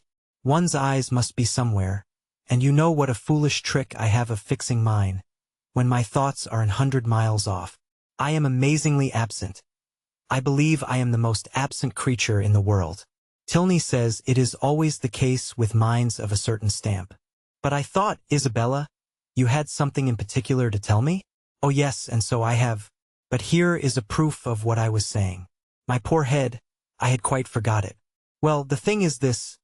I have just had a letter from John. You can guess the contents. No, indeed I cannot. My sweet love, do not be so abominably affected. What can he write about but yourself? You know he is over head and ears in love with you. With me, dear Isabella. Nay, my sweetest Catherine. This is being quite absurd. Modesty and all that is very well in its way, but really a little common honesty is sometimes quite as becoming. I have no idea of being so overstrained. It is fishing for compliments. His attentions were such as a child must have noticed. And it was but half an hour before he left Bath that you gave him the most positive encouragement. He says so in this letter, says that he as good as made you an offer, and that you received his advances in the kindest way, and now he wants me to urge his suit, and say all manner of pretty things to you. So it is in vain to affect ignorance. Catherine, with all the earnestness of truth, expressed her astonishment at such a charge, protesting her innocence of every thought of Mr. Thorpe's being in love with her, and the consequent impossibility of her having ever intended to encourage him. As to any attentions on his side, I do declare, upon my honor, I never was sensible of them for a moment, except just his asking me to dance the first day of his coming. And as to making me an offer or anything like it, there must be some unaccountable mistake. I could not have misunderstood a thing of that kind, you know, and, as I ever wish to be believed, I solemnly protest that no syllable of such a nature ever passed between us. The last half hour before he went away, it must be all and completely a mistake, for I did not see him once that whole morning. But that you certainly did, for you spent the whole morning in Edgar's Buildings. It was the day your father's consent came, and I am pretty sure that you and John were alone in the parlor some time before you left the house. Are you? Well, if you say it, it was so, I dare say, but for the life of me I cannot recollect it. I do remember now being with you and seeing him as well as the rest, but that we were ever alone for 5 minutes, however, it is not worth arguing about, for whatever might pass on his side, you must be convinced, by my having no recollection of it, that I never thought, nor expected, nor wished for anything of the kind from him. I am excessively concerned that he should have any regard for me, but indeed it has been quite unintentional on my side. I never had the smallest idea of it. Pray undeceive him as soon as you can, and tell him I beg his pardon. That is, I do not know what I ought to say, but make him understand what I mean in the properest way. I would not speak disrespectfully of a brother of yours, Isabella, I am sure, but you know very well that if I could think of one man more than another, he is not the person. Isabella was silent. My dear friend, you must not be angry with me. I cannot suppose your brother cares so very much about me. And, we shall still be sisters. Yes, with a blush. There are more ways than one of our being sisters. But where am I wandering to? Well, my dear Catherine, the case seems to be that you are determined against poor John. Is not it so? I certainly cannot return his affection, and as certainly never meant to encourage it. Since that is the case, I am sure I shall not tease you any further. John desired me to speak to you on the subject, and therefore I have. But I confess, as soon as I read his letter, I thought it a very foolish, imprudent business, and not likely to promote the good of either. For what were you to live upon, supposing you came together? You have both of you something, to be sure, but it is not a trifle that will support a family nowadays. And after all that romancers may say, there is no doing without money. I only wonder John could think of it. He could not have received my last. You do acquit me, then, of anything wrong. You are convinced that I never meant to deceive your brother, never suspected him of liking me till this moment? Oh, as to that, answered Isabella laughingly, I do not pretend to determine what your thoughts and designs in time past may have been. All that is best known to yourself. A little harmless flirtation or so will occur, and one is often drawn on to give more encouragement than one wishes to stand by. But you may be assured that I am the last person in the world to judge you severely. All those things should be allowed for in youth and high spirits. What one means one day, one may not mean the next. Circumstances change, opinions alter. But my opinion of your brother never did alter. It was always the same. You are describing what never happened. My dearest Catherine, continued the other without at all listening to her, I would not for all the world be the means of hurrying you into an engagement before you knew what you were about. I do not think anything would justify me in wishing you to sacrifice all your happiness merely to oblige my brother, because he is my brother, and who perhaps after all, might be just as happy without you, for people seldom know what they would be at, young men especially, they are so amazingly changeable and inconstant. What I say is, why should a brother's happiness be dearer to me than a friend's? I carry my notions of friendship pretty high. But, above all things, my dear Catherine, do not be in a hurry. Take my word for it, that if you are in too great a hurry, you will certainly live to repent it. Tilney says there is nothing people are so often deceived in as the state of their own affections, and I believe he is very right. Ah, here he comes. Never mind, he will not see us, I am sure. Catherine, looking up, perceived Captain Tilney, and Isabella, earnestly fixing her eye on him as she spoke, soon caught his notice. He approached immediately, and took the seat to which her movements invited him. His first address made Catherine start. Though spoken low, she could distinguish what, always to be watched in person or by proxy. Pshaw! Nonsense! Was Isabella's answer in the same half-whisper. Why do you put such things into my head? If I could believe it, my spirit, is pretty independent. I wish your heart were independent. That would be enough for me. My heart, indeed. What can you have to do with hearts? You men have none of you any hearts. If we have not hearts, we have eyes. And they give us torment enough. Do they? I am sorry for it. I am sorry they find anything so disagreeable in me. I will look another way. I hope this pleases you, turning her back on him. I hope your eyes are not tormented now. Never more so. For the edge of a blooming cheek is still in view, at once too much and too little. Catherine heard all this, and quite out of countenance, could listen no longer. Amazed that Isabella could endure it, and jealous for her brother, She rose up, and saying she should join Mrs. Allen, proposed their walking. But for this Isabella showed no inclination. She was so amazingly tired, and it was so odious to parade about the pump-room, and if she moved from her seat she should miss her sisters. She was expecting her sisters every moment, so that her dearest Catherine must excuse her, and must sit quietly down again. But Catherine could be stubborn too, and Mrs. Allen just then coming up to propose their returning home, she joined her and walked out of the pump-room, leaving Isabella still sitting with Captain Tilney. With much uneasiness did she thus leave them. It seemed to her that Captain Tilney was falling in love with Isabella, and Isabella unconsciously encouraging him. Unconsciously it must be, for Isabella's attachment to James was as certain and well acknowledged as her engagement. To doubt her truth or good intentions was impossible. And yet, during the whole of their conversation her manner had been odd. She wished Isabella had talked more like her usual self, and not so much about money, and had not looked so well pleased at the sight of Captain Tilney.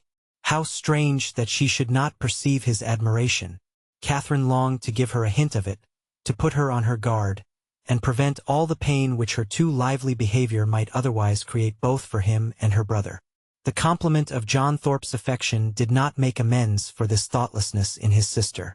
She was almost as far from believing as from wishing it to be sincere, for she had not forgotten that he could mistake, and his assertion of the offer and of her encouragement convinced her that his mistakes could sometimes be very egregious. In vanity, therefore, she gained but little. Her chief profit was in wonder. That he should think it worth his while to fancy himself in love with her was a matter of lively astonishment. Isabella talked of his attentions. She had never been sensible of any, but Isabella had said many things which she hoped had been spoken in haste, and would never be said again, and upon this she was glad to rest altogether for present ease and comfort. Chapter 19. A few days passed away, and Catherine, though not allowing herself to suspect her friend, could not help watching her closely. The result of her observations was not agreeable. Isabella seemed an altered creature. When she saw her, indeed, surrounded only by their immediate friends in Edgar's Buildings or Pulteney Street, her change of manners was so trifling that, had it gone no farther, it might have passed unnoticed. A something of languid indifference, or of that boasted absence of mind which Catherine had never heard of before, would occasionally come across her, but had nothing worse appeared, that might only have spread a new grace and inspired a warmer interest. But when Catherine saw her in public, admitting Captain Tilney's attentions as readily as they were offered, and allowing him almost an equal share with James in her notice and smiles, the alteration became too positive to be passed over. What could be meant by such unsteady conduct, what her friend could be at, was beyond her comprehension. Isabella could not be aware of the pain she was inflicting, but it was a degree of wilful thoughtlessness which Catherine could not but resent. James was the sufferer. She saw him grave and uneasy, and however careless of his present comfort the woman might be who had given him her heart, to her it was always an object. For poor Captain Tilney too she was greatly concerned. Though his looks did not please her, his name was a passport to her goodwill, and she thought with sincere compassion of his approaching disappointment. For, in spite of what she had believed herself to overhear in the pump-room, his behavior was so incompatible with a knowledge of Isabella's engagement that she could not, upon reflection, imagine him aware of it. He might be jealous of her brother as a rival, but if more had seemed implied, the fault must have been in her misapprehension. She wished, by a gentle remonstrance, to remind Isabella of her situation, and make her aware of this double unkindness. But for remonstrance, either opportunity or comprehension was always against her. If able to suggest a hint, Isabella could never understand it. In this distress, the intended departure of the Tilney family became her chief consolation. Their journey into Gloucestershire was to take place within a few days, and Captain Tilney's removal would at least restore peace to every heart but his own. But Captain Tilney had at present no intention of removing. He was not to be of the party to Northanger. He was to continue at Bath. When Catherine knew this, her resolution was directly made. She spoke to Henry Tilney on the subject, regretting his brother's evident partiality for Miss Thorpe, and entreating him to make known her prior engagement. "My brother does know it," was Henry's answer. "Does he? Then why does he stay here?" He made no reply and was beginning to talk of something else. But she eagerly continued, "Why do not you persuade him to go away? The longer he stays, the worse it will be for him at last. Pray advise him for his own sake, and for everybody's sake, to leave Bath directly. Absence will in time make him comfortable again, but he can have no hope here, and it is only staying to be miserable." Henry smiled and said, "I am sure my brother would not wish to do that." "Then you will persuade him to go away?" "Persuasion is not at command. But pardon me, if I cannot even endeavor to persuade him. I have myself told him that Miss Thorpe is engaged. He knows what he is about and must be his own master." "No, he does not know what he is about," cried Catherine. "He does not know the pain he is giving my brother. Not that James has ever told me so, but I am sure he is very uncomfortable." "And are you sure it is my brother's doing?" "Yes, very sure." "Is it my brother's attentions to Miss Thorpe, or Miss Thorpe's admission of them, that gives the pain? Is not it the same thing? I think Mr. Morland would acknowledge a difference.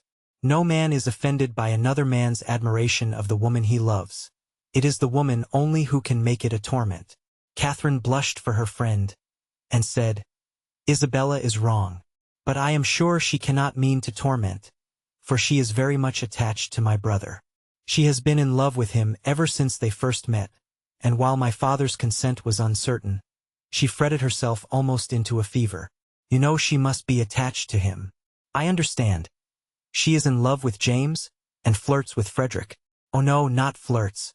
A woman in love with one man cannot flirt with another.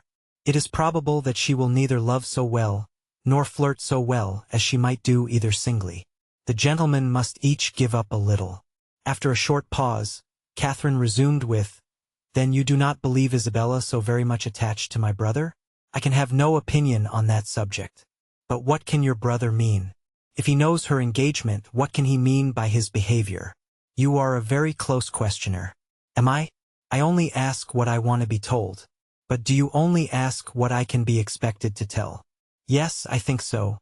For you must know your brother's heart." "My brother's heart, as you term it on the present occasion, I assure you I can only guess at." Well, nay, if it is to be guesswork, let us all guess for ourselves. To be guided by second-hand conjecture is pitiful. The premises are before you. My brother is a lively and perhaps sometimes a thoughtless young man. He has had about a week's acquaintance with your friend, and he has known her engagement almost as long as he has known her. "Well," said Catherine, after some moments' consideration, "you may be able to guess at your brother's intentions from all this, but I am sure I cannot." "But is not your father uncomfortable about it? Does not he want Captain Tilney to go away?" "Sure, if your father were to speak to him, he would go." "My dear Miss Morland," said Henry, in this amiable solicitude for your brother's comfort, "may you not be a little mistaken? Are you not carried a little too far? Would he thank you, either on his own account or Miss Thorpe's, for supposing that her affection, or at least her good behavior, is only to be secured by her seeing nothing of Captain Tilney? Is he safe only in solitude? Or is her heart constant to him only when unsolicited by anyone else? He cannot think this, and you may be sure that he would not have you think it. I will not say, do not be uneasy, because I know that you are so at this moment, but be as little uneasy as you can. You have no doubt of the mutual attachment of your brother and your friend. Depend upon it, therefore, that real jealousy never can exist between them. Depend upon it that no disagreement between them can be of any duration. Their hearts are open to each other, as neither heart can be to you. They know exactly what is required and what can be borne, and you may be certain that one will never tease the other beyond what is known to be pleasant." Perceiving her still to look doubtful and grave, he added, "Though Frederick does not leave Bath with us, he will probably remain but a very short time, perhaps only a few days behind us. His leave of absence will soon expire, and he must return to his regiment. And what will then be their acquaintance?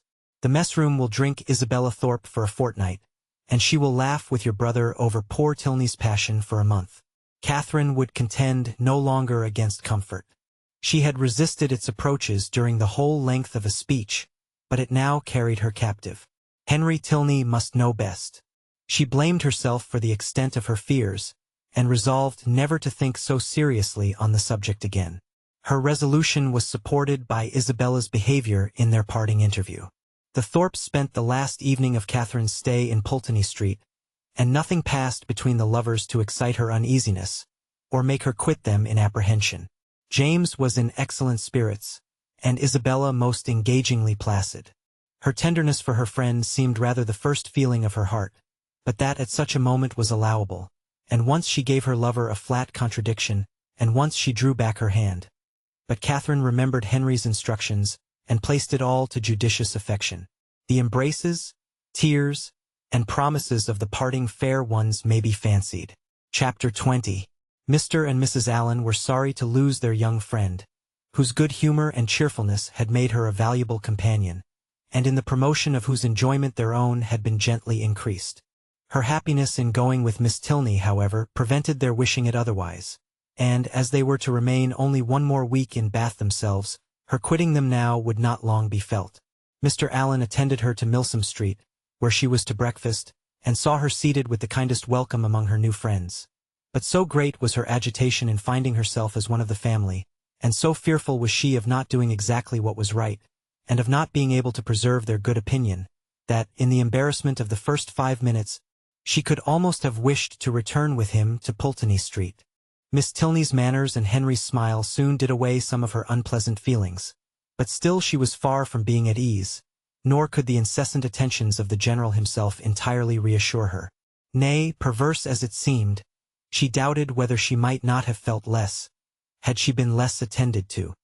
His anxiety for her comfort, his continual solicitations that she would eat, and his often expressed fears of her seeing nothing to her taste, though never in her life before had she beheld half such variety on a breakfast table, made it impossible for her to forget for a moment that she was a visitor. She felt utterly unworthy of such respect, and knew not how to reply to it. Her tranquillity was not improved by the General's impatience for the appearance of his eldest son, nor by the displeasure he expressed at his laziness when Captain Tilney at last came down. She was quite pained by the severity of his father's reproof, which seemed disproportionate to the offense, and much was her concern increased when she found herself the principal cause of the lecture, and that his tardiness was chiefly resented from being disrespectful to her. This was placing her in a very uncomfortable situation, and she felt great compassion for Captain Tilney, without being able to hope for his goodwill. He listened to his father in silence, and attempted not any defense, which confirmed her in fearing that the inquietude of his mind, on Isabella's account, might, by keeping him long sleepless, have been the real cause of his rising late. It was the first time of her being decidedly in his company, and she had hoped to be now able to form her opinion of him, but she scarcely heard his voice while his father remained in the room, and even afterwards, so much were his spirits affected, she could distinguish nothing but these words, in a whisper to Eleanor, "How glad I shall be when you are all off." The bustle of going was not pleasant. The clock struck 10 while the trunks were carrying down, and the General had fixed to be out of Milsom Street by that hour. His greatcoat, instead of being brought for him to put on directly, was spread out in the caracal in which he was to accompany his son. The middle seat of the chaise was not drawn out, though there were 3 people to go in it, and his daughter's maid had so crowded it with parcels that Miss Morland would not have room to sit, and so much was he influenced by this apprehension when he handed her in, that she had some difficulty in saving her own new writing desk from being thrown out into the street. At last, however, the door was closed upon the 3 females, and they set off at the sober pace in which the handsome, highly fed 4 horses of a gentleman usually perform a journey of 30 miles. Such was the distance of Northanger from Bath, to be now divided into 2 equal stages. Catherine's spirits revived as they drove from the door, for with Miss Tilney she felt no restraint, and with the interest of a road entirely new to her, of an abbey before, and a caracal behind, she caught the last view of Bath without any regret, and met with every milestone before she expected it. The tediousness of a 2 hours' wait at Petty France, in which there was nothing to be done but to eat without being hungry, and loiter about without anything to see, next followed, and her admiration of the style in which they travelled, of the fashionable chaise and 4 postilions handsomely liveried, rising so regularly in their stirrups, and numerous outriders properly mounted, sunk a little under this consequent inconvenience. Had their party been perfectly agreeable, the delay would have been nothing, but General Tilney, though so charming a man, seemed always a check upon his children's spirits, and scarcely anything was said but by himself, the observation of which, with his discontent at whatever the inn afforded, and his angry impatience at the waiters, made Catherine grow every moment more in awe of him, and appeared to lengthen the 2 hours into 4. At last, however, the order of release was given, and much was Catherine then surprised by the general's proposal of her taking his place in his son's caracal for the rest of the journey. The day was fine, and he was anxious for her seeing as much of the country as possible. The remembrance of Mr. Allen's opinion respecting young men's open carriages made her blush at the mention of such a plan, and her first thought was to decline it, but her second was of greater deference for General Tilney's judgment. He could not propose anything improper for her, and in the course of a few minutes she found herself with Henry in the caracal, as happy a being as ever existed. A very short trial convinced her that a caracal was the prettiest equipage in the world. The chaise and four wheeled off with some grandeur, to be sure, but it was a heavy and troublesome business, and she could not easily forget its having stopped 2 hours at Petty France. Half the time would have been enough for the caracal, and so nimbly were the light horses disposed to move, that, had not the general chosen to have his own carriage lead the way, they could have passed it with ease in half a minute. But the merit of the caracal did not all belong to the horses. Henry drove so well, so quietly, without making any disturbance, without parading to her or swearing at them. So different from the only gentleman coachman whom it was in her power to compare him with, and then his hat sat so well, and the innumerable capes of his greatcoat looked so becomingly important. To be driven by him, next to being dancing with him, was certainly the greatest happiness in the world. In addition to every other delight, she had now that of listening to her own praise, of being thanked at least on his sister's account, for her kindness in thus becoming her visitor, of hearing it ranked as real friendship, and described as creating real gratitude. His sister, he said, was uncomfortably circumstanced. She had no female companion, and, in the frequent absence of her father, was sometimes without any companion at all. "But how can that be?" said Catherine. "Are not you with her? Northanger is not more than half my home. I have an establishment at my own house in Woodston, which is nearly 20 miles from my father's, and some of my time is necessarily spent there. How sorry you must be for that. I am always sorry to leave Eleanor." "Yes, but besides your affection for her, you must be so fond of the Abbey. After being used to such a home as the Abbey, an ordinary parsonage house must be very disagreeable." He smiled and said, "You have formed a very favorable idea of the Abbey." "To be sure I have. Is not it a fine old place, just like what one reads about? And are you prepared to encounter all the horrors that a building such as what one reads about may produce? Have you a stout heart? Nerves fit for sliding panels and tapestry?" "Oh, yes, I do not think I should be easily frightened, because there would be so many people in the house, and besides it has never been uninhabited and left deserted for years, and then the family come back to it unawares without giving any notice, as generally happens. No, certainly.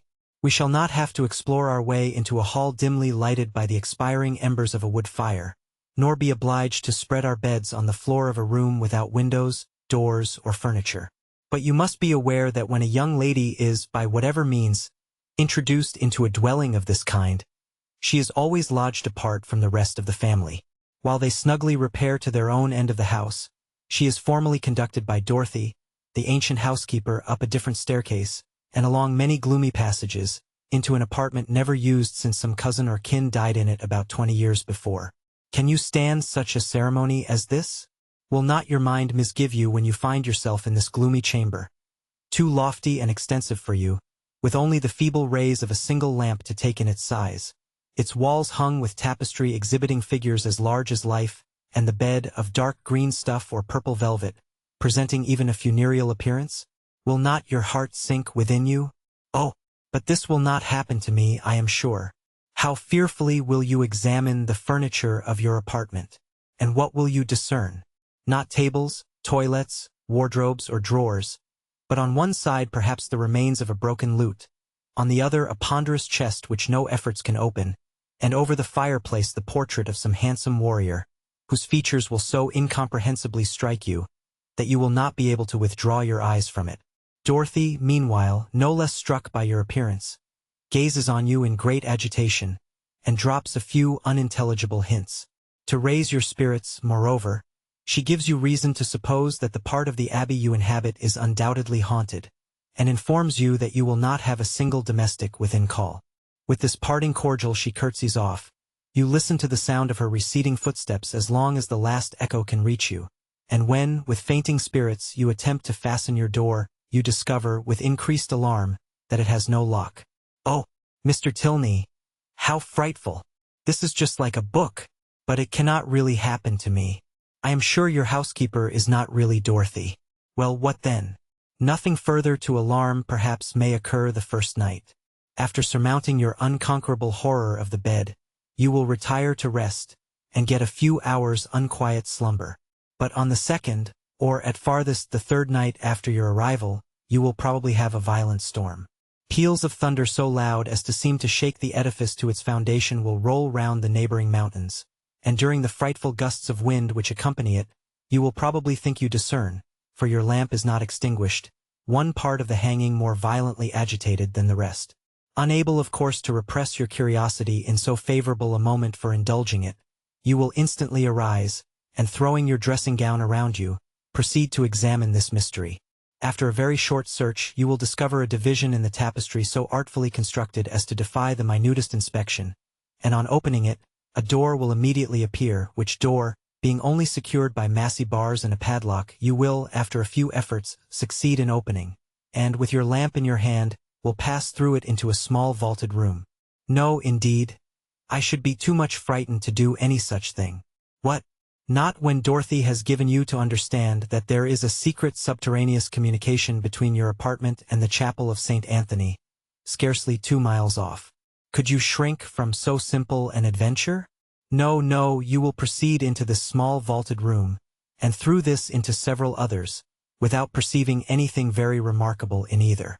In one perhaps there may be a dagger, in another a few drops of blood, and in a third the remains of some instrument of torture.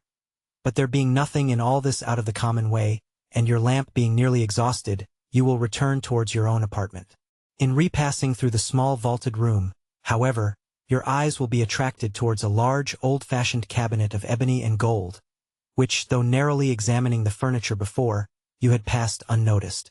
Impelled by an irresistible presentiment, you will eagerly advance to it, unlock its folding doors, and search into every drawer, but for some time without discovering anything of importance, perhaps nothing but a considerable hoard of diamonds.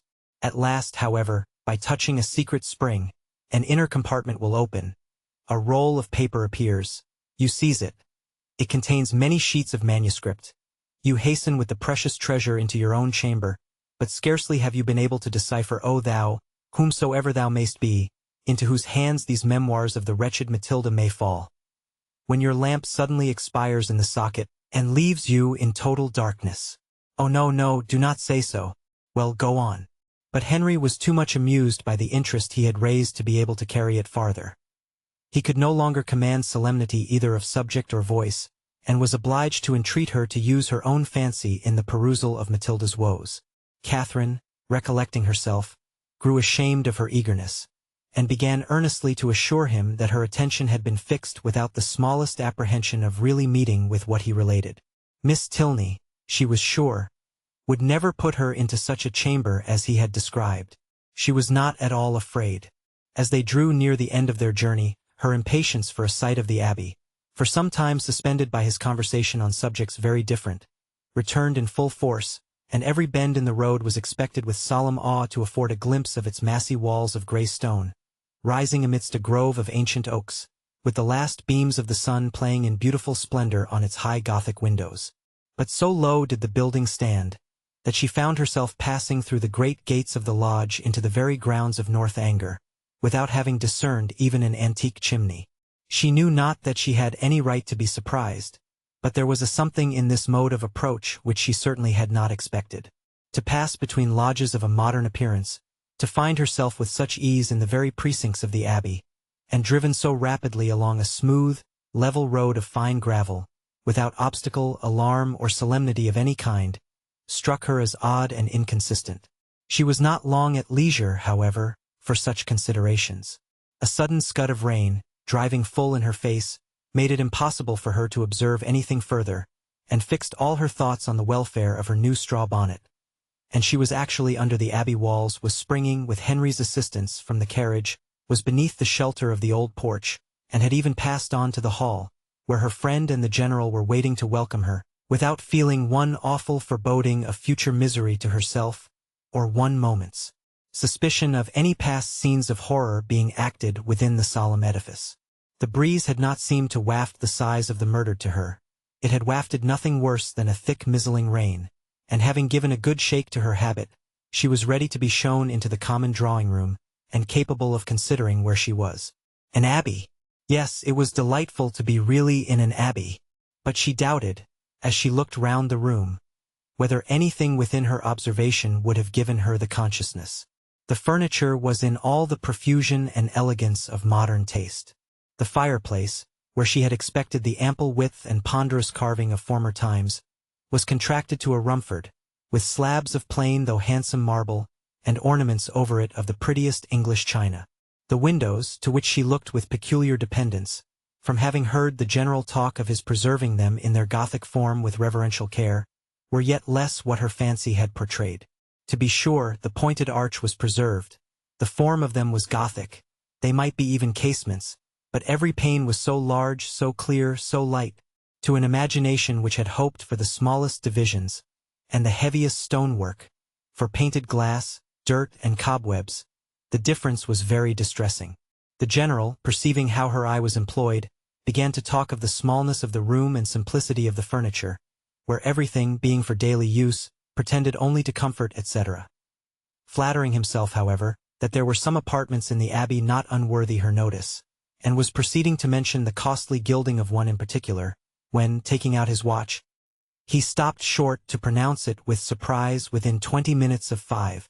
This seemed the word of separation, and Catherine found herself hurried away by Miss Tilney in such a manner as convinced her that the strictest punctuality to the family hours would be expected at Northanger. Returning through the large and lofty hall, they ascended a broad staircase of shining oak, which, after many flights and many landing places, brought them upon a long, wide gallery. On one side it had a range of doors, and it was lighted on the other by windows which Catherine had only time to discover looked into a quadrangle, before Miss Tilney led the way into a chamber, and scarcely staying to hope she would find it comfortable, left her with an anxious entreaty that she would make as little alteration as possible in her dress. Chapter 21. A moment's glance was enough to satisfy Catherine that her apartment was very unlike the one which Henry had endeavored to alarm her by the description of. It was by no means unreasonably large, and contained neither tapestry nor velvet. The walls were papered, the floor was carpeted. The windows were neither less perfect nor more dim than those of the drawing-room below. The furniture, though not of the latest fashion, was handsome and comfortable, and the air of the room altogether far from uncheerful. Her heart instantaneously at ease on this point, she resolved to lose no time in particular examination of anything, as she greatly dreaded disobliging the general by any delay. Her habit therefore was thrown off with all possible haste, and she was preparing to unpin the linen package, which the chaise seat had conveyed for her immediate accommodation, when her eye suddenly fell on a large high chest, standing back in a deep recess on one side of the fireplace. The sight of it made her start, and, forgetting everything else, she stood gazing on it in motionless wonder, while these thoughts crossed her. This is strange indeed. I did not expect such a sight as this. An immense heavy chest. What can it hold? Why should it be placed here? Pushed back too, as if meant to be out of sight. I will look into it, cost me what it may, I will look into it, and directly too by daylight. If I stay till evening my candle may go out. She advanced and examined it closely. It was of cedar, curiously inlaid with some darker wood, and raised about a foot from the ground on a carved stand of the same. The lock was silver, though tarnished from age. At each end were the imperfect remains of handles also of silver, broken perhaps prematurely by some strange violence. And on the center of the lid was a mysterious cipher in the same metal. Catherine bent over it intently, but without being able to distinguish anything with certainty. She could not, in whatever direction she took it, believe the last letter to be a T, and yet that it should be anything else in that house was a circumstance to raise no common degree of astonishment. If not originally theirs, by what strange events could it have fallen into the Tilney family? Her fearful curiosity was every moment growing greater, and seizing, with trembling hands, the hasp of the lock, she resolved at all hazards to satisfy herself at least as to its contents. With difficulty, for something seemed to resist her efforts, she raised the lid a few inches. But at that moment a sudden knocking at the door of the room made her, starting, quit her hold, and the lid closed with alarming violence. This ill-timed intruder was Miss Tilney's maid, sent by her mistress to be of use to Miss Morland, and though Catherine immediately dismissed her, it recalled her to the sense of what she ought to be doing, and forced her, in spite of her anxious desire to penetrate this mystery, to proceed in her dressing without further delay. Her progress was not quick, for her thoughts and her eyes were still bent on the object so well calculated to interest and alarm, and though she dared not waste a moment upon a second attempt, she could not remain many paces from the chest. At length, however, having slipped one arm into her gown, her toilette seemed so nearly finished that the impatience of her curiosity might safely be indulged. One moment surely might be spared, and so desperate should be the exertion of her strength, that, unless secured by supernatural means, the lid in one moment should be thrown back. With this spirit she sprang forward, and her confidence did not deceive her. Her resolute effort threw back the lid, and gave to her astonished eyes the view of a white cotton counterpane, properly folded, reposing at one end of the chest in undisputed possession. She was gazing on it with the first blush of surprise when Miss Tilney, anxious for her friends being ready, entered the room, and to the rising shame of having harbored for some minutes an absurd expectation, was then added the shame of being caught in so idle a search. "That is a curious old chest, is not it?" said Miss Tilney, as Catherine hastily closed it and turned away to the glass. "It is impossible to say how many generations it has been here. How it came to be first put in this room I know not, but I have not had it moved because I thought it might sometimes be of use in holding hats and bonnets. The worst of it is that its weight makes it difficult to open. In that corner, however, it is at least out of the way." Catherine had no leisure for speech, being at once blushing, tying her gown, and forming wise resolutions with the most violent dispatch. Miss Tilney gently hinted her fear of being late, and in half a minute they ran downstairs together, in an alarm not wholly unfounded, for General Tilney was pacing the drawing-room, his watch in his hand, and having, on the very instant of their entering, pulled the bell with violence, ordered dinner to be on table directly. Catherine trembled at the emphasis with which he spoke, and sat pale and breathless, in a most humble mood, concerned for his children, and detesting old chests.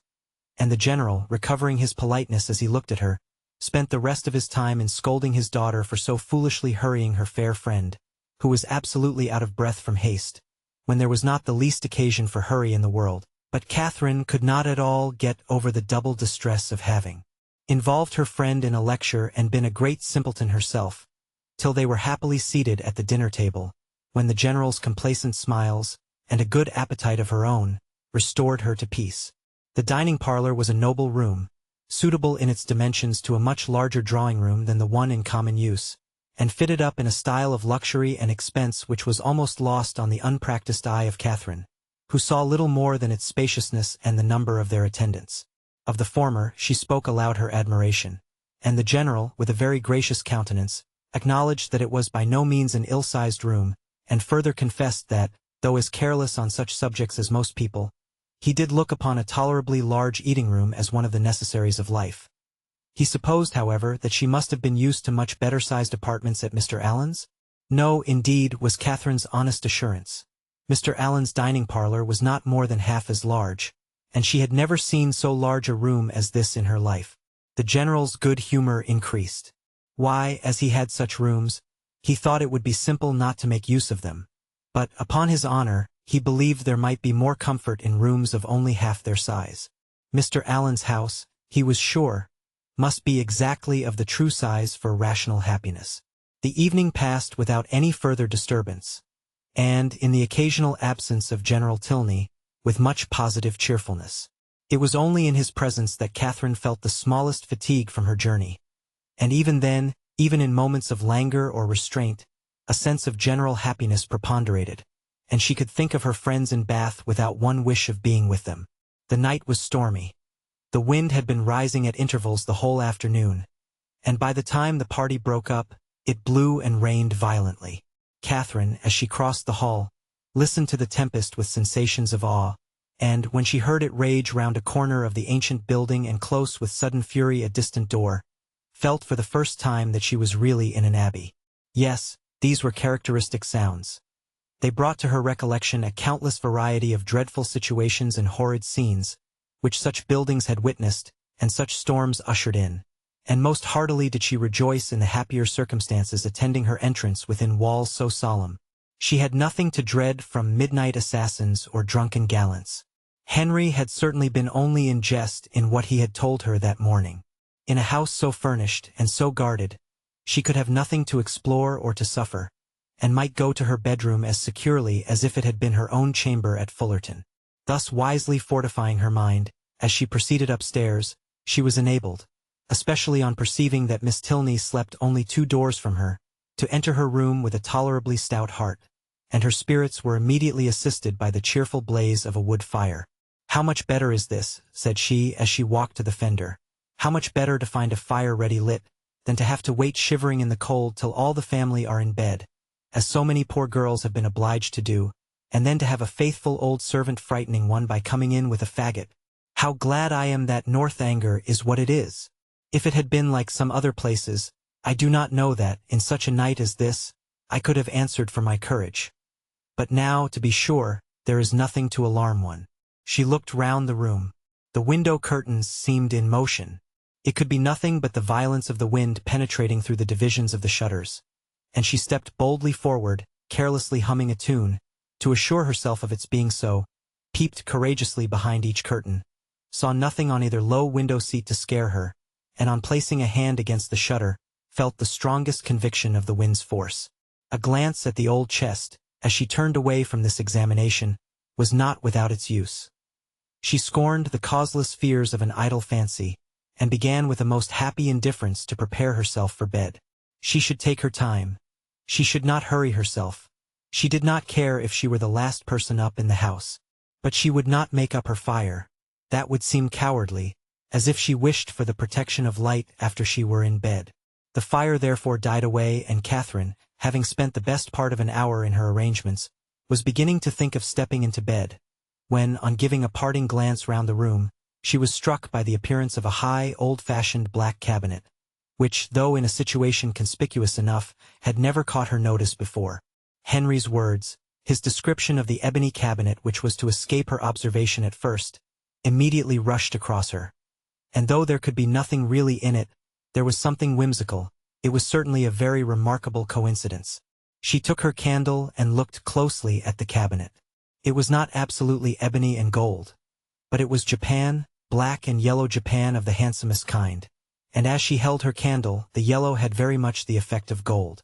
The key was in the door, and she had a strange fancy to look into it. Not, however, with the smallest expectation of finding anything, but it was so very odd, after what Henry had said. In short, she could not sleep till she had examined it. So, placing the candle with great caution on a chair, she seized the key with a very tremulous hand and tried to turn it. But it resisted her utmost strength. Alarmed, but not discouraged, she tried it another way. A bolt flew, and she believed herself successful. But how strangely mysterious! The door was still immovable. She paused a moment in breathless wonder. The wind roared down the chimney, the rain beat in torrents against the windows, and everything seemed to speak the awfulness of her situation. To retire to bed, however, unsatisfied on such a point, would be vain, since sleep must be impossible with the consciousness of a cabinet so mysteriously closed in her immediate vicinity. Again, therefore, she applied herself to the key, and after moving it in every possible way for some instants with the determined celerity of hope's last effort, the door suddenly yielded to her hand. Her heart leaped with exultation at such a victory, and having thrown open each folding door, the second being secured only by bolts of less wonderful construction than the lock, though in that her eye could not discern anything unusual, a double range of small drawers appeared in view, with some larger drawers above and below them, and in the center a small door, closed also with a lock and key, secured in all probability a cavity of importance. Catherine's heart beat quick, but her courage did not fail her. With a cheek flushed by hope, and an eye straining with curiosity, her fingers grasped the handle of a drawer and drew it forth. It was entirely empty. With less alarm and greater eagerness she seized a second, a third, a fourth. Each was equally empty. Not one was left unsearched, and in not one was anything found. Well read in the art of concealing a treasure, the possibility of false linings to the drawers did not escape her, and she felt round each with anxious acuteness in vain. The place in the middle alone remained now unexplored, and though she had never from the first had the smallest idea of finding anything in any part of the cabinet, and was not in the least disappointed at her ill success thus far, it would be foolish not to examine it thoroughly while she was about it. It was some time, however, before she could unfasten the door, the same difficulty occurring in the management of this inner lock as of the outer. But at length it did open, and not vain as hitherto was her search. Her quick eyes directly fell on a roll of paper pushed back into the further part of the cavity, apparently for concealment, and her feelings at that moment were indescribable. Her heart fluttered, her knees trembled, and her cheeks grew pale. She seized, with an unsteady hand, the precious manuscript. For half a glance sufficed to ascertain written characters, and while she acknowledged with awful sensations the striking exemplification of what Henry had foretold, resolved instantly to peruse every line before she attempted to rest. The dimness of the light her candle emitted made her turn to it with alarm, but there was no danger of its sudden extinction. It had yet some hours to burn, and that she might not have any greater difficulty in distinguishing the writing than what its ancient date might occasion, she hastily snuffed it. Alas! It was snuffed and extinguished in one. A lamp could not have expired with more awful effect. Catherine, for a few moments, was motionless with horror. It was done completely. Not a remnant of light in the wick could give hope to the rekindling breath. Darkness impenetrable and immovable filled the room. A violent gust of wind, rising with sudden fury, added fresh horror to the moment. Catherine trembled from head to foot. In the pause which succeeded, a sound like receding footsteps and the closing of a distant door struck on her affrighted ear. Human nature could support no more. A cold sweat stood on her forehead, the manuscript fell from her hand, and groping her way to the bed, she jumped hastily in, and sought some suspension of agony by creeping far underneath the clothes. To close her eyes in sleep that night, she felt must be entirely out of the question. With a curiosity so justly awakened, and feelings in every way so agitated, repose must be absolutely impossible. The storm too abroad so dreadful. She had not been used to feel alarm from wind, but now every blast seemed fraught with awful intelligence. The manuscript so wonderfully found, so wonderfully accomplishing the morning's prediction. How was it to be accounted for? What could it contain? To whom could it relate? By what means could it have been so long concealed? And how singularly strange that it should fall to her lot to discover it. Till she had made herself mistress of its contents, however, she could have neither repose nor comfort, and with the sun's first rays she was determined to peruse it. But many were the tedious hours which must yet intervene. She shuddered, tossed about in her bed, and envied every quiet sleeper. The storm still raged, and various were the noises, more terrific even than the wind, which struck at intervals on her startled ear. The very curtains of her bed seemed at one moment in motion, and at another the lock of her door was agitated, as if by the attempt of somebody to enter. Hollow murmurs seemed to creep along the gallery, and more than once her blood was chilled by the sound of distant moans. Hour after hour passed away, and the wearied Catherine had heard 3 proclaimed by all the clocks in the house before the tempest subsided or she unknowingly fell fast asleep. Chapter 22. The housemaids folding back her window shutters at 8 o'clock the next day was the sound which first roused Catherine, and she opened her eyes, wondering that they could ever have been closed on objects of cheerfulness. Her fire was already burning, and a bright morning had succeeded the tempest of the night. Instantaneously, with the consciousness of existence, returned her recollection of the manuscript, and springing from the bed in the very moment of the maid's going away, she eagerly collected every scattered sheet which had burst from the roll on its falling to the ground, and flew back to enjoy the luxury of their perusal on her pillow. She now plainly saw that she must not expect a manuscript of equal length with the generality of what she had shuddered over in books, for the roll, seeming to consist entirely of small disjointed sheets, was altogether but of trifling size, and much less than she had supposed it to be at first. Her greedy eye glanced rapidly over a page. She started at its import. Could it be possible, or did not her senses play her false? An inventory of linen in coarse and modern characters seemed all that was before her. If the evidence of sight might be trusted, she held a washing bill in her hand. She seized another sheet, and saw the same articles with little variation. A third, A fourth and a fifth presented nothing new. Shirts, stockings, cravats, and waistcoats faced her in each. Two others, penned by the same hand, marked an expenditure scarcely more interesting, in letters, hair powder, shoestring, and breeches ball. And the larger sheet, which had enclosed the rest, seemed by its first cramp line, to poultice chestnut mare, a farrier's bill. Such was the collection of papers, left perhaps, as she could then suppose, by the negligence of a servant in the place whence she had taken them, which had filled her with expectation and alarm, and robbed her of half her night's rest. She felt humbled to the dust. Could not the adventure of the chest have taught her wisdom? A corner of it, catching her eye as she lay, seemed to rise up in judgment against her. Nothing could now be clearer than the absurdity of her recent fancies. To suppose that a manuscript of many generations back could have remained undiscovered in a room such as that, so modern, so habitable, or that she should be the first to possess the skill of unlocking a cabinet, the key of which was open to all. How could she have so imposed on herself? Heaven forbid that Henry Tilney should ever know her folly. And it was in a great measure his own doing, for had not the cabinet appeared so exactly to agree with his description of her adventures, she should never have felt the smallest curiosity about it. This was the only comfort that occurred. Impatient to get rid of those hateful evidences of her folly, those detestable papers then scattered over the bed, she rose directly, and folding them up as nearly as possible in the same shape as before, returned them to the same spot within the cabinet, with a very hearty wish that no untoward accident might ever bring them forward again, to disgrace her even with herself. Why the locks should have been so difficult to open, however, was still something remarkable, for she could now manage them with perfect ease. In this there was surely something mysterious, and she indulged in the flattering suggestion for half a minute, till the possibility of the doors having been at first unlocked, and of being herself its fastener, darted into her head, and cost her another blush. She got away as soon as she could from a room in which her conduct produced such unpleasant reflections, and found her way with all speed to the breakfast parlor, as it had been pointed out to her by Miss Tilney the evening before. Henry was alone in it, and his immediate hope of her having been undisturbed by the tempest, with an arch reference to the character of the building they inhabited, was rather distressing. For the world would she not have her weakness suspected, and yet, unequal to an absolute falsehood, was constrained to acknowledge that the wind had kept her awake a little.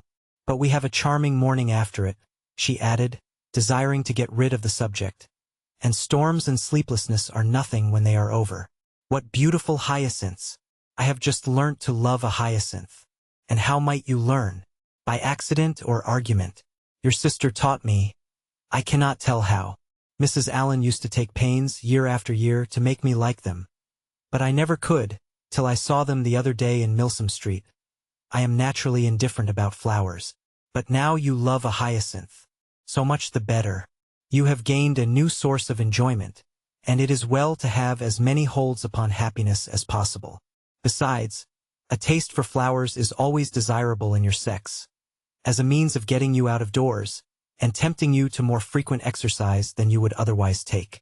And though the love of a hyacinth may be rather domestic, who can tell, the sentiment once raised, but you may in time come to love a rose? But I do not want any such pursuit to get me out of doors. The pleasure of walking and breathing fresh air is enough for me, and in fine weather I am out more than half my time. Mamma says I am never within. At any rate, however, I am pleased that you have learnt to love a hyacinth. The mere habit of learning to love is the thing, and a teachableness of disposition in a young lady is a great blessing. Has my sister a pleasant mode of instruction? Catherine was saved the embarrassment of attempting an answer by the entrance of the general, whose smiling compliments announced a happy state of mind, but whose gentle hint of sympathetic early rising did not advance her composure. The elegance of the breakfast set forced itself on Catherine's notice when they were seated at table, and, luckily, it had been the general's choice. He was enchanted by her approbation of his taste, confessed it to be neat and simple, thought it right to encourage the manufacture of his country, and for his part, to his uncritical palate, the tea was as well flavored from the clay of Staffordshire as from that of Dresden or Sevres. But this was quite an old set purchased 2 years ago. The manufacture was much improved since that time. He had seen some beautiful specimens when last in town, and had he not been perfectly without vanity of that kind, might have been tempted to order a new set. He trusted, however, that an opportunity might ere long occur of selecting one, though not for himself. Catherine was probably the only one of the party who did not understand him. Shortly after breakfast Henry left them for Woodston, where business required and would keep him 2 or 3 days. They all attended in the hall to see him mount his horse, and immediately on re-entering the breakfast room, Catherine walked to a window in the hope of catching another glimpse of his figure. "This is a somewhat heavy call upon your brother's fortitude," observed the general to Eleanor. "Woodston will make but a somber appearance today." "Is it a pretty place?" asked Catherine. "What say you, Eleanor? Speak your opinion, for ladies can best tell the taste of ladies in regard to places as well as men. I think it would be acknowledged by the most impartial eye to have many recommendations. The house stands among fine meadows facing the southeast, with an excellent kitchen garden in the same aspect, the walls surrounding which I built and stocked myself about 10 years ago, for the benefit of my son. It is a family living, Miss Morland, and the property in the place being chiefly my own, you may believe I take care that it shall not be a bad one. Did Henry's income depend solely on this living, he would not be ill provided for. Perhaps it may seem odd, that with only 2 younger children, I should think any profession necessary for him, and certainly there are moments when we could all wish him disengaged from every tie of business. But though I may not exactly make converts of you young ladies, I am sure your father, Miss Morland, would agree with me in thinking it expedient to give every young man some employment. The money is nothing, it is not an object, but employment is the thing. Even Frederick, my eldest son, you see, who will perhaps inherit as considerable a landed property as any private man in the county, has his profession." The imposing effect of this last argument was equal to his wishes. The silence of the lady proved it to be unanswerable. Something had been said the evening before of her being shown over the house, and he now offered himself as her conductor, and though Catherine had hoped to explore it accompanied only by his daughter, it was a proposal of too much happiness in itself, under any circumstances, not to be gladly accepted, for she had been already 18 hours in the Abbey, and had seen only a few of its rooms. The netting box, just leisurely drawn forth, was closed with joyful haste, and she was ready to attend him in a moment. And when they had gone over the house, he promised himself moreover the pleasure of accompanying her into the shrubberies and garden. She curtsied her acquiescence, but perhaps it might be more agreeable to her to make those her first object. The weather was at present favorable, and at this time of year the uncertainty was very great of its continuing so. Which would she prefer? He was equally at her service. Which did his daughter think would most accord with her fair friend's wishes? But he thought he could discern. Yes, he certainly read in Miss Morland's eyes a judicious desire of making use of the present smiling weather. But when did she judge amiss? The Abbey would be always safe and dry.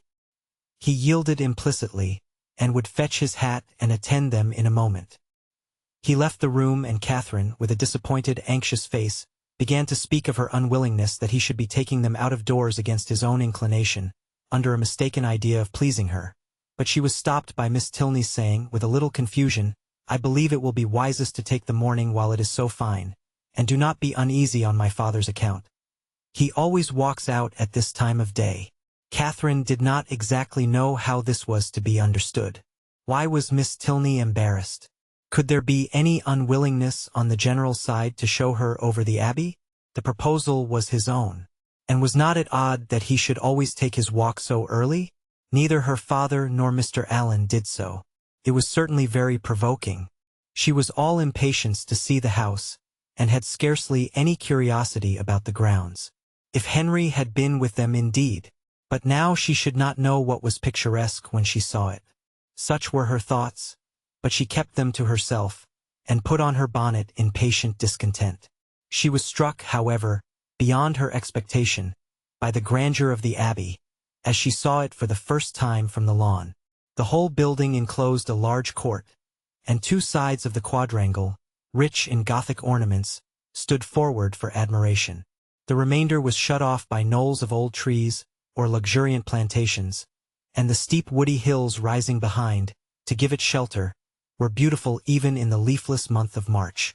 Catherine had seen nothing to compare with it, and her feelings of delight were so strong, that without waiting for any better authority, She boldly burst forth in wonder and praise. The general listened with assenting gratitude, and it seemed as if his own estimation of Northanger had waited unfixed till that hour. The kitchen garden was to be next admired, and he led the way to it across a small portion of the park.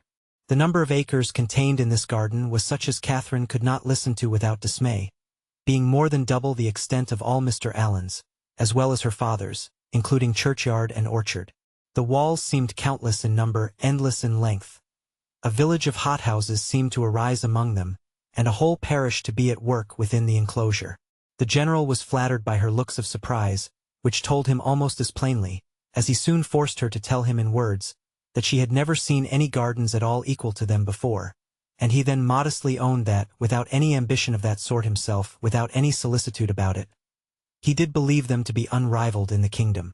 If he had a hobby horse, it was that he loved a garden. Though careless enough in most matters of eating, he loved good fruit, or if he did not, his friends and children did. There were great vexations, however, attending such a garden as his. The utmost care could not always secure the most valuable fruits. The pinery had yielded only 100 in the last year.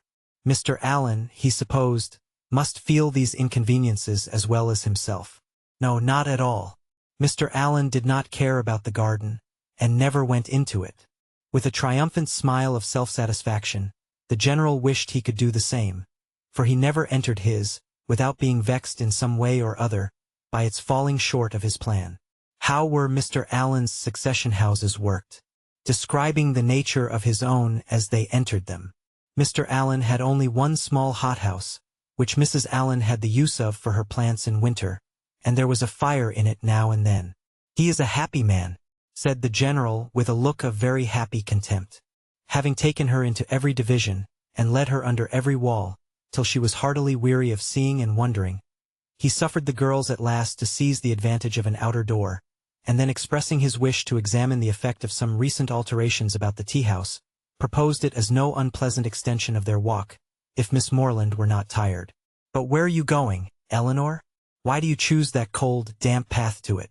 Miss Morland will get wet. Our best way is across the park."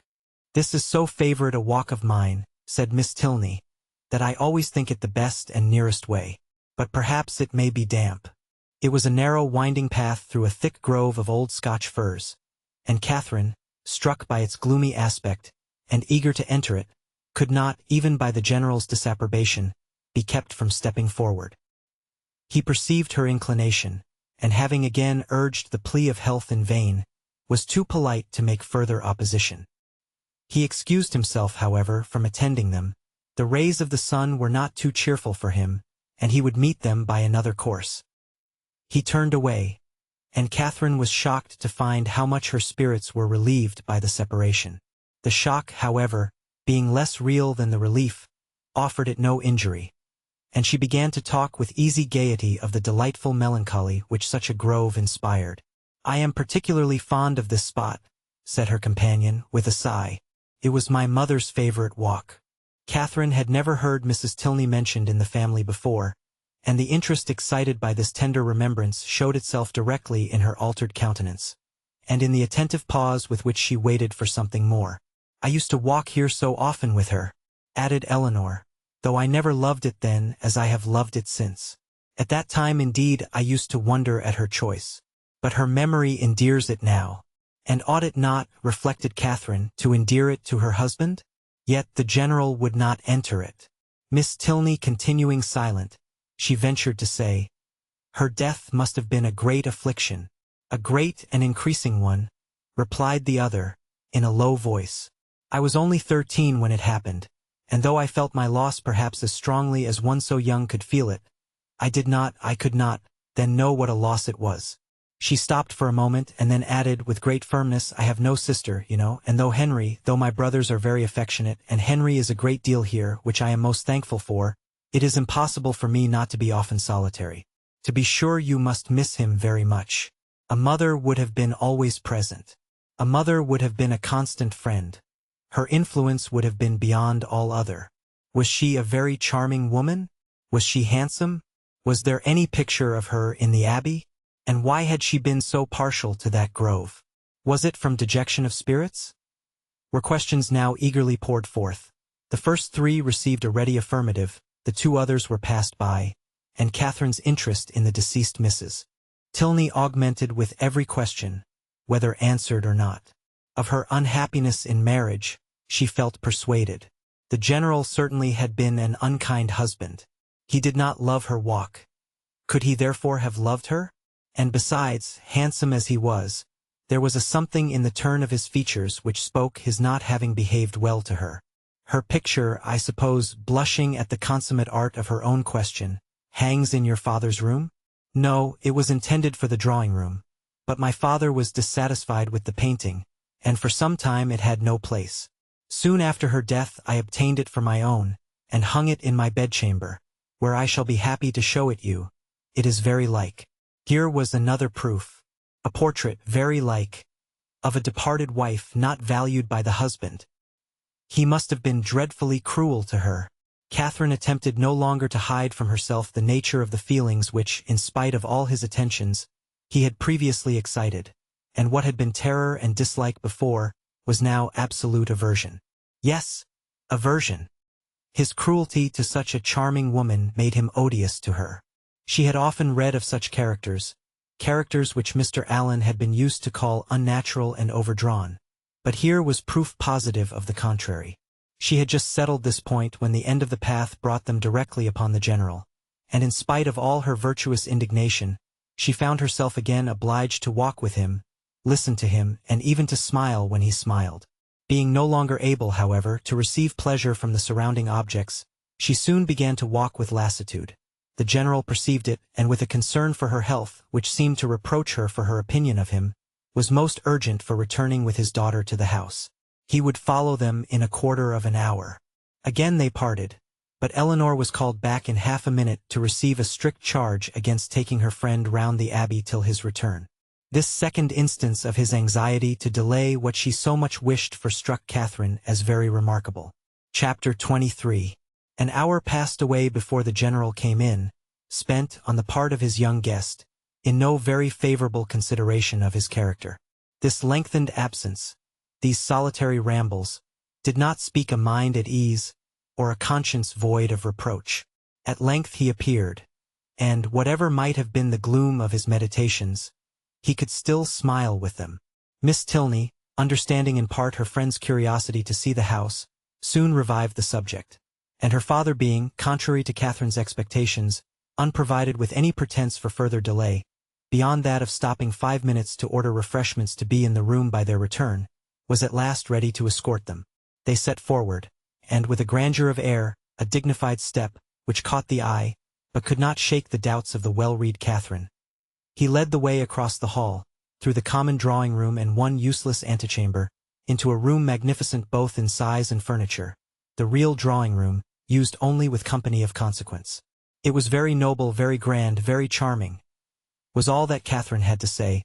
For her indiscriminating I scarcely discerned the color of the satin, and all minuteness of praise, all praise that had much meaning, was supplied by the general. The costliness or elegance of any room's fitting up could be nothing to her. She cared for no furniture of a more modern date than the 15th century.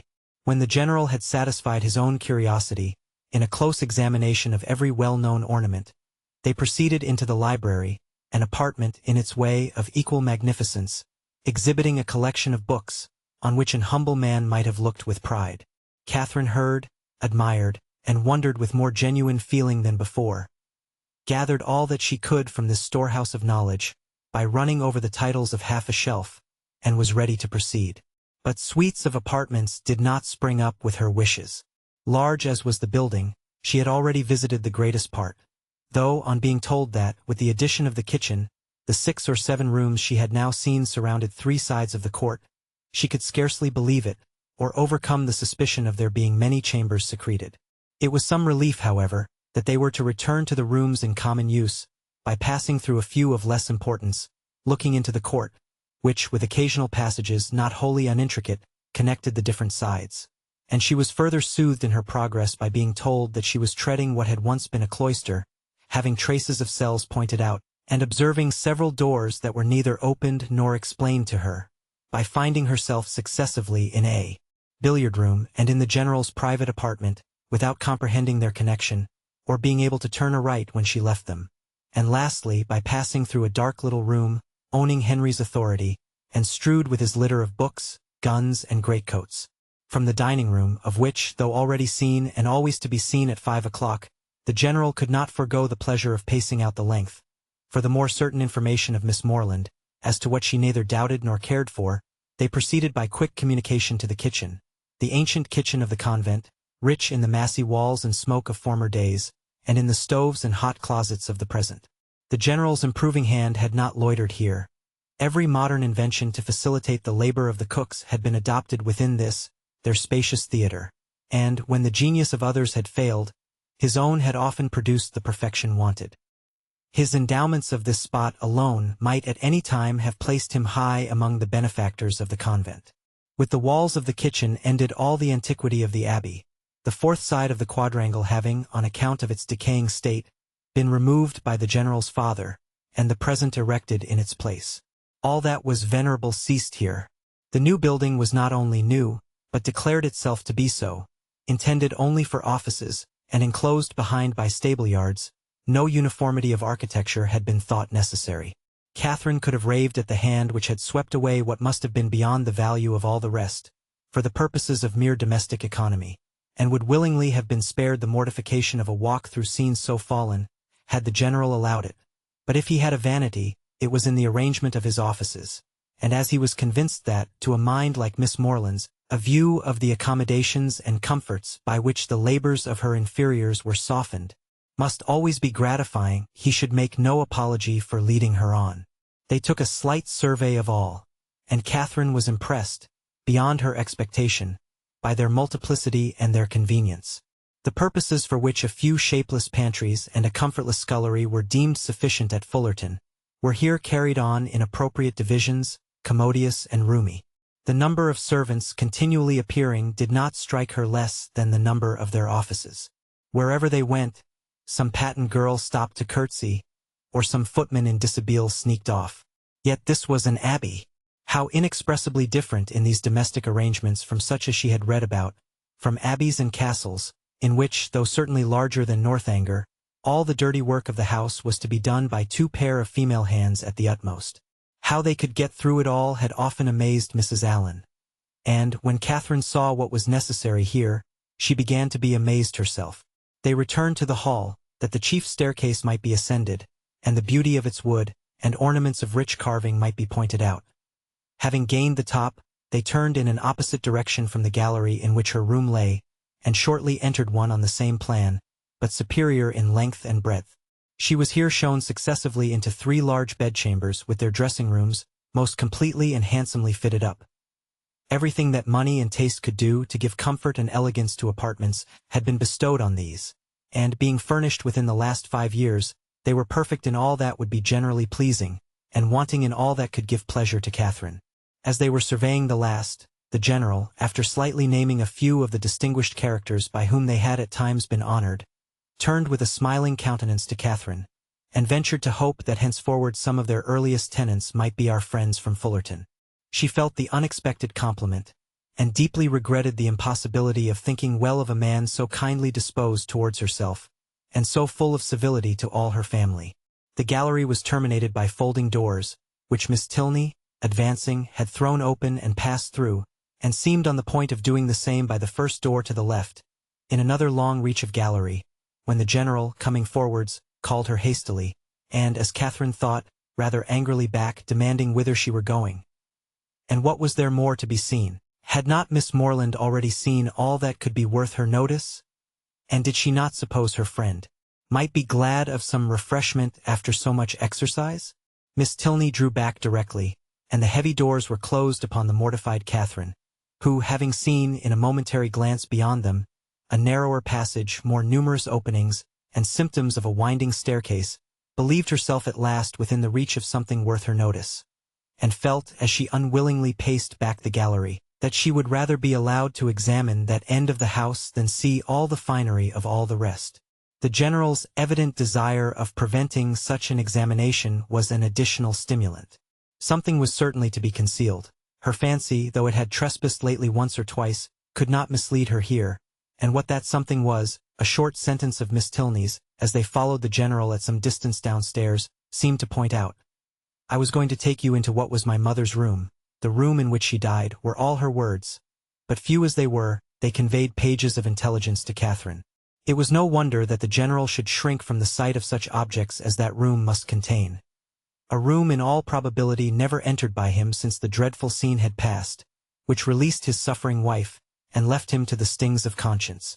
She ventured, when next alone with Eleanor, to express her wish of being permitted to see it, as well as all the rest of that side of the house, and Eleanor promised to attend her there, whenever they should have a convenient hour. Catherine understood her.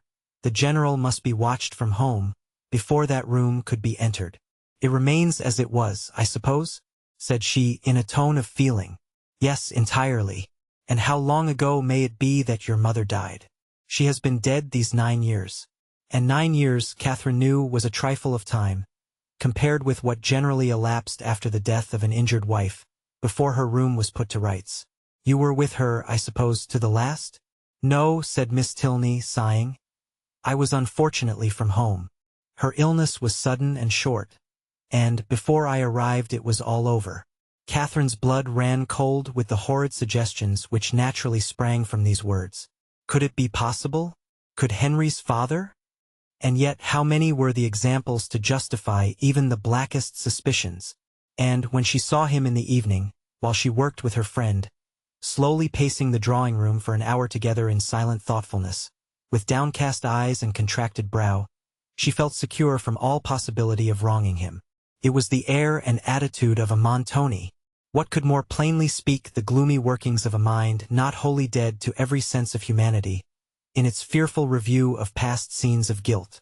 Unhappy man! And the anxiousness of her spirits directed her eyes towards his figure so repeatedly, as to catch Miss Tilney's notice. "My father," she whispered, "often walks about the room in this way. It is nothing unusual." "So much the worse," thought Catherine. Such ill-timed exercise was of a piece with the strange unseasonableness of his morning walks, and boded nothing good. After an evening, the little variety and seeming length of which made her peculiarly sensible of Henry's importance among them, she was heartily glad to be dismissed, though it was a look from the general not designed for her observation which sent his daughter to the bell. When the butler would have lit his master's candle, however, he was forbidden. The latter was not going to retire. "I have many pamphlets to finish," said he to Catherine, "before I can close my eyes, and perhaps may be poring over the affairs of the nation for hours after you are asleep. Can either of us be more meetly employed? My eyes will be blinding for the good of others, and yours preparing by rest for future mischief." But neither the business alleged, nor the magnificent compliment, could win Catherine from thinking that some very different object must occasion so serious a delay of proper repose. To be kept up for hours after the family were in bed by stupid pamphlets was not very likely. There must be some deeper cause. Something was to be done which could be done only while the household slept, and the probability that Mrs. Tilney yet lived, shut up for causes unknown, and receiving from the pitiless hands of her husband a nightly supply of coarse food, was the conclusion which necessarily followed. Shocking as was the idea, it was at least better than a death unfairly hastened, as, in the natural course of things, she must ere long be released. The suddenness of her reputed illness, the absence of her daughter, and probably of her other children at the time, all favored the supposition of her imprisonment. Its origin, jealousy perhaps, or wanton cruelty, was yet to be unraveled. In revolving these matters while she undressed, it suddenly struck her as not unlikely that she might that morning have passed near the very spot of this unfortunate woman's confinement. Might have been within a few paces of the cell in which she languished out her days, for what part of the abbey could be more fitted for the purpose than that which yet bore the traces of monastic division? In the high arched passage, paved with stone, which already she had trodden with peculiar awe, she well remembered the doors of which the general had given no account. To what might not those doors lead? In support of the plausibility of this conjecture, it further occurred to her that the forbidden gallery, in which lay the apartments of the unfortunate Mrs. Tilney, must be, as certainly as her memory could guide her, exactly over this suspected range of cells, and the staircase by the side of those apartments of which she had caught a transient glimpse, communicating by some secret means with those cells, might well have favored the barbarous proceedings of her husband. Down that staircase she had perhaps been conveyed in a state of well-prepared insensibility. Catherine sometimes started at the boldness of her own surmises, and sometimes hoped or feared that she had gone too far. But they were supported by such appearances as made their dismissal impossible.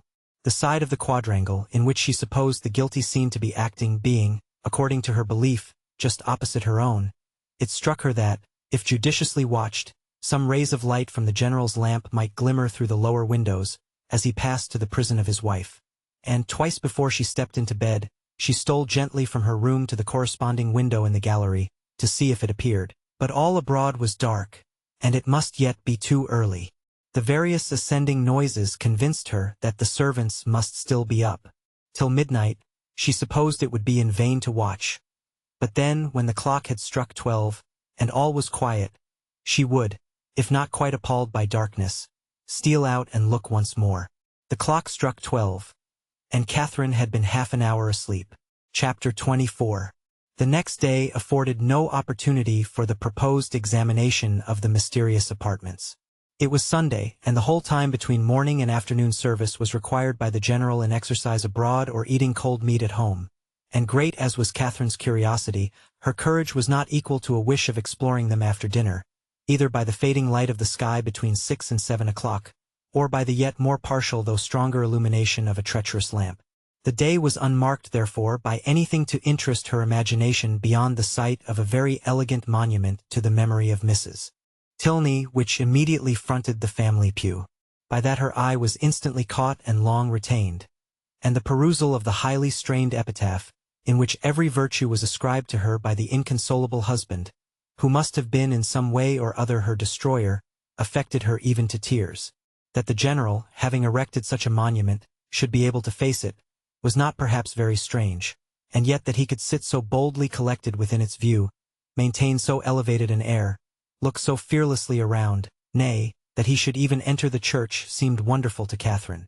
Not, however, that many instances of beings equally hardened in guilt might not be produced. She could remember dozens who had persevered in every possible vice, going on from crime to crime, murdering whomsoever they chose, without any feeling of humanity or remorse, till a violent death or a religious retirement closed their black career. The erection of the monument itself could not in the smallest degree affect her doubts of Mrs. Tilney's actual decease. Were she even to descend into the family vault where her ashes were supposed to slumber? Were she to behold the coffin in which they were said to be enclosed? What could it avail in such a case? Catherine had read too much not to be perfectly aware of the ease with which a waxen figure might be introduced, and a supposititious funeral carried on. The succeeding morning promised something better. The general's early walk, ill-timed as it was in every other view, was favorable here, and when she knew him to be out of the house, she directly proposed to Miss Tilney the accomplishment of her promise. Eleanor was ready to oblige her, and Catherine reminding her as they went of another promise. Their first visit in consequence was to the portrait in her bedchamber.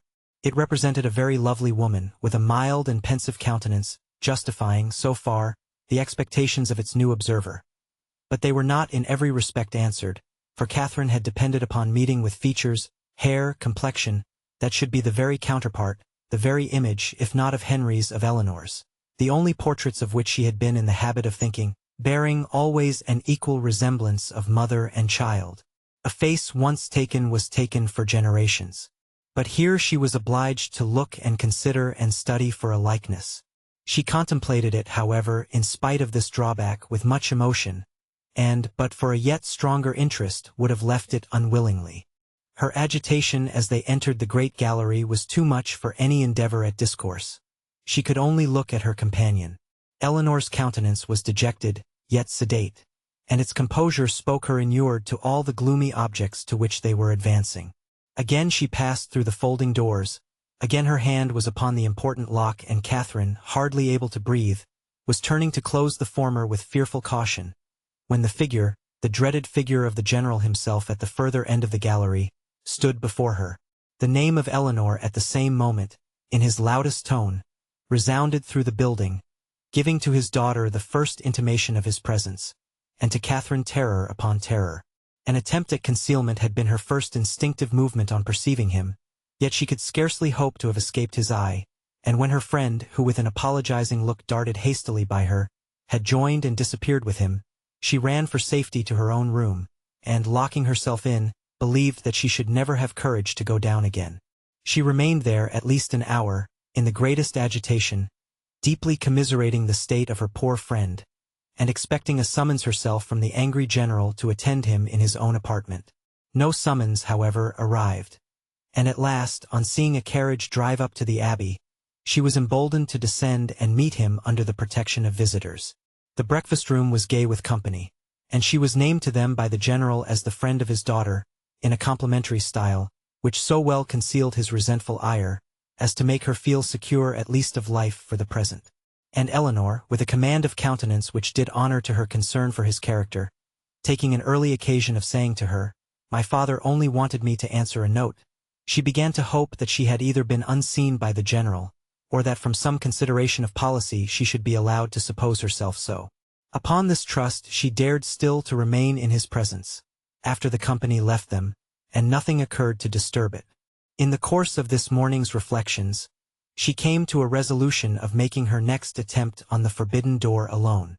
It would be much better in every respect that Eleanor should know nothing of the matter. To involve her in the danger of a second detection, to court her into an apartment which must wring her heart, could not be the office of a friend. The general's utmost anger could not be to herself what it might be to a daughter, and, besides, she thought the examination itself would be more satisfactory if made without any companion. It would be impossible to explain to Eleanor the suspicions, from which the other had, in all likelihood, been hitherto happily exempt. Nor could she therefore, in her presence, search for those proofs of the general's cruelty, which however they might yet have escaped discovery, she felt confident of somewhere drawing forth, in the shape of some fragmented journal, continued to the last gasp. Of the way to the apartment she was now perfectly mistress, and as she wished to get it over before Henry's return, who was expected on the morrow, there was no time to be lost. The day was bright, her courage high. At 4 o'clock, the sun was now 2 hours above the horizon, and it would be only her retiring to dress half an hour earlier than usual. It was done, and Catherine found herself alone in the gallery before the clocks had ceased to strike. It was no time for thought. She hurried on, slipped with the least possible noise through the folding doors, and without stopping to look or breathe, rushed forward to the one in question. The lock yielded to her hand, and, luckily, with no sullen sound that could alarm a human being. On tiptoe she entered. The room was before her, but it was some minutes before she could advance another step. She beheld what fixed her to the spot and agitated every feature. She saw a large, well-proportioned apartment, an handsome dimity bed, arranged as unoccupied with an housemaid's care, a bright bath stove, mahogany wardrobes, and neatly painted chairs, on which the warm beams of a western sun gaily poured through 2 sash windows. Catherine had expected to have her feelings worked, and worked they were. Astonishment and doubt first seized them, and a shortly succeeding ray of common sense added some bitter emotions of shame. She could not be mistaken as to the room, but how grossly mistaken in everything else. In Miss Tilney's meaning, in her own calculation, this apartment, to which she had given a date so ancient, a position so awful, proved to be one end of what the general's father had built. There were 2 other doors in the chamber, leading probably into dressing closets, but she had no inclination to open either. Would the veil in which Mrs. Tilney had last walked, or the volume in which she had last read, remain to tell what nothing else was allowed to whisper? No, whatever might have been the general's crimes, he had certainly too much wit to let them sue for detection. She was sick of exploring, and desired but to be safe in her own room, with her own heart only privy to its folly. And she was on the point of retreating as softly as she had entered, when the sound of footsteps, she could hardly tell where, made her pause and tremble. To be found there, even by a servant, would be unpleasant. But by the general, and he seemed always at hand when least wanted, much worse. She listened, the sound had ceased, and resolving not to lose a moment, she passed through and closed the door. At that instant a door underneath was hastily opened. Someone seemed with swift steps to ascend the stairs, by the head of which she had yet to pass before she could gain the gallery. She had no power to move. With a feeling of terror not very definable, she fixed her eyes on the staircase, and in a few moments it gave Henry to her view. "Mr. Tilney," she exclaimed in a voice of more than common astonishment. He looked astonished too. "Good God," she continued, not attending to his address. "How came you here? How came you up that staircase?" "How came I up that staircase?" he replied, greatly surprised. "Because it is my nearest way from the stable-yard to my own chamber, and why should I not come up it?" Catherine recollected herself, blushed deeply, and could say no more. He seemed to be looking in her countenance for that explanation which her lips did not afford. She moved on towards the gallery. "And may I not, in my turn," said he, as he pushed back the folding doors, "ask how you came here? This passage is at least as extraordinary a road from the breakfast parlor to your apartment, as that staircase can be from the stables to mine." "I have been," said Catherine, looking down, "to see your mother's room." "My mother's room? Is there anything extraordinary to be seen there?" "No, nothing at all. I thought you did not mean to come back till tomorrow. I did not expect to be able to return sooner when I went away, but 3 hours ago I had the pleasure of finding nothing to detain me. You look pale. I am afraid I alarmed you by running so fast up those stairs. Perhaps you did not know. You were not aware of their leading from the offices in common use?" "No, I was not. You have had a very fine day for your ride." "Very. And does Eleanor leave you to find your way into all the rooms in the house by yourself?" "Oh no. She showed me over the greatest part on Saturday, and we were coming here to these rooms, but only," dropping her voice, "your father was with us." "And that prevented you," said Henry, earnestly regarding her. "Have you looked into all the rooms in that passage?" "No, I only wanted to see. Is not it very late? I must go and dress." "It is only 4:15, showing his watch. And you are not now in Bath. No theatre, no rooms to prepare for. Half an hour at Northanger must be enough." She could not contradict it, and therefore suffered herself to be detained, though her dread of further questions made her, for the first time in their acquaintance, wish to leave him. They walked slowly up the gallery. "Have you had any letter from Bath since I saw you?" "No, and I am very much surprised. Isabella promised so faithfully to write directly." "Promised so faithfully? A faithful promise? That puzzles me. I have heard of a faithful performance. But a faithful promise, the fidelity of promising. It is a power little worth knowing, however, since it can deceive and pain you. My mother's room is very commodious, is it not? Large and cheerful looking, and the dressing closets so well disposed. It always strikes me as the most comfortable apartment in the house, and I rather wonder that Eleanor should not take it for her own." "She sent you to look at it, I suppose?" "No. It has been your own doing entirely?" Catherine said nothing.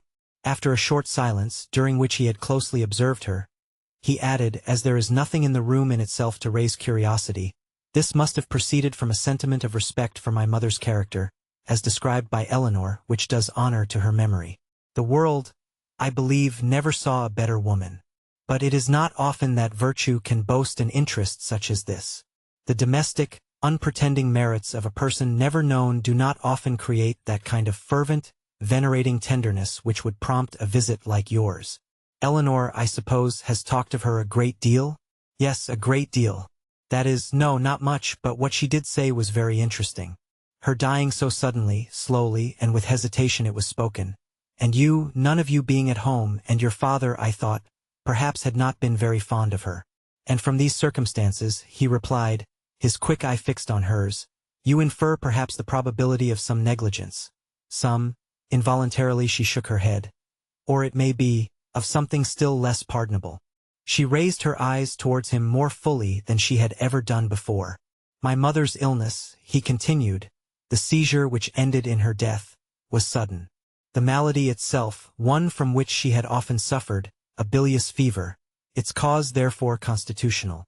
On the 3rd day, in short, as soon as she could be prevailed on, a physician attended her, a very respectable man, and one in whom she had always placed great confidence.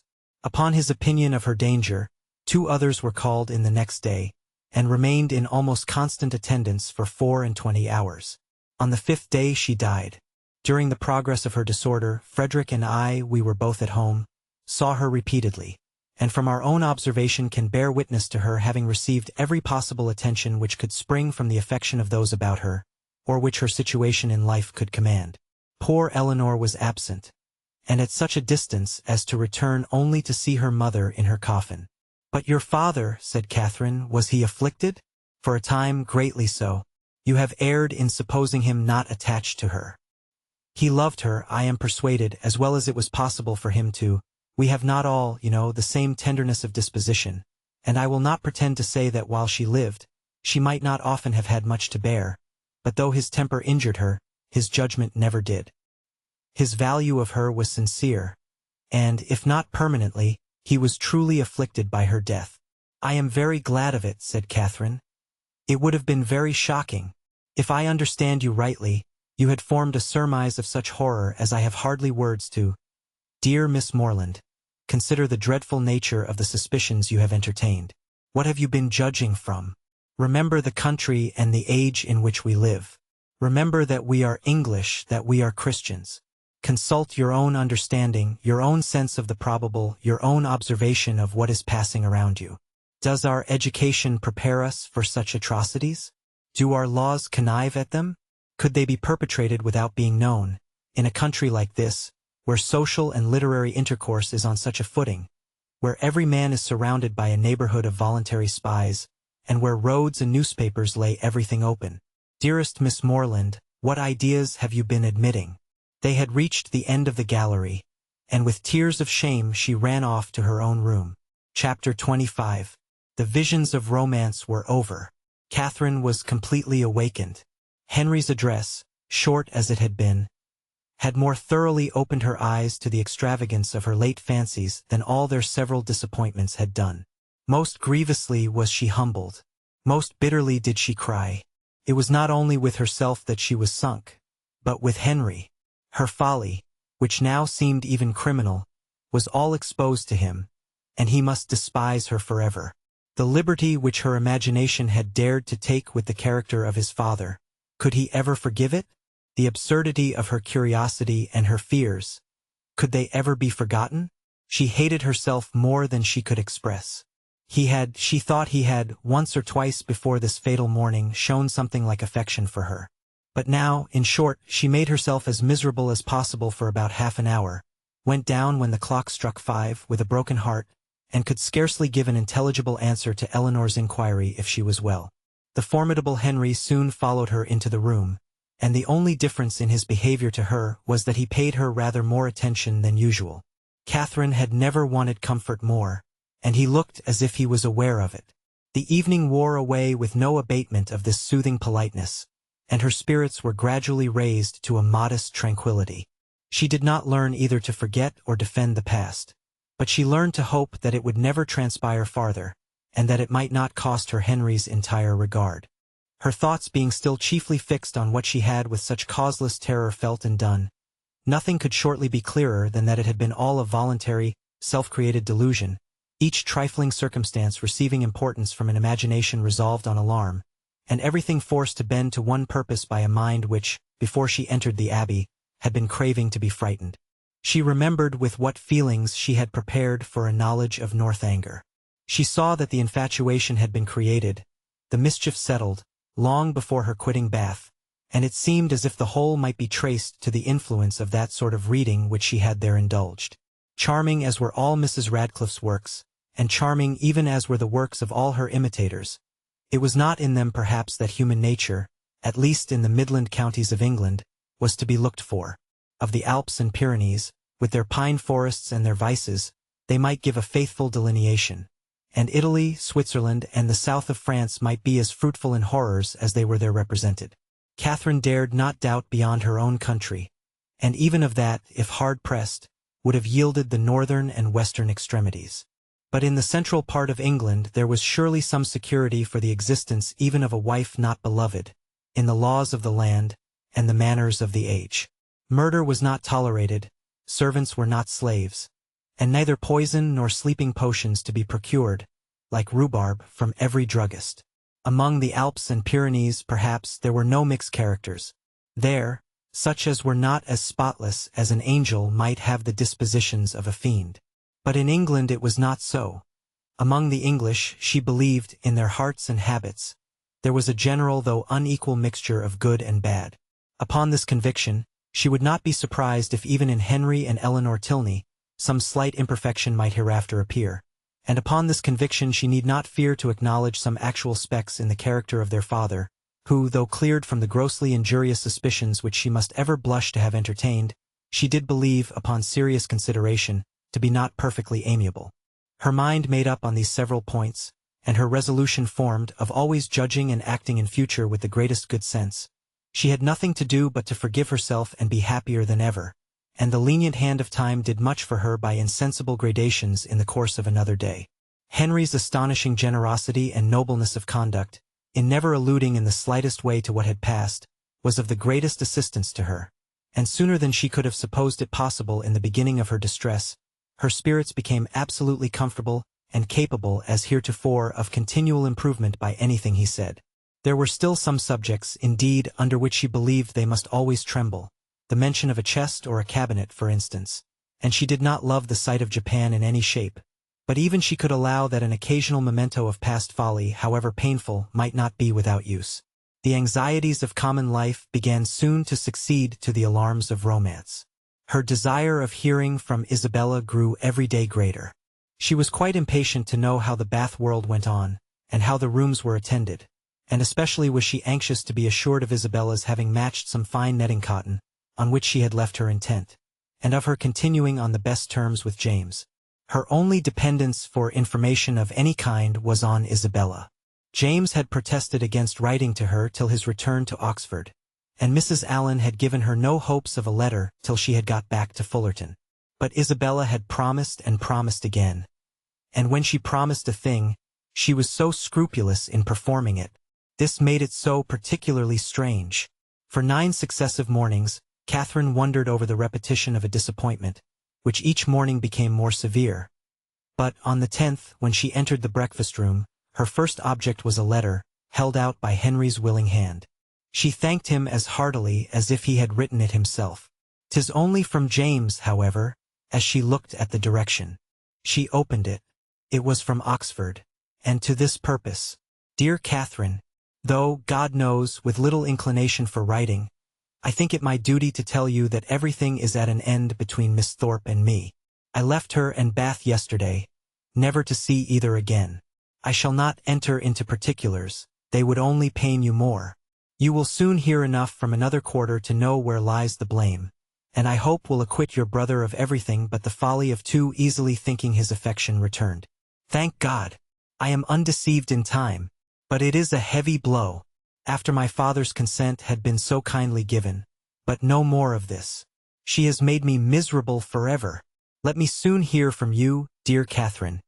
You are my only friend. Your love I do build upon. I wish your visit at Northanger may be over before Captain Tilney makes his engagement known, or you will be uncomfortably circumstanced. Poor Thorpe is in town.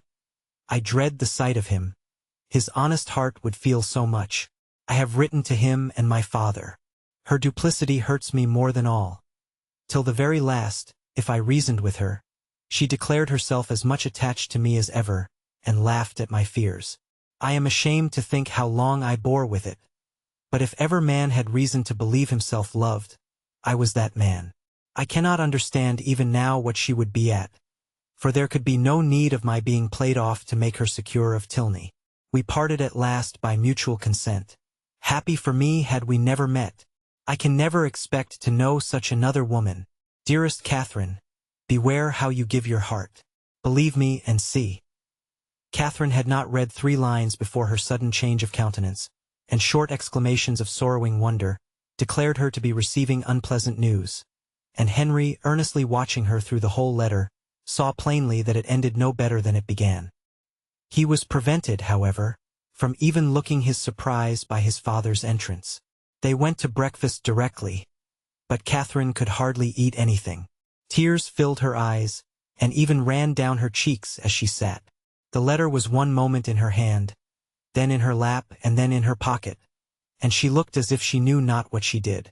The general, between his cocoa and his newspaper, had luckily no leisure for noticing her, but to the other 2 her distress was equally visible. As soon as she dared leave the table she hurried away to her own room, but the housemaids were busy in it, and she was obliged to come down again. She turned into the drawing-room for privacy, but Henry and Eleanor had likewise retreated thither, and were at that moment deep in consultation about her. She drew back, trying to beg their pardon, but was, with gentle violence, forced to return, and the others withdrew after Eleanor had affectionately expressed a wish of being of use or comfort to her. After half an hour's free indulgence of grief and reflection, Catherine felt equal to encountering her friends. But whether she should make her distress known to them was another consideration. Perhaps, if particularly questioned, she might just give an idea, just distantly hint at it, but not more. To expose a friend, such a friend as Isabella had been to her, and then their own brother so closely concerned in it. She believed she must waive the subject altogether.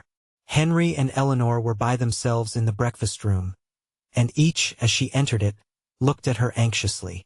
Catherine took her place at the table, and, after a short silence, Eleanor said, "No bad news from Fullerton, I hope? Mr. and Mrs. Morland, your brothers and sisters. I hope they are none of them ill?" "No, I thank you," sighing as she spoke. "They are all very well. My letter was from my brother at Oxford." Nothing further was said for a few minutes, and then, speaking through her tears, she added, "I do not think I shall ever wish for a letter again." "I am sorry," said Henry, closing the book he had just opened. "If I had suspected the letter of containing anything unwelcome, I should have given it with very different feelings. It contains something worse than anybody could suppose. Poor James is so unhappy. You will soon know why. To have so kind-hearted, so affectionate a sister," replied Henry warmly, "must be a comfort to him under any distress." "I have one favor to beg," said Catherine, shortly afterwards, in an agitated manner, "that, if your brother should be coming here, you will give me notice of it, that I may go away." "Our brother? Frederick?" "Yes. I am sure I should be very sorry to leave you so soon, but something has happened that would make it very dreadful for me to be in the same house with Captain Tilney." Eleanor's work was suspended while she gazed with increasing astonishment. But Henry began to suspect the truth, and something, in which Miss Thorpe's name was included, passed his lips. "How quick you are!" cried Catherine. "You have guessed it, I declare. And yet, when we talked about it in Bath, you little thought of its ending so. Isabella, no wonder now I have not heard from her. Isabella has deserted my brother and is to marry yours. Could you have believed there had been such inconstancy and fickleness, and everything that is bad in the world? I hope, so far as concerns my brother, you are misinformed. I hope he has not had any material share in bringing on Mr. Morland's disappointment. His marrying Miss Thorpe is not probable. I think you must be deceived so far. I am very sorry for Mr. Morland, sorry that anyone you love should be unhappy, but my surprise would be greater at Frederick's marrying her than at any other part of the story. It is very true, however. You shall read James's letter yourself. Stay, there is one part, recollecting with a blush the last line. Will you take the trouble of reading to us the passages which concern my brother? No, read it yourself, cried Catherine, whose second thoughts were clearer. I do not know what I was thinking of. Blushing again that she had blushed before. James only means to give me good advice. He gladly received the letter, and having read it through with close attention, returned it saying, Well, if it is to be so, I can only say that I am sorry for it. Frederick will not be the first man who has chosen a wife with less sense than his family expected. I do not envy his situation, either as a lover or a son. Miss Tilney, at Catherine's invitation, now read the letter likewise, and having expressed also her concern and surprise, began to inquire into Miss Thorpe's connections and fortune. Her mother is a very good sort of woman, was Catherine's answer. What was her father? A lawyer, I believe. They live at Putney. Are they a wealthy family?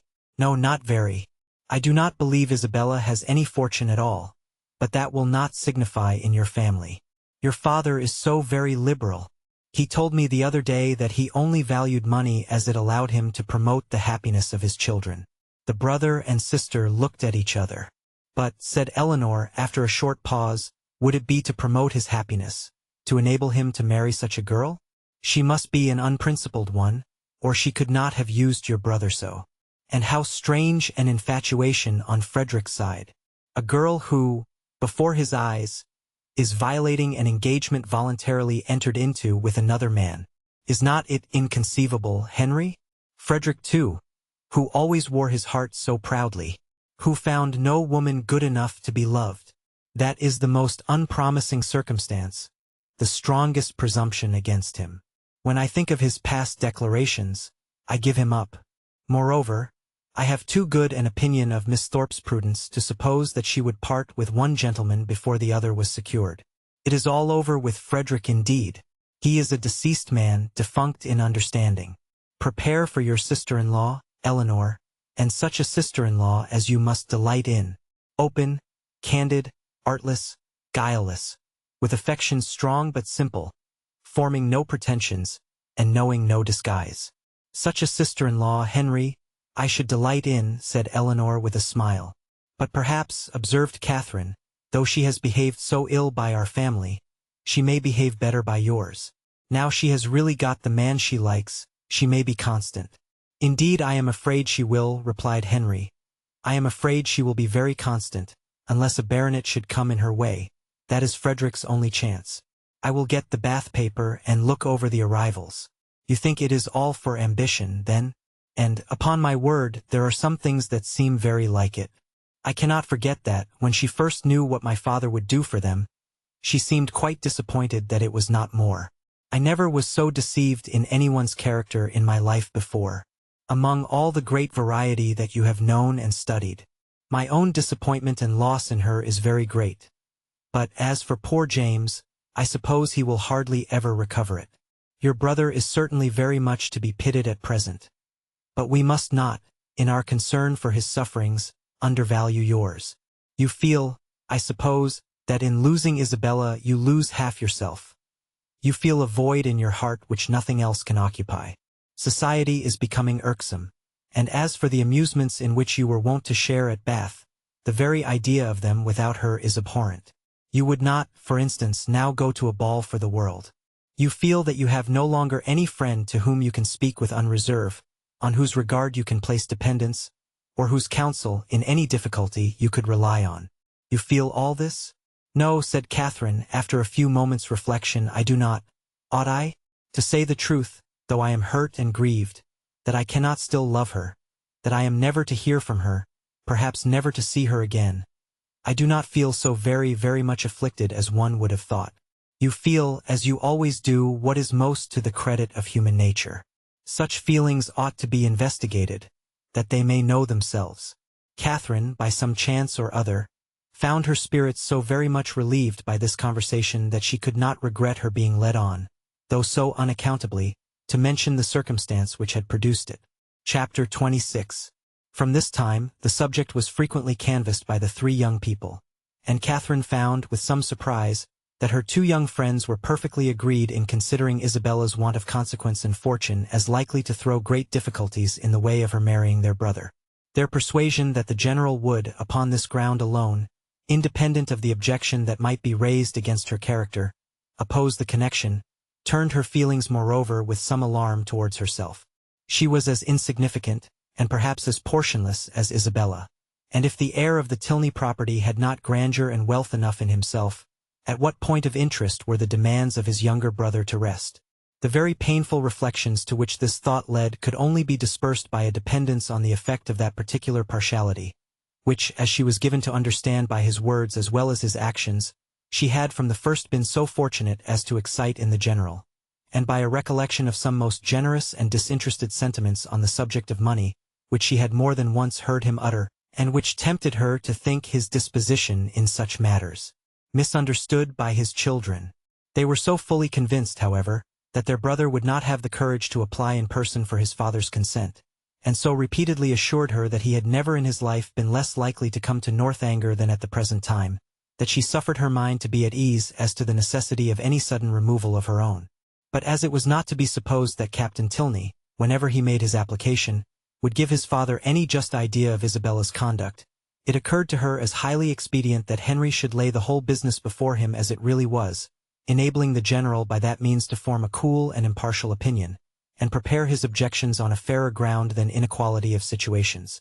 She proposed it to him accordingly, but he did not catch at the measure so eagerly as she had expected. No, said he, my father's hands need not be strengthened. and Frederick's confession of folly need not be forestalled. He must tell his own story. But he will tell only half of it. A quarter would be enough. A day or two passed away and brought no tidings of Captain Tilney. His brother and sister knew not what to think. Sometimes it appeared to them as if his silence would be the natural result of the suspected engagement, and at others that it was wholly incompatible with it.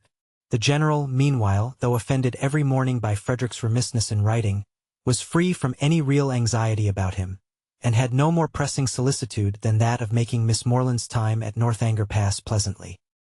He often expressed his uneasiness on this head, feared the sameness of everyday's society and employments would disgust her with the place, wished the Lady Frasers had been in the country, talked every now and then of having a large party to dinner, and once or twice began even to calculate the number of young dancing people in the neighborhood.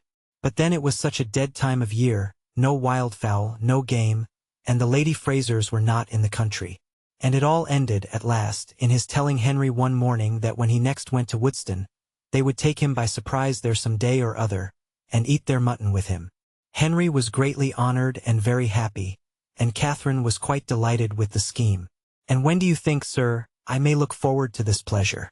"I must be at Woodston on Monday to attend the parish meeting, and shall probably be obliged to stay 2 or 3 days.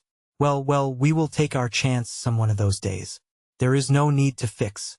You are not to put yourself at all out of your way.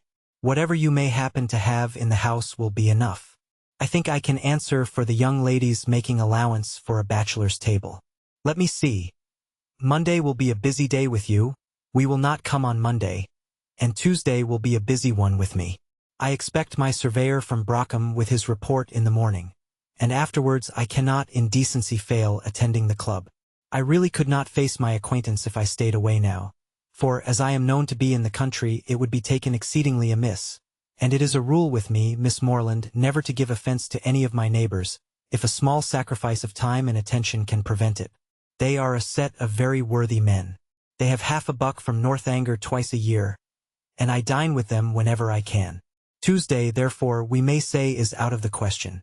But on Wednesday, I think, Henry, you may expect us, and we shall be with you early, that we may have time to look about us.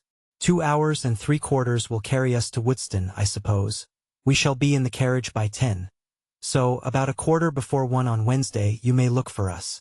A ball itself could not have been more welcome to Catherine than this little excursion. So strong was her desire to be acquainted with Woodston, and her heart was still bounding with joy when Henry, about an hour afterwards, came booted and greatcoat into the room where she and Eleanor were sitting, and said, "I am come, young ladies, in a very moralizing strain, to observe that our pleasures in this world are always to be paid for, and that we often purchase them at a great disadvantage, giving ready-moneyed actual happiness for a draft on the future that may not be honored. Witness myself at this present hour, because I am to hope for the satisfaction of seeing you at Woodston on Wednesday, which bad weather or 20 other causes may prevent. I must go away directly, 2 days before I intended it." "Go away," said Catherine with a very long face. "And why? Why? How can you ask the question?" "Because no time is to be lost in frightening my old housekeeper out of her wits. Because I must go and prepare a dinner for you, to be sure." "Oh, not seriously." And sadly too, for I had much rather stay. "But how can you think of such a thing after what the General said? When he so particularly desired you not to give yourself any trouble, because anything would do." Henry only smiled. "I am sure it is quite unnecessary upon your sister's account and mine. You must know it to be so, and the General made such a point of your providing nothing extraordinary. Besides, if he had not said half so much as he did, he has always such an excellent dinner at home, that sitting down to a middling one for 1 day could not signify. I wish I could reason like you, for his sake and my own. Goodbye. As tomorrow is Sunday, Eleanor, I shall not return." He went, and it being at any time a much simpler operation to Catherine to doubt her own judgment than Henry's, she was very soon obliged to give him credit for being right, however disagreeable to her his going. But the inexplicability of the General's conduct dwelt much on her thoughts. That he was very particular in his eating, she had, by her own unassisted observation, already discovered. But why he should say one thing so positively, and mean another all the while, was most unaccountable. How were people at that rate to be understood? Who but Henry could have been aware of what his father was at? From Saturday to Wednesday, however, they were now to be without Henry. This was the sad finale of every reflection, and Captain Tilney's letter would certainly come in his absence, and Wednesday she was very sure would be wet. The past, present, and future were all equally in gloom. Her brother so unhappy, and her loss in Isabella so great, and Eleanor's spirits always affected by Henry's absence. What was there to interest or amuse her? She was tired of the woods and the shrubberies, always so smooth and so dry, and the Abbey in itself was no more to her now than any other house. The painful remembrance of the folly it had helped to nourish and perfect was the only emotion which could spring from a consideration of the building. What a revolution in her ideas! She who had so longed to be in an abbey. Now there was nothing so charming to her imagination as the unpretending comfort of a well-connected parsonage. Something like Fullerton, but better. Fullerton had its faults, but Woodston probably had none. If Wednesday should ever come, it did come, and exactly when it might be reasonably looked for. Came, it was fine, and Catherine trod on air. By 10 o'clock, the chaise and four conveyed the trio from the Abbey, and, after an agreeable drive of almost 20 miles, they entered Woodston, a large and populous village, in a situation not unpleasant. Catherine was ashamed to say how pretty she thought it, as the general seemed to think an apology necessary for the flatness of the country, and the size of the village. But in her heart she preferred it to any place she had ever been at, and looked with great admiration at every neat house above the rank of a cottage, and at all the little chandlers' shops which they passed. At the further end of the village, and tolerably disengaged from the rest of it, stood the parsonage, a new-built substantial stone house, with its semicircular sweep and green gates. And, as they drove up to the door, Henry, with the friends of his solitude, a large Newfoundland puppy and 2 or 3 terriers, was ready to receive and make much of them. Catherine's mind was too full, as she entered the house, for her either to observe or to say a great deal, and, till called on by the general for her opinion of it, she had very little idea of the room in which she was sitting. Upon looking round it then, she perceived in a moment that it was the most comfortable room in the world. But she was too guarded to say so, and the coldness of her praise disappointed him. "We are not calling it a good house," said he. "We are not comparing it with Fullerton and Northanger. We are considering it as a mere parsonage, small and confined, we allow, but decent, perhaps, and habitable, and altogether not inferior to the generality.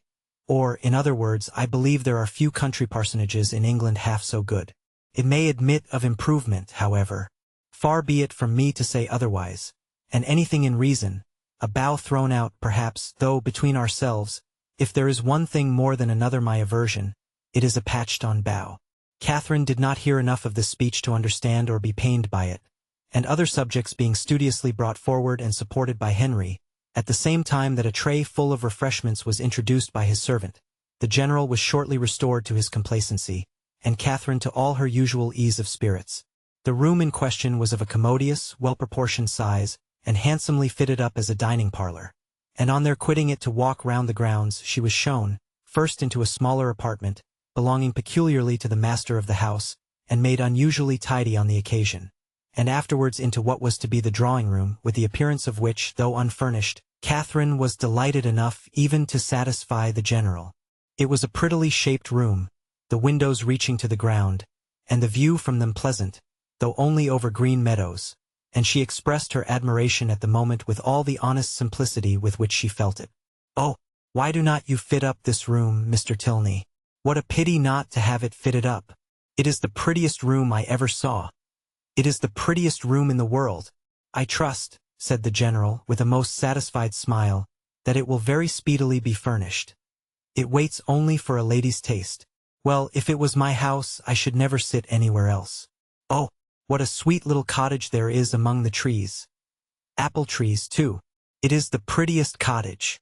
You like it, you approve it as an object, it is enough. Henry, remember that Robinson is spoken to about it. The cottage remains." Such a compliment recalled all Catherine's consciousness, and silenced her directly, and, though pointedly applied to by the general for her choice of the prevailing color of the paper and hangings, nothing like an opinion on the subject could be drawn from her.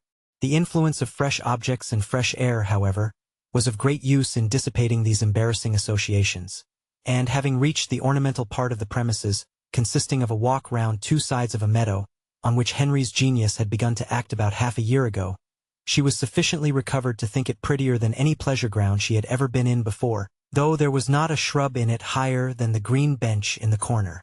A saunter into other meadows and through part of the village, with a visit to the stables to examine some improvements, and a charming game of play with a litter of puppies just able to roll about, brought them to 4 o'clock, when Catherine scarcely thought it could be 3. At 4 they were to dine, and at 6 to set off on their return. Never had any day passed so quickly.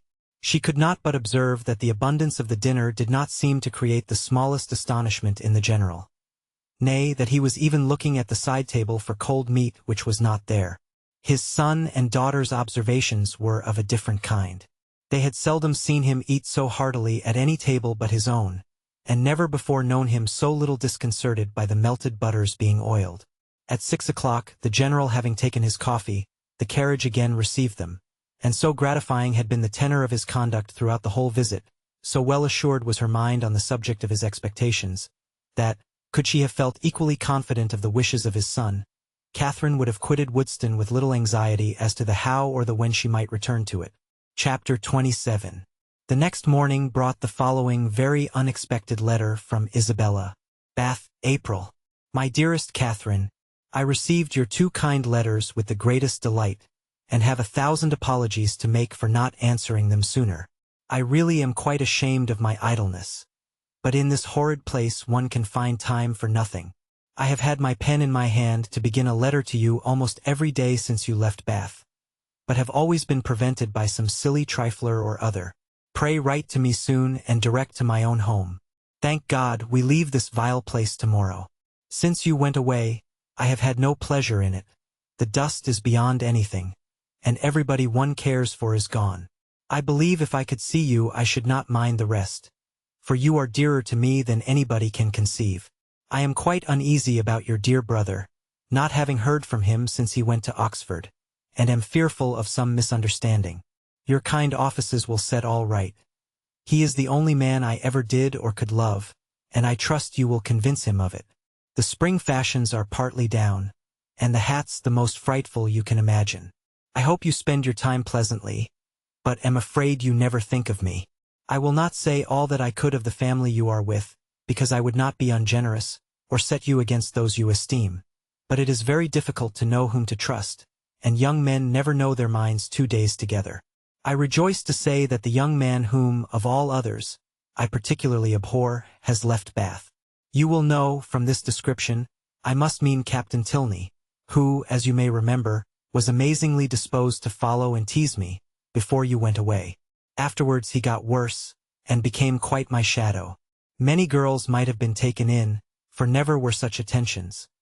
But I knew the fickle sex too well. He went away to his regiment 2 days ago, and I trust one shall never be plagued with him again. He is the greatest coxcomb I ever saw, and amazingly disagreeable. The last 2 days he was always by the side of Charlotte Davis.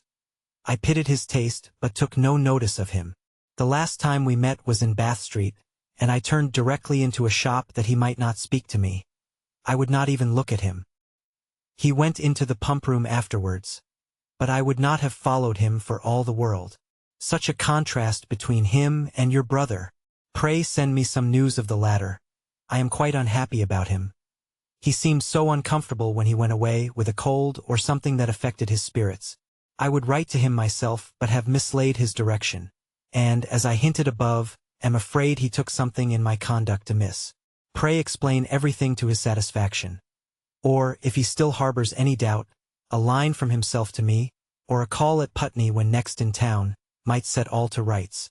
I have not been to the rooms this age, nor to the play, except going in last night with the Hodges, for a frolic at half price. They teased me into it, and I was determined they should not say I shut myself up because Tilney was gone. We happened to sit by the Mitchells, and they pretended to be quite surprised to see me out. I knew their spite. At one time they could not be civil to me, but now they are all friendship. But I am not such a fool as to be taken in by them. You know I have a pretty good spirit of my own. And Mitchell had tried to put on a turban like mine, as I wore it the week before at the concert, but made wretched work of it. It happened to become my odd face, I believe, at least Tilney told me so at the time, and said every eye was upon me. but he is the last man whose word I would take. I wear nothing but purple now. I know I look hideous in it, but no matter. It is your dear brother's favorite color. Lose no time, my dearest, sweetest Catherine, in writing to him and to me, who ever am, etc. Such a strain of shallow artifice could not impose even upon Catherine. Its inconsistencies, contradictions, and falsehoods struck her from the very first. She was ashamed of Isabella, and ashamed of having ever loved her. Her professions of attachment were now as disgusting as her excuses were empty, and her demands impudent. Write to James on her behalf. No, James should never hear Isabella's name mentioned by her again. On Henry's arrival from Woodston, she made known to him and Eleanor their brother's safety, congratulating them with sincerity on it, and reading aloud the most material passages of her letter with strong indignation. When she had finished it, "So much for Isabella," she cried, "and for all our intimacy. She must think me an idiot, or she could not have written so. But perhaps this has served to make her character better known to me than mine is to her. I see what she has been about. She is a vain coquette, and her tricks have not answered. I do not believe she had ever any regard either for James or for me, and I wish I had never known her." "It will soon be as if you never had," said Henry. "There is but one thing that I cannot understand. I see that she has had designs on Captain Tilney which have not succeeded. But I do not understand what Captain Tilney has been about all this time. Why should he pay her such attentions as to make her quarrel with my brother, and then fly off himself? I have very little to say for Frederick's motives, such as I believe them to have been. He has his vanities as well as Miss Thorpe, and the chief difference is that, having a stronger head, they have not yet injured himself. If the effect of his behavior does not justify him with you, we had better not seek after the cause." "Then you do not suppose he ever really cared about her?" "I am persuaded that he never did, and only made believe to do so for mischief's sake."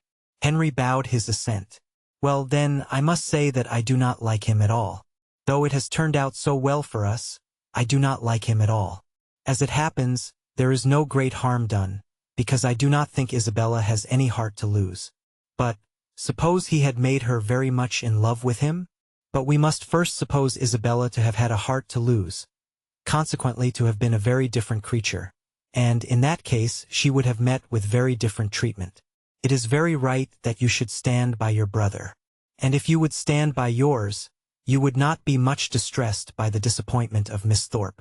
But your mind is warped by an innate principle of general integrity, and therefore not accessible to the cool reasonings of family partiality, or a desire of revenge." Catherine was complimented out of further bitterness. Frederick could not be unpardonably guilty, while Henry made himself so agreeable. She resolved on not answering Isabella's letter, and tried to think no more of it. Chapter 28.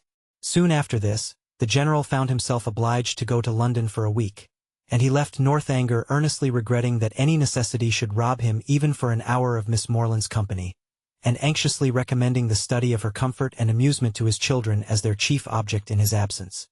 His departure gave Catherine the first experimental conviction that a loss may be sometimes a gain.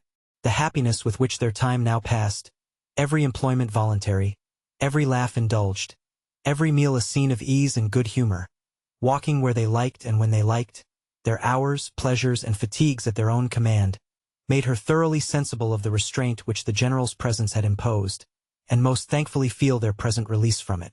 Such ease and such delights made her love the place and the people more and more every day, and had it not been for a dread of its soon becoming expedient to leave the one, and an apprehension of not being equally beloved by the other, she would at each moment of each day have been perfectly happy. But she was now in the 4th week of her visit. Before the general came home, the 4th week would be turned, and perhaps it might seem an intrusion if she stayed much longer. This was a painful consideration whenever it occurred, and eager to get rid of such a weight on her mind, she very soon resolved to speak to Eleanor about it at once, propose going away, and be guided in her conduct by the manner in which her proposal might be taken. Aware that if she gave herself much time, she might feel it difficult to bring forward so unpleasant a subject, she took the first opportunity of being suddenly alone with Eleanor, and of Eleanor's being in the middle of a speech about something very different, to start forth her obligation of going away very soon. Eleanor looked and declared herself much concerned. She had hoped for the pleasure of her company for a much longer time, had been misled, perhaps by her wishes, to suppose that a much longer visit had been promised, and could not but think that if Mr. and Mrs. Morland were aware of the pleasure it was to her to have her there, they would be too generous to hasten her return. Catherine explained, "Oh, as to that, Papa and Mamma were in no hurry at all. As long as she was happy, they would always be satisfied. Then why, might she ask, in such a hurry herself to leave them? Oh, because she had been there so long. Nay, if you can use such a word, I can urge you no farther. If you think it long. Oh, no, I do not indeed. For my own pleasure, I could stay with you as long again." And it was directly settled that, till she had, her leaving them was not even to be thought of. In having this cause of uneasiness so pleasantly removed, the force of the other was likewise weakened. The kindness, the earnestness of Eleanor's manner in pressing her to stay, and Henry's gratified look on being told that her stay was determined, were such sweet proofs of her importance with them, as left her only just so much solicitude as the human mind can never do comfortably without. She did, almost always, believe that Henry loved her, and quite always that his father and sister loved and even wished her to belong to them. And believing so far, her doubts and anxieties were merely sportive irritations. Henry was not able to obey his father's injunction of remaining wholly at Northanger in attendance on the ladies, during his absence in London, the engagements of his curate at Woodston obliging him to leave them on Saturday for a couple of nights. His loss was not now what it had been while the general was at home. It lessened their gaiety, but did not ruin their comfort, and the two girls, agreeing in occupation and improving in intimacy, found themselves so well sufficient for the time to themselves, that it was 11 o'clock, rather a late hour at the Abbey, before they quitted the supper-room on the day of Henry's departure. They had just reached the head of the stairs when it seemed, as far as the thickness of the walls would allow them to judge, that a carriage was driving up to the door, and the next moment confirmed the idea by the loud noise of the house bell. After the first perturbation of surprise had passed away, in a good heaven, what can be the matter? It was quickly decided by Eleanor to be her eldest brother, whose arrival was often as sudden, if not quite so unseasonable, and accordingly she hurried down to welcome him. Catherine walked on to her chamber, making up her mind as well as she could, to a further acquaintance with Captain Tilney, and comforting herself under the unpleasant impression his conduct had given her, and the persuasion of his being by far too fine a gentleman to approve of her, that at least they should not meet under such circumstances as would make their meeting materially painful. She trusted he would never speak of Miss Thorpe, and indeed, as he must by this time be ashamed of the part he had acted, there could be no danger of it, and as long as all mention of Bath scenes were avoided, she thought she could behave to him very civilly. In such considerations time passed away, and it was certainly in his favor that Eleanor should be so glad to see him, and have so much to say, for half an hour was almost gone since his arrival, and Eleanor did not come up. At that moment Catherine thought she heard her step in the gallery, and listened for its continuance. But all was silent. Scarcely, however, had she convicted her fancy of error, when the noise of something moving close to her door made her start. It seemed as if someone was touching the very doorway, and in another moment a slight motion of the lock proved that some hand must be on it. She trembled a little at the idea of anyone's approaching so cautiously, but resolving not to be again overcome by trivial appearances of alarm, or misled by a raised imagination, she stepped quietly forward and opened the door. Eleanor, and only Eleanor, stood there. Catherine's spirits, however, were tranquilized but for an instant, for Eleanor's cheeks were pale, and her manner greatly agitated. Though evidently intending to come in, it seemed an effort to enter the room, and a still greater to speak when there. Catherine, supposing some uneasiness on Captain Tilney's account, could only express her concern by silent attention, obliged her to be seated, rubbed her temples with lavender water, and hung over her with affectionate solicitude. "My dear Catherine, you must not indeed," were Eleanor's first connected words. "I am quite well. This kindness distracts me. I cannot bear it. I come to you on such an errand. Errand? To me? How shall I tell you? Oh, how shall I tell you?" A new idea now darted into Catherine's mind, and turning as pale as her friend, she exclaimed, "'Tis a messenger from Woodston." "You are mistaken, indeed," returned Eleanor, looking at her most compassionately. "It is no one from Woodston. It is my father himself." Her voice faltered, and her eyes were turned to the ground as she mentioned his name. His unlooked-for return was enough in itself to make Catherine's heart sink, and for a few moments she hardly supposed there were anything worse to be told. She said nothing, and Eleanor, endeavoring to collect herself and speak with firmness, but with eyes still cast down, soon went on. "You are too good, I am sure, to think the worse of me for the part one am obliged to perform. I am indeed a most unwilling messenger. After what has so lately passed, so lately been settled between us. How joyfully, how thankfully on my side. As to your continuing here as I hoped for many, many weeks longer, how can I tell you that your kindness is not to be accepted, and that the happiness your company has hitherto given us is to be repaid by, but I must not trust myself with words. My dear Catherine, we are to part. My father has recollected an engagement that takes our whole family away on Monday. We are going to Lord Longtown's, near Hereford, for a fortnight. Explanation and apology are equally impossible. I cannot attempt either. My dear Eleanor, cried Catherine, suppressing her feelings as well as she could, do not be so distressed. A second engagement must give way to a first. I am very, very sorry we are to part. So soon, and so suddenly too. But I am not offended, indeed I am not. I can finish my visit here, you know, at any time, or I hope you will come to me. Can you, when you return from this Lord's, come to Fullerton? It will not be in my power, Catherine. Come when you can, then. Eleanor made no answer, and Catherine's thoughts recurring to something more directly interesting, she added, thinking aloud, Monday, so soon as Monday, and you all go. Well, I am certain of, I shall be able to take leave, however. I need not go till just before you do, you know. Do not be distressed, Eleanor. I can go on Monday very well. My father and mother's having no notice of it is of very little consequence.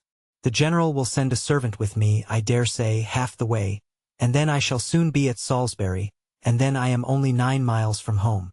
Ah, Catherine, were it settled so, it would be somewhat less intolerable, though in such common attentions you would have received but half what you ought. But how can I tell you? Tomorrow morning is fixed for your leaving us, and not even the hour is left to your choice. The very carriage is ordered, and will be here at 7 o'clock, and no servant will be offered you. Catherine sat down, breathless and speechless. I could hardly believe my senses when I heard it. And no displeasure, no resentment that you can feel at this moment, however justly great, can be more than I myself, but I must not talk of what I felt. Oh, that I could suggest anything in extenuation. Good God! What will your father and mother say? After courting you from the protection of real friends to this, almost double distance from your home, to have you driven out of the house, without the considerations even of decent civility. Dear, dear Catherine, in being the bearer of such a message, I seem guilty myself of all its insult. Yet I trust you will acquit me, for you must have been long enough in this house to see that I am but a nominal mistress of it, that my real power is nothing. Have I offended the general? Said Catherine in a faltering voice. Alas! For my feelings as a daughter, all that I know, all that I answer for, is that you can have given him no just cause of offense. He certainly is greatly, very greatly discomposed. I have seldom seen him more so. His temper is not happy, and something has now occurred to ruffle it in an uncommon degree. Some disappointment, some vexation, which just at this moment seems important, but which I can hardly suppose you to have any concern in, for how is it possible? It was with pain that Catherine could speak at all, and it was only for Eleanor's sake that she attempted it. I am sure, said she, I am very sorry if I have offended him. It was the last thing I would willingly have done. But do not be unhappy, Eleanor. An engagement, you know, must be kept. I am only sorry it was not recollected sooner, that I might have written home. But it is of very little consequence. I earnestly hope, that to your real safety it will be of none. But to everything else it is of the greatest consequence. To comfort, appearance, propriety, to your family, to the world. Were your friends, the Allens, still in Bath, you might go to them with comparative ease. A few hours would take you there. But a journey of 70 miles to be taken post by you at your age, alone, unattended. Oh, the journey is nothing. Do not think about that. And if we are to part, a few hours sooner or later, you know, makes no difference. I can be ready by 7. Let me be called in time. Eleanor saw that she wished to be alone, and believing it better for each that they should avoid any further conversation, now left her with, "I shall see you in the morning." Catherine's swelling heart needed relief. In Eleanor's presence friendship and pride had equally restrained her tears, but no sooner was she gone than they burst forth in torrents. Turned from the house, and in such a way, without any reason that could justify, any apology that could atone for the abruptness, the rudeness, nay, the insolence of it. Henry at a distance, not able even to bid him farewell. Every hope, every expectation from him suspended at least, and who could say how long? Who could say when they might meet again? And all this by such a man as General Tilney, so polite, so well-bred, and heretofore so particularly fond of her. It was as incomprehensible as it was mortifying and grievous. From what it could arise, and where it would end, were considerations of equal perplexity and alarm. The manner in which it was done so grossly uncivil, hurrying her away without any reference to her own convenience, or allowing her even the appearance of choice as to the time or mode of her traveling.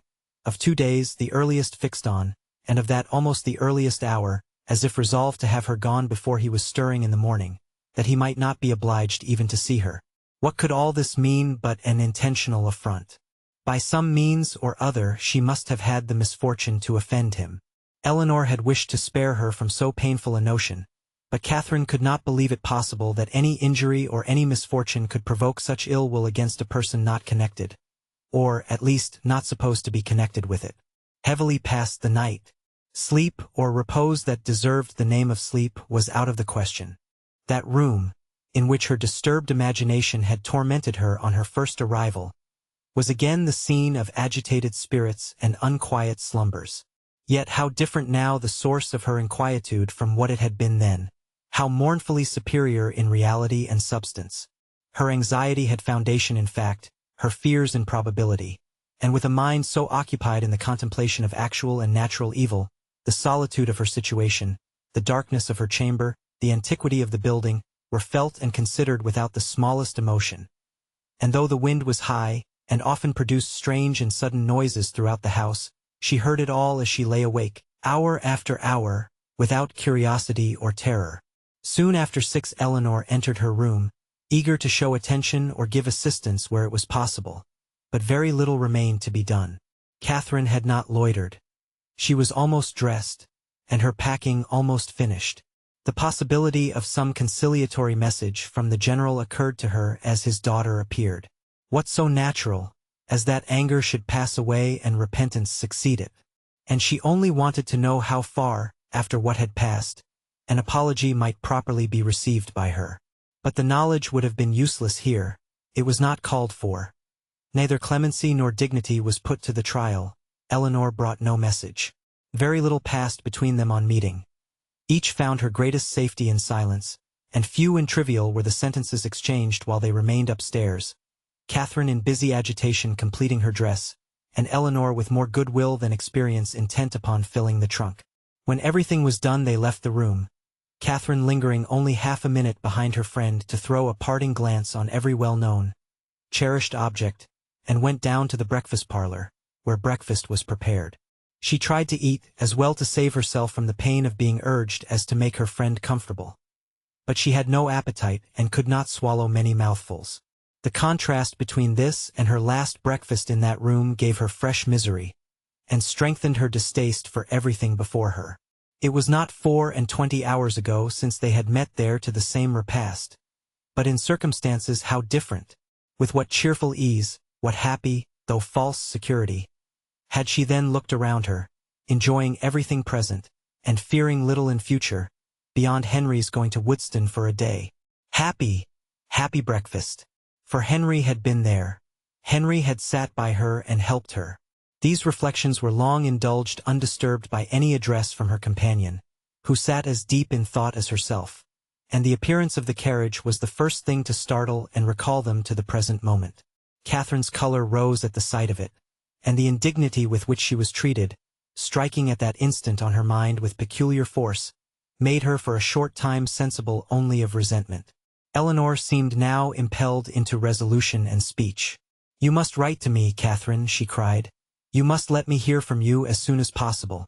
Till I know you to be safe at home, I shall not have an hour's comfort. For one letter, at all risks, all hazards, I must entreat. Let me have the satisfaction of knowing that you are safe at Fullerton, and have found your family well, and then, till I can ask for your correspondence as I ought to do, I will not expect more. Direct to me at Lord Longtown's, and, I must ask it, under cover to Alice. No, Eleanor, if you are not allowed to receive a letter from me, I am sure I had better not write. There can be no doubt of my getting home safe. Eleanor only replied, I cannot wonder at your feelings. I will not importune you.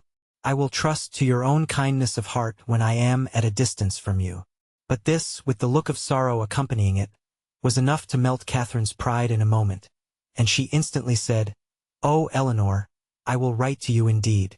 There was yet another point which Miss Tilney was anxious to settle, though somewhat embarrassed in speaking of.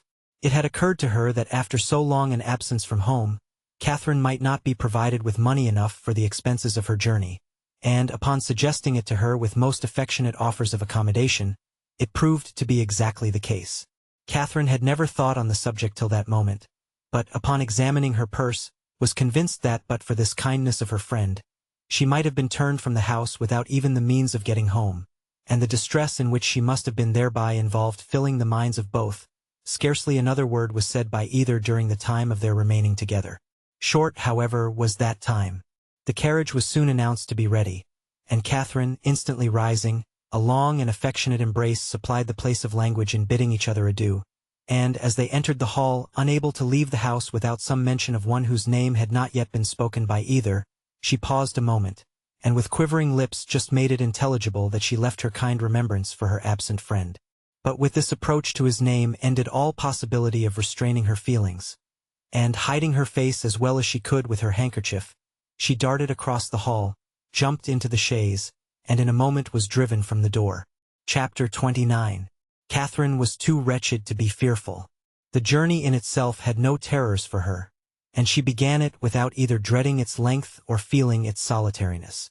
Leaning back in one corner of the carriage in a violent burst of tears, she was conveyed some miles beyond the walls of the Abbey before she raised her head, and the highest point of ground within the park was almost closed from her view before she was capable of turning her eyes towards it. Unfortunately, the road she now traveled was the same which only 10 days ago she had so happily passed along in going to and from Woodston, and, for 14 miles, every bitter feeling was rendered more severe by the review of objects on which she had first looked under impressions so different. Every mile, as it brought her nearer Woodston, added to her sufferings, and when within the distance of 5, she passed the turning which led to it, and thought of Henry, so near, yet so unconscious, her grief and agitation were excessive. The day which she had spent at that place had been one of the happiest of her life. It was on that day, that the General had made use of such expressions with regard to Henry and herself, had so spoken and so looked as to give her the most positive conviction of his actually wishing their marriage. Yes, only 10 days ago had he elated her by his pointed regard. Had he even confused her by his too significant reference? And now, what had she done or what had she omitted to do to merit such a change? The only offense against him of which she could accuse herself had been such as was scarcely possible to reach his knowledge.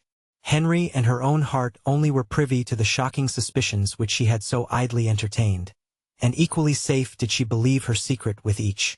Designedly, at least, Henry could not have betrayed her. If, indeed, by any strange mischance his father should have gained intelligence of what she had dared to think and look for, of her causeless fancies and injurious examinations, she could not wonder at any degree of his indignation. If aware of her having viewed him as a murderer, she could not wonder at his even turning her from his house. But a justification so full of torture to herself, she trusted, would not be in his power. Anxious as were all her conjectures on this point, it was not, however, the one on which she dwelt most. There was a thought yet nearer, a more prevailing, more impetuous concern. How Henry would think and feel and look, when he returned on the morrow to Northanger and heard of her being gone, was a question of force and interest to rise over every other, to be never ceasing, alternately irritating and soothing. It sometimes suggested the dread of his calm acquiescence, and at others was answered by the sweetest confidence in his regret and resentment. To the General, of course, he would not dare to speak. But to Eleanor, what might he not say to Eleanor about her?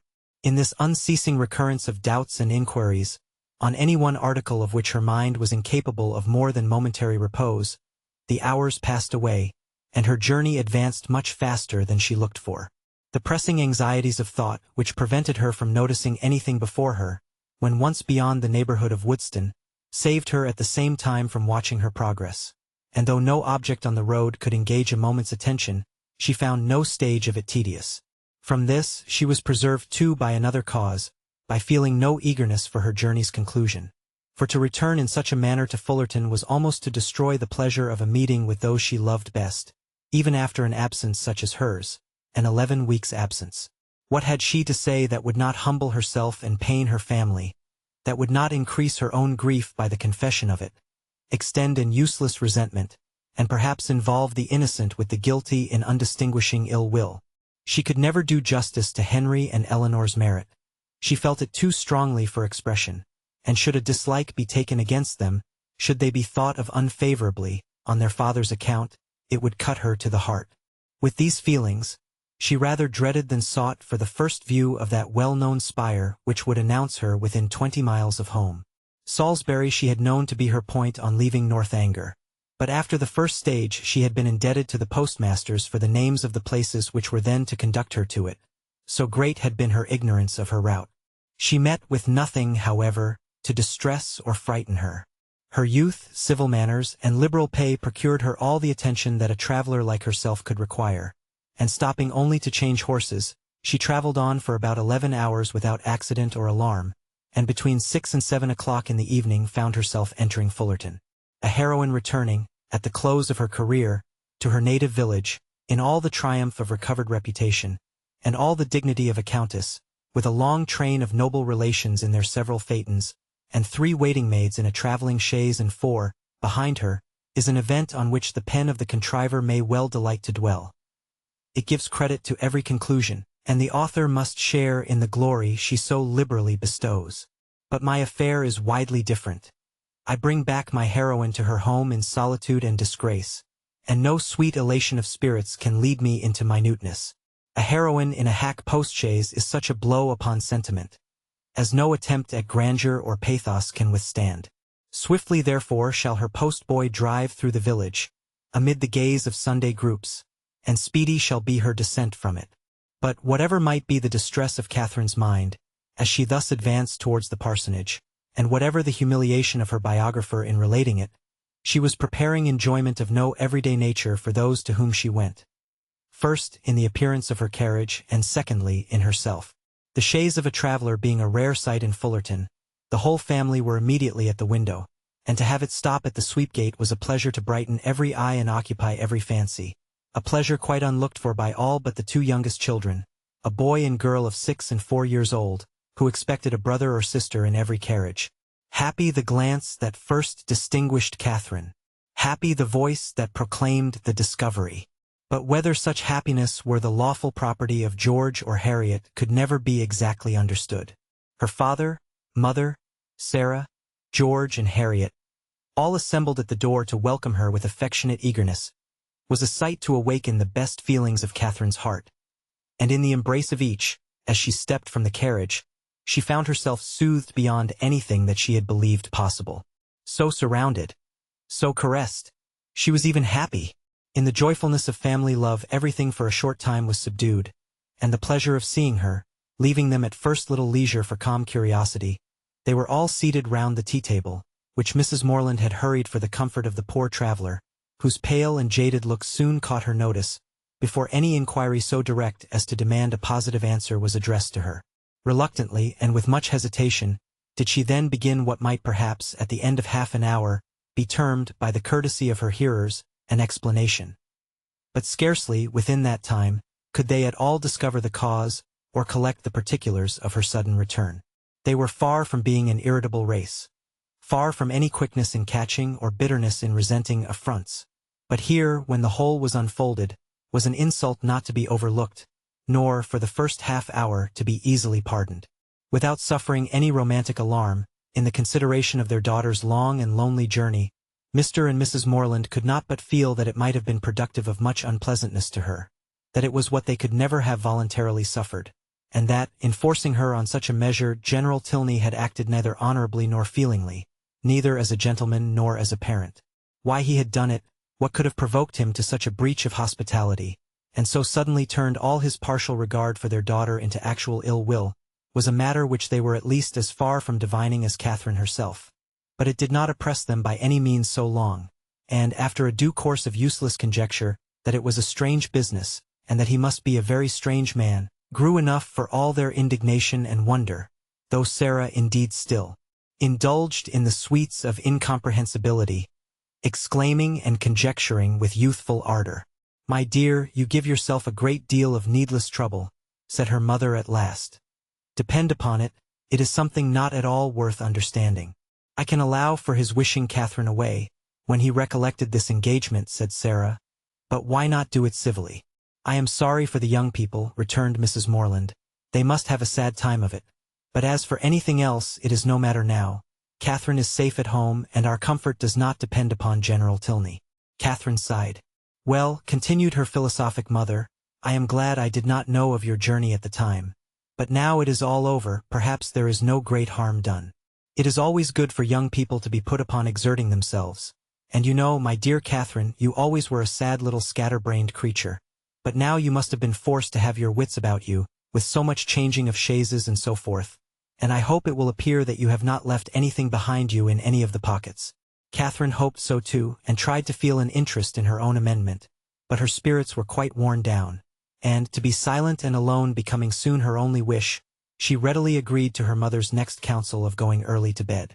Her parents, seeing nothing in her ill looks and agitation but the natural consequence of mortified feelings, and of the unusual exertion and fatigue of such a journey, parted from her without any doubt of their being soon slept away. And though, when they all met the next morning, her recovery was not equal to their hopes, they were still perfectly unsuspicious of there being any deeper evil. They never once thought of her heart, which, for the parents of a young lady of 17, just returned from her first excursion from home, was odd enough. As soon as breakfast was over, she sat down to fulfill her promise to Miss Tilney, whose trust in the effect of time and distance on her friend's disposition was already justified. For already did Catherine reproach herself with having parted from Eleanor coldly, with having never enough valued her merits or kindness, and never enough commiserated her for what she had been yesterday left to endure. The strength of these feelings, however, was far from assisting her pen, and never had it been harder for her to write than in addressing Eleanor Tilney.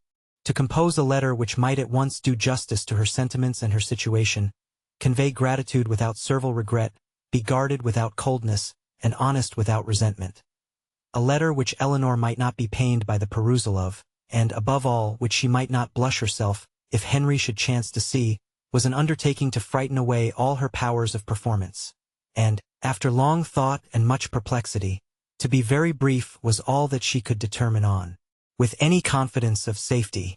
The money, therefore, which Eleanor had advanced was enclosed with little more than grateful thanks, and the 1,000 good wishes of a most affectionate heart. "This has been a strange acquaintance," observed Mrs. Morland, as the letter was finished. "Soon made and soon ended. I am sorry it happened so, for Mrs. Allen thought them very pretty kind of young people, and you were sadly out of luck too in your Isabella. Ah, poor James! Well, we must live and learn, and the next new friends you make I hope will be better worth keeping." Catherine colored as she warmly answered, "No friend can be better worth keeping than Eleanor. If so, my dear, I dare say you will meet again some time or other. Do not be uneasy. It is 10 to 1, but you are thrown together again in the course of a few years, and then what a pleasure it will be." Mrs. Morland was not happy in her attempt at consolation. The hope of meeting again in the course of a few years could only put into Catherine's head what might happen within that time to make a meeting dreadful to her. She could never forget Henry Tilney, or think of him with less tenderness than she did at that moment. But he might forget her, and in that case to meet. Her eyes filled with tears as she pictured her acquaintance so renewed, and her mother, perceiving her comfortable suggestions to have had no good effect, proposed, as another expedient for restoring her spirits, that they should call on Mrs. Allen. The two houses were only a quarter of a mile apart, and, as they walked, Mrs. Morland quickly dispatched all that she felt on the score of James's disappointment. "We are sorry for him," said she, "but otherwise there is no harm done in the match going off, for it could not be a desirable thing to have him engaged to a girl whom we had not the smallest acquaintance with, and who was so entirely without fortune. And now, after such behavior, we cannot think at all well of her. Just at present it comes hard to poor James, but that will not last forever, and I dare say he will be a discreeter man all his life, for the foolishness of his first choice. This was just such a summary view of the affair as Catherine could listen to. Another sentence might have endangered her complaisance, and made her reply less rational. For soon were all her thinking powers swallowed up in the reflection of her own change of feelings and spirits since last she had trodden that well-known road. It was not 3 months ago since, wild with joyful expectation, she had there run backwards and forwards some 10 times a day, with an heart light, gay, and independent, looking forward to pleasures untasted and unalloyed, and free from the apprehension of evil as from the knowledge of it. 3 months ago had seen her all this. And now, how altered a being did she return! She was received by the Allens with all the kindness which her unlooked-for appearance, acting on a steady affection, would naturally call forth. And great was their surprise and warm their displeasure, on hearing how she had been treated, though Mrs. Morland's account of it was no inflated representation, no studied appeal to their passions. "Catherine took us quite by surprise yesterday evening," said she. "She traveled all the way post by herself and knew nothing of coming till Saturday night. For General Tilney, from some odd fancy or other, all of a sudden grew tired of having her there, and almost turned her out of the house. Very unfriendly, certainly, and he must be a very odd man. But we are so glad to have her amongst us again, and it is a great comfort to find that she is not a poor helpless creature, but can shift very well for herself."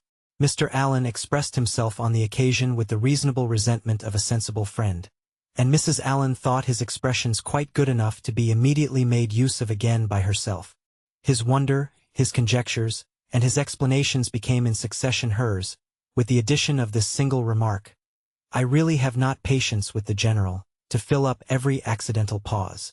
And "I really have not patience with the General," was uttered twice after Mr. Allen left the room, without any relaxation of anger, or any material digression of thought. A more considerable degree of wandering attended the third repetition, and, after completing the fourth, she immediately added, "Only think, my dear, of my having got that frightful great rent in my best Mechlin so charmingly mended, before I left Bath, that one can hardly see where it was. I must show it you some day or other. Bath is a nice place, Catherine, after all. I assure you I did not above half like coming away. Mrs. Thorpe's being there was such a comfort to us, was not it? You know, you and I were quite forlorn at first." "Yes, but that did not last long," said Catherine, her eyes brightening at the recollection of what had first given spirit to her existence there. "Very true. We soon met with Mrs. Thorpe, and then we wanted for nothing. My dear, do not you think these silk gloves wear very well? I put them on new the first time of our going to the lower rooms, you know, and I have worn them a great deal since. Do you remember that evening?" "Do I? Oh, perfectly. It was very agreeable, was not it? Mr. Tilney drank tea with us, and I always thought him a great addition, he is so very agreeable. I have a notion you danced with him, but am not quite sure. I remember I had my favorite gown on." Catherine could not answer, and, after a short trial of other subjects, Mrs. Allen again returned to, "I really have not patience with the General. Such an agreeable, worthy man as he seemed to be. I do not suppose, Mrs. Morland, you ever saw a better-bred man in your life. His lodgings were taken the very day after he left them, Catherine. But no wonder, Milsom Street, you know." As they walked home again, Mrs. Morland endeavored to impress on her daughter's mind the happiness of having such steady well-wishers as Mr. and Mrs. Allen, and the very little consideration which the neglect or unkindness of slight acquaintance like the Tilneys ought to have with her, while she could preserve the good opinion and affection of her earliest friends. There was a great deal of good sense in all this, but there are some situations of the human mind in which good sense has very little power, and Catherine's feelings contradicted almost every position her mother advanced.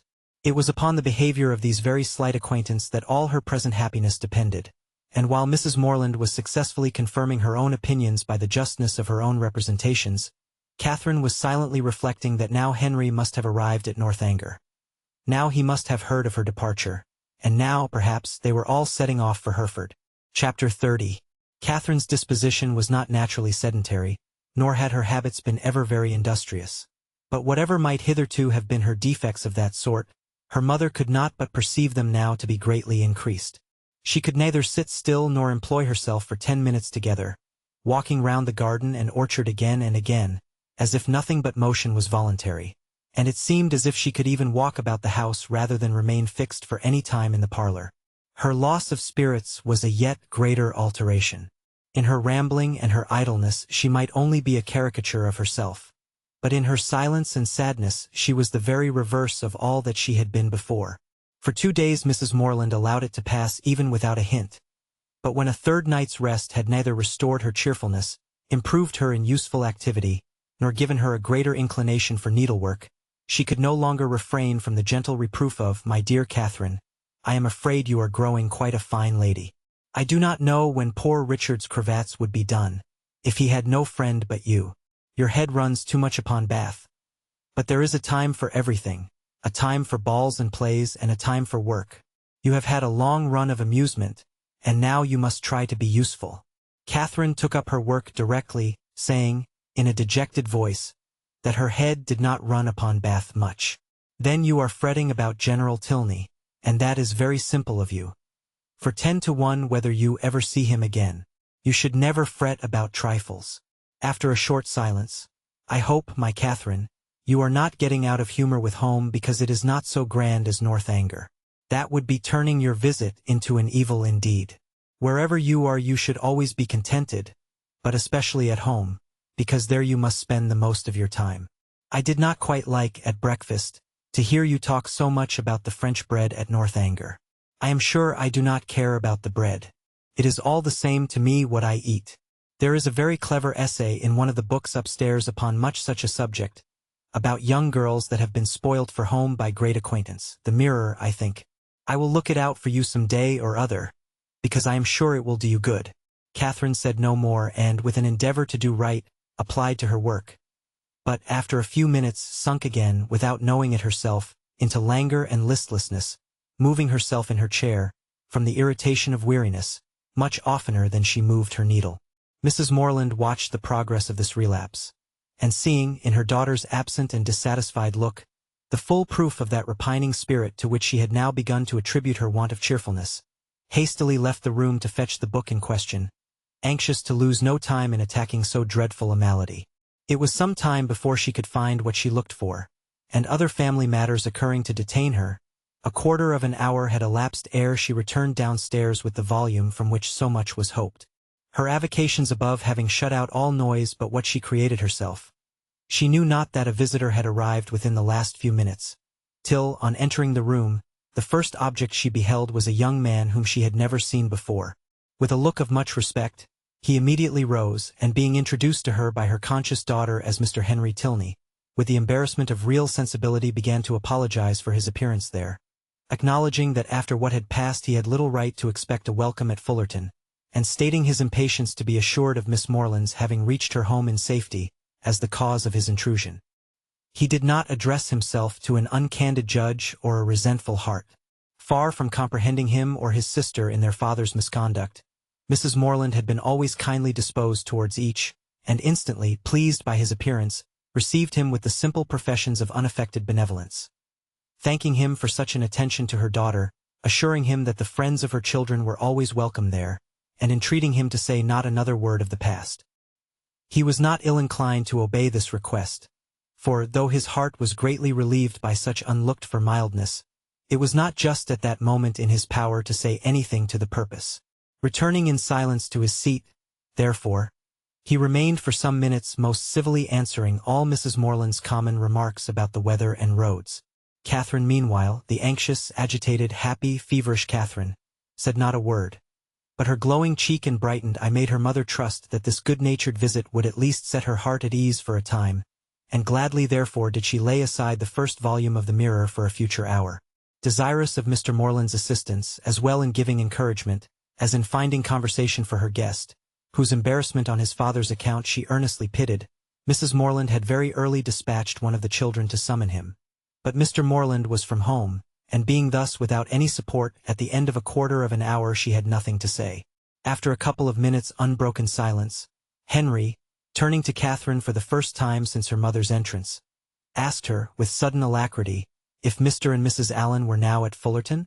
And on developing, from amidst all her perplexity of words in reply, the meaning, which one short syllable would have given, immediately expressed his intention of paying his respects to them, and, with a rising color, asked her if she would have the goodness to show him the way.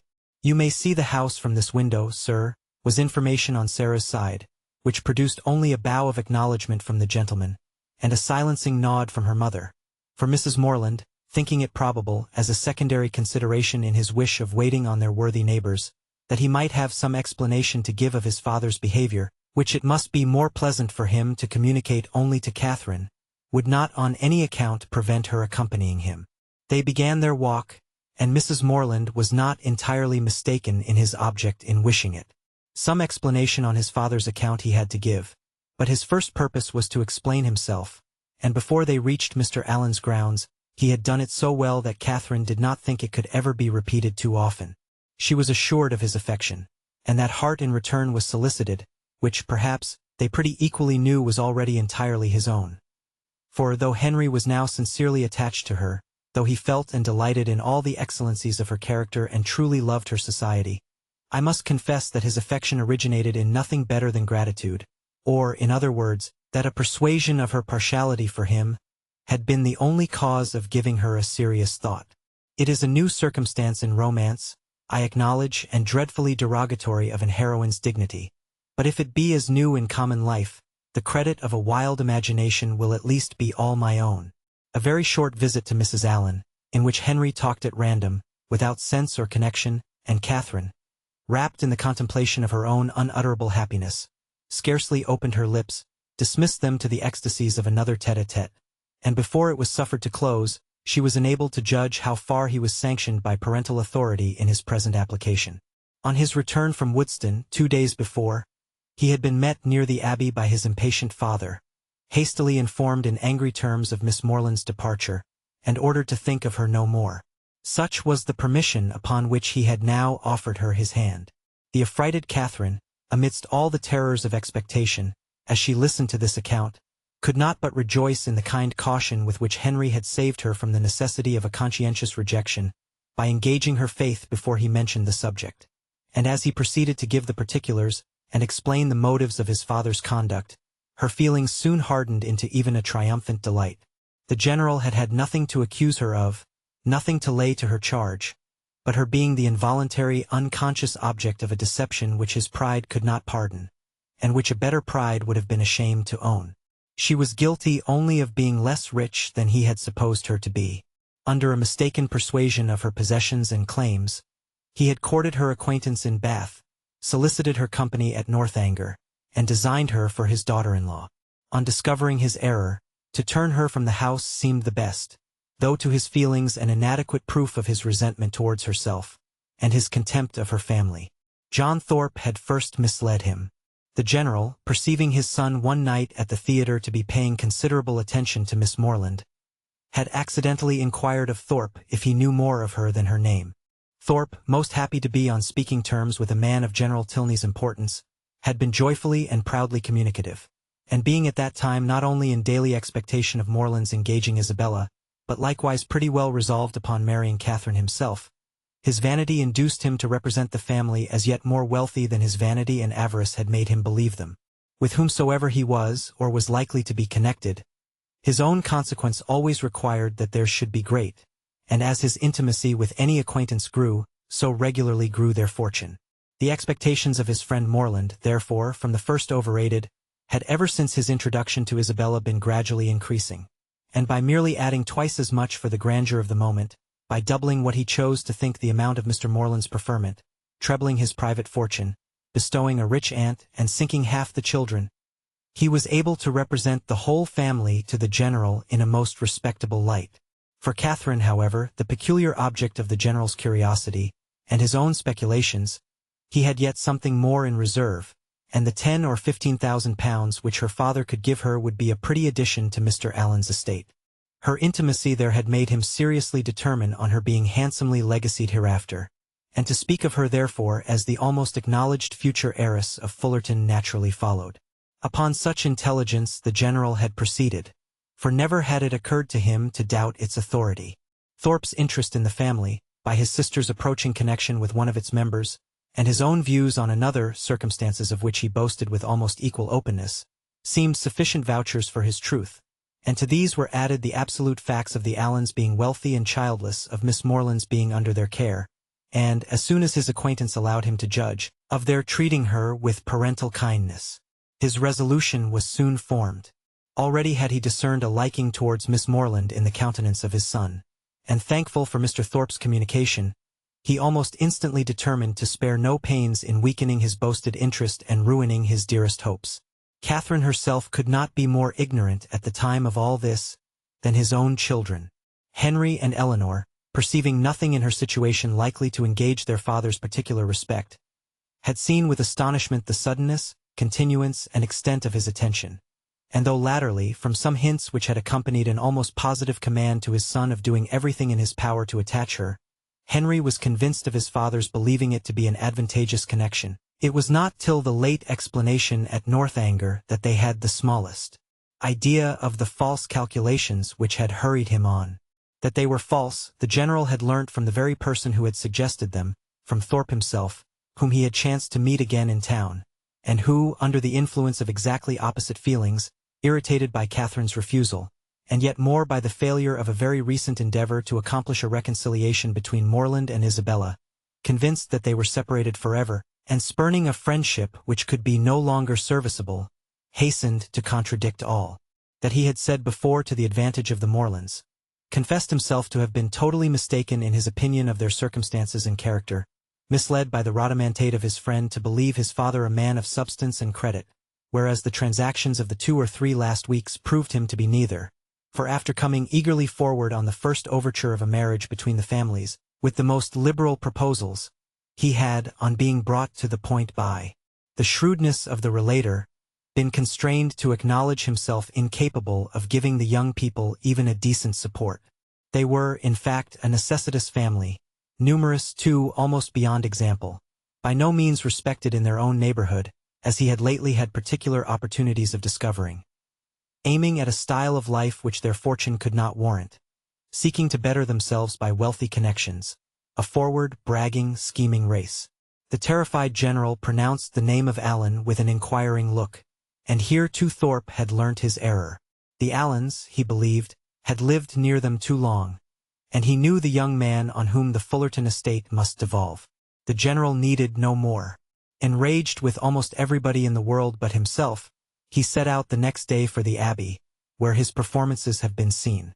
I leave it to my reader's sagacity to determine how much of all this it was possible for Henry to communicate at this time to Catherine, how much of it he could have learnt from his father, in what points his own conjectures might assist him, and what portion must yet remain to be told in a letter from James.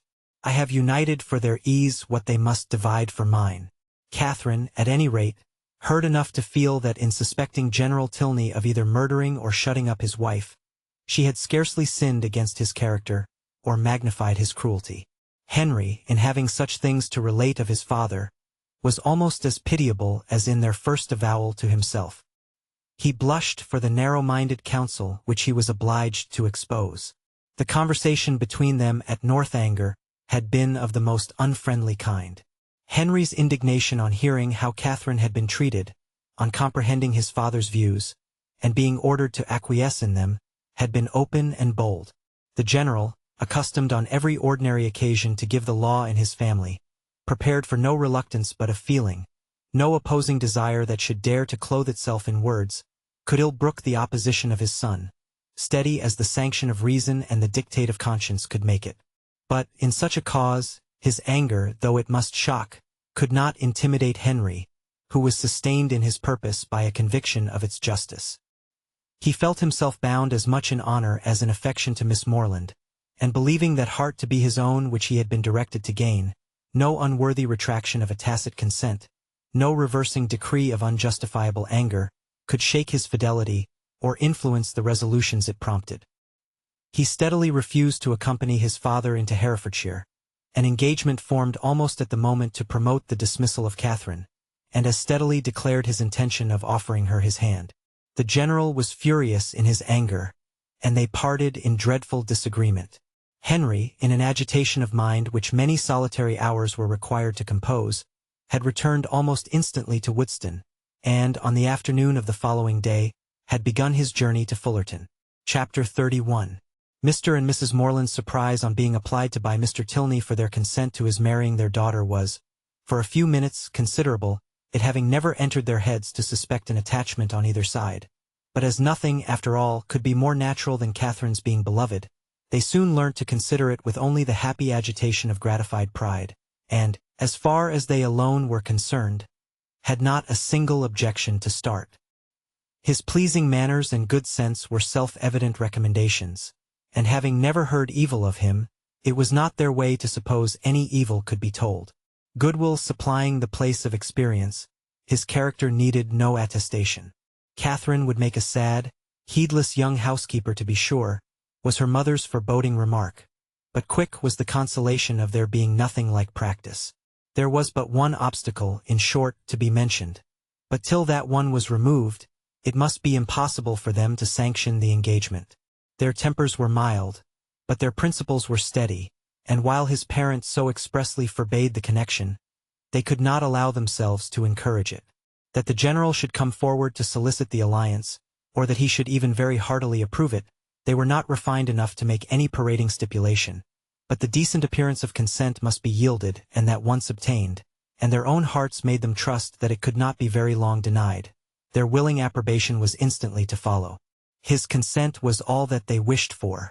They were no more inclined than entitled to demand his money. Of a very considerable fortune, his son was, by marriage settlements, eventually secure. His present income was an income of independence and comfort, and under every pecuniary view, it was a match beyond the claims of their daughter. The young people could not be surprised at a decision like this.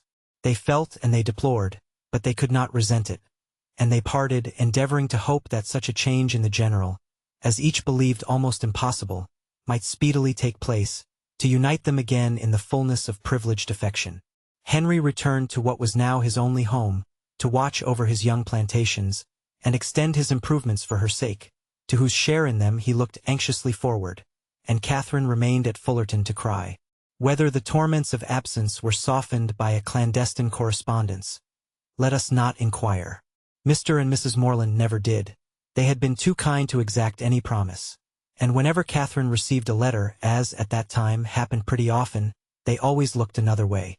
The anxiety, which in this state of their attachment must be the portion of Henry and Catherine, and of all who loved either as to its final event, can hardly extend, I fear, to the bosom of my readers, who will see in the telltale compression of the pages before them, that we are all hastening together to perfect felicity. The means by which their early marriage was effected can be the only doubt. What probable circumstance could work upon a temper like the general's? The circumstance which chiefly availed was the marriage of his daughter with a man of fortune and consequence, which took place in the course of the summer, an accession of dignity that threw him into a fit of good humor, from which he did not recover till after Eleanor had obtained his forgiveness of Henry, and his permission for him to be a fool if he liked it. The marriage of Eleanor Tilney, her removal from all the evils of such a home as Northanger had been made by Henry's banishment, to the home of her choice and the man of her choice, is an event which I expect to give general satisfaction among all her acquaintance. My own joy on the occasion is very sincere. I know no one more entitled, by unpretending merit, or better prepared by habitual suffering, to receive and enjoy felicity. Her partiality for this gentleman was not of recent origin, and he had been long withheld only by inferiority of situation from addressing her. His unexpected accession to title and fortune had removed all his difficulties, and never had the general loved his daughter so well in all her hours of companionship, utility, and patient endurance as when he first hailed her your ladyship. Her husband was really deserving of her. Independent of his peerage, his wealth, and his attachment, being to a precision the most charming young man in the world. Any further definition of his merits must be unnecessary. The most charming young man in the world is instantly before the imagination of us all. Concerning the one in question, therefore, I have only to add, aware that the rules of composition forbid the introduction of a character not connected with my fable, that this was the very gentleman whose negligent servant left behind him that collection of washing bills, resulting from a long visit at Northanger, by which my heroine was involved in one of her most alarming adventures. The influence of the Viscount and Viscountess in their brother's behalf was assisted by that right understanding of Mr. Morland's circumstances which, as soon as the general would allow himself to be informed, they were qualified to give. It taught him that he had been scarcely more misled by Thorpe's first boast of the family wealth than by his subsequent malicious overthrow of it, that in no sense of the word were they necessitous or poor, and that Catherine would have £3,000. This was so material an amendment of his late expectations that it greatly contributed to smooth the descent of his pride, and by no means without its effect was the private intelligence, which he was at some pains to procure, that the Fullerton estate, being entirely at the disposal of its present proprietor, was consequently open to every greedy speculation. On the strength of this, the general, soon after Eleanor's marriage, permitted his son to return to Northanger, and thence made him the bearer of his consent, very courteously worded in a page full of empty professions to Mr. Morland. The event which it authorized soon followed. Henry and Catherine were married, the bells rang, and everybody smiled. And as this took place within a 12-month from the first day of their meeting, it will not appear, after all the dreadful delays occasioned by the general's cruelty, that they were essentially hurt by it. To begin perfect happiness at the respective ages of 26 and 18 is to do pretty well. And professing myself moreover convinced that the general's unjust interference, so far from being really injurious to their felicity, was perhaps rather conducive to it, by improving their knowledge of each other and adding strength to their attachment, I leave it to be settled, by whomsoever it may concern, whether the tendency of this work be altogether to recommend parental tyranny, or reward filial disobedience. A note on the text. Northanger Abbey was written in 1797–98 under a different title. The manuscript was revised around 1803 and sold to a London publisher, Crosby and Company, who sold it back in 1816. The signet classic text is based on the first edition, published by John Murray, London in 1818, the year following Miss Austen's death. Spelling and punctuation have been largely brought into conformity with modern British usage. End of the Project Gutenberg ebook Northanger Abbey. Updated editions will replace the previous one. The old editions will be renamed.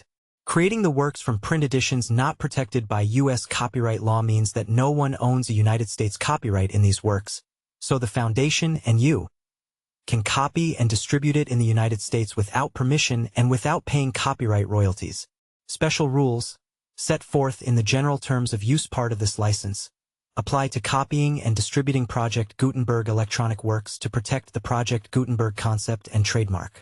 Project Gutenberg is a registered trademark and may not be used if you charge for an ebook, except by following the terms of the trademark license, including paying royalties for use of the Project Gutenberg trademark. If you do not charge anything for copies of this ebook, complying with the trademark license is very easy. You may use this ebook for nearly any purpose such as creation of derivative works, reports, performances, and research. Project Gutenberg ebooks may be modified and printed and given away. You may do practically anything in the United States with ebooks not protected by U.S. copyright law. Redistribution is subject to the trademark license, especially commercial redistribution. Start. Full license. The full Project Gutenberg license. Please read this before you distribute or use this work. To protect the Project Gutenberg mission of promoting the free distribution of electronic works, by using or distributing this work, or any other work associated in any way with the phrase Project Gutenberg, you agree to comply with all the terms of the full Project Gutenberg license available with this file or online at www.gutenberg.org/license. Section 1. General Terms of Use and Redistributing Project Gutenberg Electronic Works. 1.a. By reading or using any part of this Project Gutenberg electronic work, you indicate that you have read, understand, agree to, and accept all the terms of this license and intellectual property, trademark/copyright, agreement. If you do not agree to abide by all the terms of this agreement, you must cease using and return or destroy all copies of Project Gutenberg electronic works in your possession. If you paid a fee for obtaining a copy of or access to a Project Gutenberg electronic work, and you do not agree to be bound by the terms of this agreement, you may obtain a refund from the person or entity to whom you paid the fee as set forth in paragraph 1.e.8. 1.b. Project Gutenberg is a registered trademark. It may only be used on or associated in any way with an electronic work by people who agree to be bound by the terms of this agreement. There are a few things that you can do with most Project Gutenberg electronic works even without complying with the full terms of this agreement. See paragraph 1.c below. There are a lot of things you can do with Project Gutenberg electronic works if you follow the terms of this agreement and help preserve free future access to Project Gutenberg electronic works. See paragraph 1.e below. 1.c. The Project Gutenberg Literary Archive Foundation, the Foundation or PGLAF, owns a compilation copyright in the collection of Project Gutenberg electronic works. Nearly all the individual works in the collection are in the public domain in the United States. If an individual work is unprotected by copyright law in the United States and you are located in the United States, we do not claim a right to prevent you from copying, distributing, performing, displaying, or creating derivative works based on the work as long as all references to Project Gutenberg are removed. Of course, we hope that you will support the Project Gutenberg mission of promoting free access to electronic works by freely sharing Project Gutenberg works in compliance with the terms of this agreement for keeping the Project Gutenberg name associated with the work. You can easily comply with the terms of this agreement by keeping this work in the same format with its attached full Project Gutenberg license when you share it without charge with others. 1.d. The copyright laws of the place where you are located also govern what you can do with this work. Copyright laws in most countries are in a constant state of change. If you are outside the United States, check the laws of your country in addition to the terms of this agreement before downloading, copying, displaying, performing, distributing, or creating derivative works based on this work or any other Project Gutenberg work.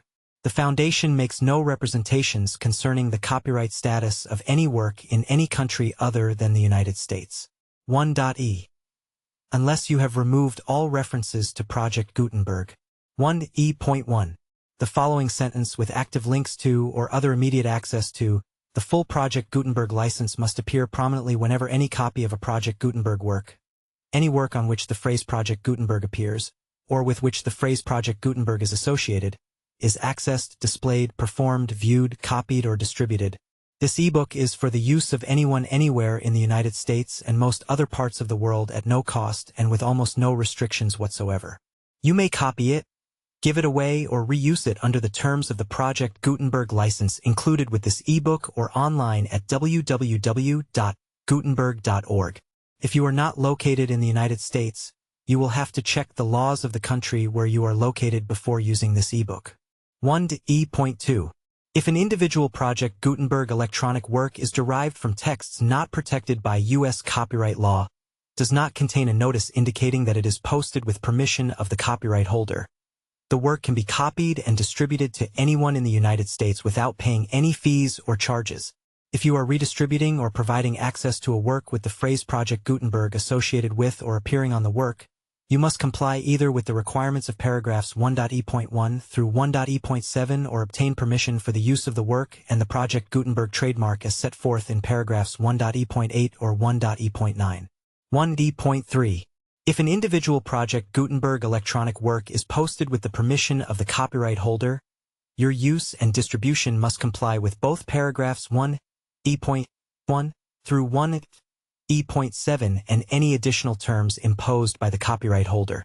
Additional terms will be linked to the Project Gutenberg license for all works posted with the permission of the copyright holder found at the beginning of this work.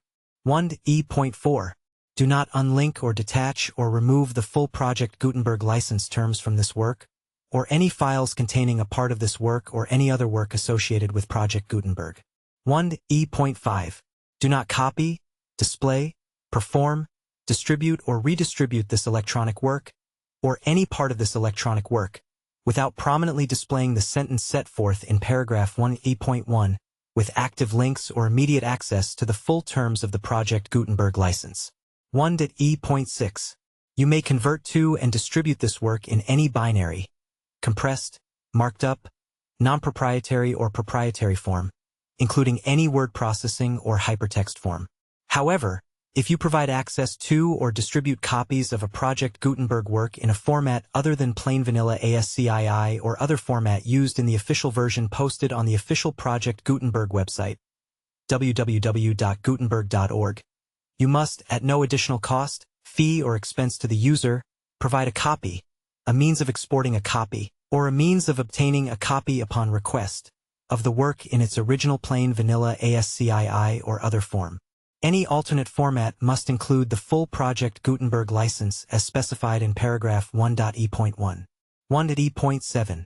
Do not charge a fee for access to viewing, displaying, performing, copying, or distributing any Project Gutenberg works unless you comply with paragraph 1.e.8 or 1.e.9.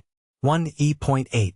You may charge a reasonable fee for copies of or providing access to or distributing Project Gutenberg electronic works provided that do you pay a royalty fee of 20% of the gross profits you derive from the use of Project Gutenberg works calculated using the method you already use to calculate your applicable taxes.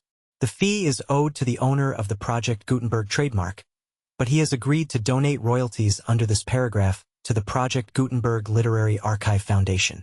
Royalty payments must be paid within 60 days following each date on which you prepare, or are legally required to prepare, your periodic tax returns.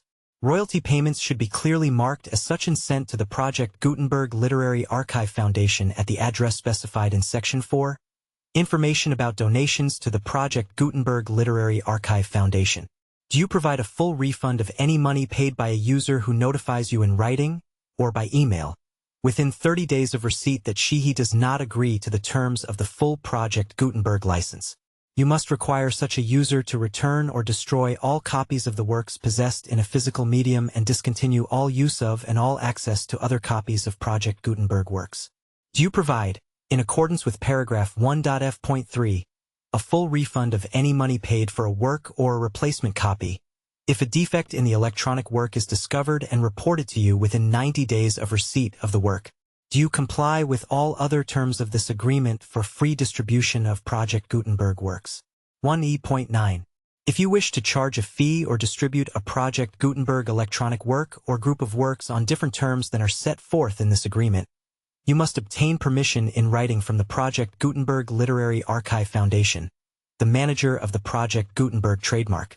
Contact the foundation as set forth in Section 3 below. 1f. 1f.1. Project Gutenberg volunteers and employees expend considerable effort to identify, do copyright research on, transcribe and proofread works not protected by U.S. copyright law in creating the Project Gutenberg collection. Despite these efforts, Project Gutenberg electronic works, and the medium on which they may be stored, may contain defects, such as, but not limited to, incomplete, inaccurate or corrupt data, transcription errors, a copyright or other intellectual property infringement, a defective or damaged disk or other medium, a computer virus, or computer codes that damage or cannot be read by your equipment. 1f.2. Limited warranty, disclaimer of damages, except for the right of replacement or refund described in paragraph 1.f.3. The Project Gutenberg Literary Archive Foundation, the owner of the Project Gutenberg trademark, and any other party distributing a Project Gutenberg electronic work under this agreement, disclaim all liability to you for damages, costs, and expenses, including legal fees. You agree that you have no remedies for negligence, strict liability, breach of warranty, or breach of contract except those provided in paragraph 1f.3. You agree that the foundation, the trademark owner, and any distributor under this agreement will not be liable to you for actual, direct, indirect, consequential, punitive, or incidental damages even if you give notice of the possibility of such damage. 1f.3. Limited right of replacement or refund. If you discover a defect in this electronic work within 90 days of receiving it, you can receive a refund of the money, if any, you paid for it by sending a written explanation to the person you received the work from.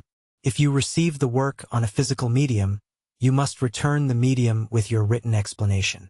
The person or entity that provided you with the defective work may elect to provide a replacement copy in lieu of a refund. If you receive the work electronically, the person or entity providing it to you may choose to give you a second opportunity to receive the work electronically in lieu of a refund. If the second copy is also defective, you may demand a refund in writing without further opportunities to fix the problem. 1f.4. Except for the limited right of replacement or refund set forth in paragraph 1f.3, this work is provided to you ASIS, with no other warranties of any kind, express or implied, including but not limited to warranties of merchantability or fitness for any purpose. 1f.5. Some states do not allow disclaimers of certain implied warranties or the exclusion or limitation of certain types of damages. If any disclaimer or limitation set forth in this agreement violates the law of the state applicable to this agreement, the agreement shall be interpreted to make the maximum disclaimer or limitation permitted by the applicable state law. The invalidity or unenforceability of any provision of this agreement shall not void the remaining provisions. 1 to F.6. Indemnity. You agree to indemnify and hold the foundation, the trademark owner, any agent or employee of the foundation, anyone providing copies of Project Gutenberg electronic works in accordance with this agreement, and any volunteers associated with the production, promotion, and distribution of Project Gutenberg electronic works, harmless from all liability, costs, and expenses, including legal fees, that arise directly or indirectly from any of the following which you do or cause to occur. A. Distribution of this or any Project Gutenberg work. B. Alteration, modification, or additions or deletions to any Project Gutenberg work. And C. Any defect you cause. Section 2. Information about the mission of Project Gutenberg. Project Gutenberg is synonymous with the free distribution of electronic works in formats readable by the widest variety of computers, including obsolete, old, middle-aged, and new computers. It exists because of the efforts of hundreds of volunteers and donations from people in all walks of life. Volunteers and financial support to provide volunteers with the assistance they need are critical to reaching Project Gutenberg's goals and ensuring that the Project Gutenberg collection will remain freely available for generations to come. In 2001, the Project Gutenberg Literary Archive Foundation was created to provide a secure and permanent future for Project Gutenberg and future generations. To learn more about the Project Gutenberg Literary Archive Foundation and how your efforts and donations can help, see Sections 3 and 4 and the Foundation information page at www.gutenberg.org. Section 3. Information about the Project Gutenberg Literary Archive Foundation. The Project Gutenberg Literary Archive Foundation is a non-profit 501(c)(3) educational corporation organized under the laws of the state of Mississippi and granted tax-exempt status by the Internal Revenue Service. The Foundation's EIN or Federal Tax Identification Number is 64-6221541. Contributions to the Project Gutenberg Literary Archive Foundation are tax-deductible to the full extent permitted by U.S. federal laws and your state's laws. The Foundation's business office is located at 809 North 1500 West, Salt Lake City, Utah 84116-801-596-1887. Email contact links and up-to-date contact information can be found at the Foundation's website and official page at www.gutenberg.org/contact. Section 4. Information about donations to the Project Gutenberg Literary Archive Foundation. Project Gutenberg depends upon and cannot survive without widespread public support and donations to carry out its mission of increasing the number of public domain and licensed works that can be freely distributed in machine-readable form, accessible by the widest array of equipment, including outdated equipment. Many small donations, $1 to $5,000, are particularly important to maintaining tax-exempt status with the IRS. The Foundation is committed to complying with the laws regulating charities and charitable donations in all 50 states of the United States. Compliance requirements are not uniform, and it takes a considerable effort, much paperwork, and many fees to meet and keep up with these requirements. We do not solicit donations in locations where we have not received written confirmation of compliance. To send donations or determine the status of compliance for any particular state, visit www.gutenberg.org/donate. While we cannot and do not solicit contributions from states where we have not met the solicitation requirements, we know of no prohibition against accepting unsolicited donations from donors in such states who approach us with offers to donate. International donations are gratefully accepted, but we cannot make any statements concerning tax treatment of donations received from outside the United States. U.S. laws alone swamp our small staff. Please check the Project Gutenberg web pages for current donation methods and addresses.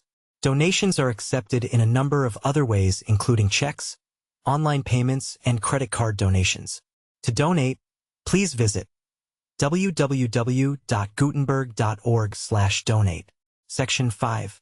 General information about Project Gutenberg electronic works. Professor Michael S. Hart was the originator of the Project Gutenberg concept of a library of electronic works that could be freely shared with anyone. For 40 years, he produced and distributed Project Gutenberg ebooks with only a loose network of volunteer support. Project Gutenberg ebooks are often created from several printed editions, all of which are confirmed as not protected by copyright in the US, unless a copyright notice is included. Thus, we do not necessarily keep ebooks in compliance with any particular paper edition. Most people start at our website, which has the main PG search facility, www.gutenberg.org.